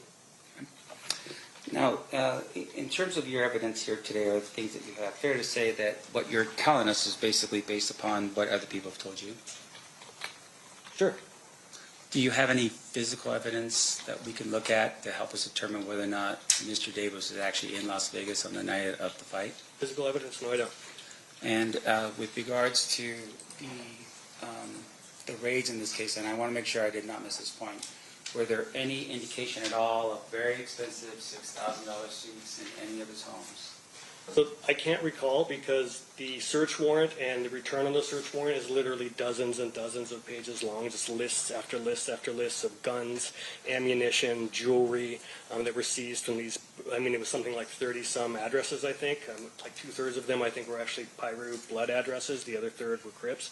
I can't recall from memory. I don't have a photographic memory of every single item that was recovered, so I can't answer that question. All right, but fair enough. Your research is targeting towards Mr. Davis, but in terms of your recollection, you don't recall what was actually in his homes. Off the top of my head, I don't recall that, no. And that information would be better served by a member of Compton Police Department? Sure, they could probably do that. But again, it was 30 years ago. They would probably need to be given a heads up so they can look it up before they come here to testify. And just one final point, and then I'll just let you go. Your testimony here is that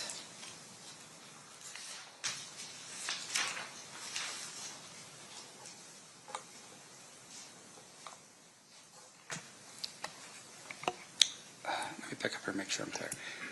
In your review of the Death Row Chronicles book, is there anything at all in your reading of the book, and once again, you tell me, you read every page of that book, right? Death Row Chronicles book? Yeah. The one by Greg Cady? Murder Rap. Murder Rap book. I'm sorry, Murder Rap. Yeah, there you go. Did you read this book? Yes, sir. Cover to cover? Yes, sir. Is there anything at all in the book that says that, you know what, I don't know for sure if anything in this book is true or not, take it for, like a buyer beware or reader beware in this book? I don't recall. It's been many years since I read it. Now, what about the Captain Scott book and any of its editions? Did you ever recall anything in here that says buyer beware, reader beware of what's in this book? Same answer. It's been years since I read it. I don't know. Okay. How about the Compton Street Legend book? Do you have anything at all in here that would indicate to the reader that, hey, we can't verify the information that's in this book? I don't recall. Okay. If you turn with me inside this book to the table of contents, see that? And on the left-hand side, there is a portion that's in there, correct? Yes. And in that portion, does it say that even though the authors and publishers have made every effort to ensure the accuracy and completeness of the information contained in this book, we assume no responsibilities for errors, inaccuracies, omissions, or any inconsistency herein? Yes, sir. And you didn't read that in any of those other books, right? Again, I don't recall. It's just typical legalese disclaimer. Do you know how much Mr. Davis was paid for his interviews with the project that you were on? Death Row Chronicles? Yes. No, sir. And fair to say that would have been a contract between himself and the company that you were working for as an independent contractor? It could have been a contract between him and BET. Typically, talent contracts are with the channel, not necessarily the production company. So I don't know. Your Honor, I have no further questions. Okay. Redirect Mr. Tajaka. Just briefly, Mr. Sanft started out talking about you providing your recordings yes. to us. Did somebody have to authorize that for you to release those to us? Yes. And who had to authorize it? So a attorney at Paramount Pictures, which owns BET Network, authorized it. And then the head of Preacher Films, which is the production company, also authorized it, both to me in writing and in email. Now, Mr. Samt asked you a bunch of questions about the liquor barn at Maryland and Flamingo, or you said Flamingo, you couldn't remember the street. Were you aware if Lee's Liquor used to call itself Lee's Liquor Barn before they got a trademark infringement? I'm not sure. How would he be aware? I'm just wondering. Mr. Samp's allowed to ask every question on earth. Just add an if. Were you I can't remember if that's how I discovered that or not. Are you aware that even today, if there's a liquor locker at Flamingo in Maryland? Yes, I think that's how I first tipped onto the fact that there was a liquor store in the region or the area where Keefe had described it. Now, Mr. Samt asked you if you had ever tried to confirm that Foxy Brown was in Vegas. Right. Are you aware if Foxy Brown's real name is Inga Marchand? Yes. Are you aware if Inga Marchand was even present at Biggie Smalls' murder? She was, yes. Objection as to relevance, Your Honor, and lead? What's your response, Mr. DiGiacomo? I don't think it was. I said, are you aware if? So of course it's not leading by definition. Okay, so it's not leading. What about the relevance? Well, I'm about to ask him a relevant question about Inga Marchand. I'll overrule. I'll give you a little bit of leeway to establish your relevance. Go ahead. Have you ever tried to interview Inga Marchand? I have not. Are you aware of how many detectives have ever tried to interview Inga Marchand? I am not aware. At least for the Tupac case, I know that they tried to reach her for the Biggie case. In the book in there, Mr. Davis, does he discuss his proffer that took place in 2008? In the book? Yes. I can't remember offhand. Go to the second to last chapter here. I can do it in Exhibit 127.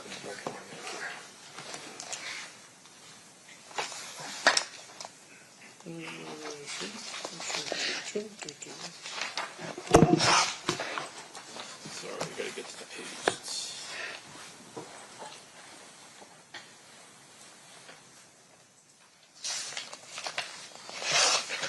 Does he have a chapter entitled We Know? And on this exhibit, it is page 120 out of 145. Yes.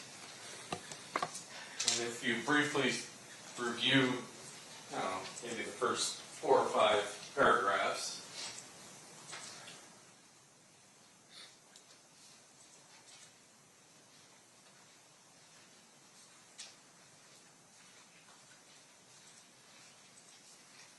Yes, sir.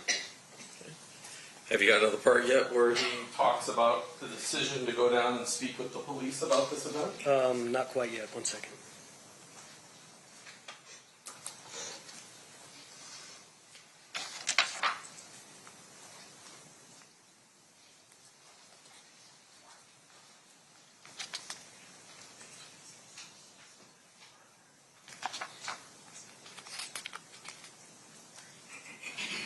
Yeah, it's a few pages in, it looks like.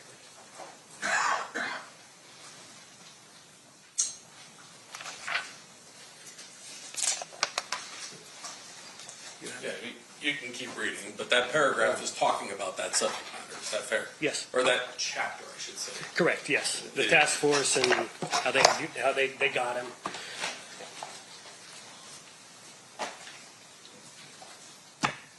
There were questions about what you could and couldn't confirm from Mr. Davis's story with the file that you had. Do you remember those questions? Say again? There were questions asked by Mr. Stamp about did you confirm this or did you confirm things from the 2008? Yes, sir. Well, let me ask you this. Were many of the things he said in his proffer confirmed by the Biggie Smalls case file? Yes. in fact, had Corey Edwards in 2006 given a statement to police. Correct. He gave a statement to Detectives Greg Kading and Tim Brennan. Finally, going back to that 2008 statement, I just want to make sure we're clear that as far as you know, the first time the word sea breeze or sea bring the girls in the car, the actual model of the car came from Mr. Davis. Public. Objection, Your Honor. Say yes or no. Overruled. In the 2008 proffer? Yes. Yes. Thank you very much. Recross. Sir, just based upon your investigation as a civil investigator in this case, did you ever speak with Suge Knight? No. No further questions, Your Honor. Anything further based on that, Mr. DiGiacomo? Ladies and gentlemen of the jury, any questions for this witness? Okay. All right, thank you for being with us for these 2 days. Mr. Dorsey, you are excused. Thank you so much. You're welcome. Will he be subject to recall, or is he released from the subpoena? No, let's keep him subject to recall, Your Honor. Okay. All right. Anybody else to present today, Mr. DiGiacomo? No, Judge. All right, so then we are going to recess for the evening. At this time, you're admonished you are not to talk or converse amongst yourselves or with anyone else on any subject connected to the trial, or read, watch, or listen to any report or commentary on the trial of any person connected with this case by any medium of information, including without limitation, newspaper, television, the internet, and radio, or form or express any opinion on any subject connected with the trial until the case is submitted to you. We'll see you guys back here at 9 a.m. tomorrow. Please rise for the jury.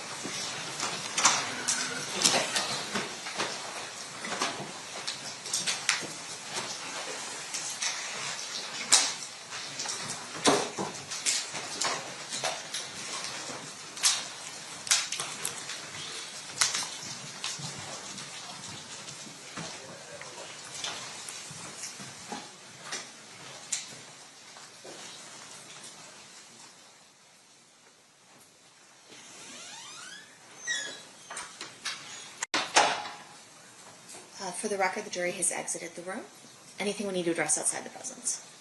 Not from the state. I did request that the link that was sent to you be sent to Mr. Sam, so he should have it today. Okay. Mr. Stamp, anything else? Okay, we'll be in recess. We'll see everyone back 9 a.m. tomorrow.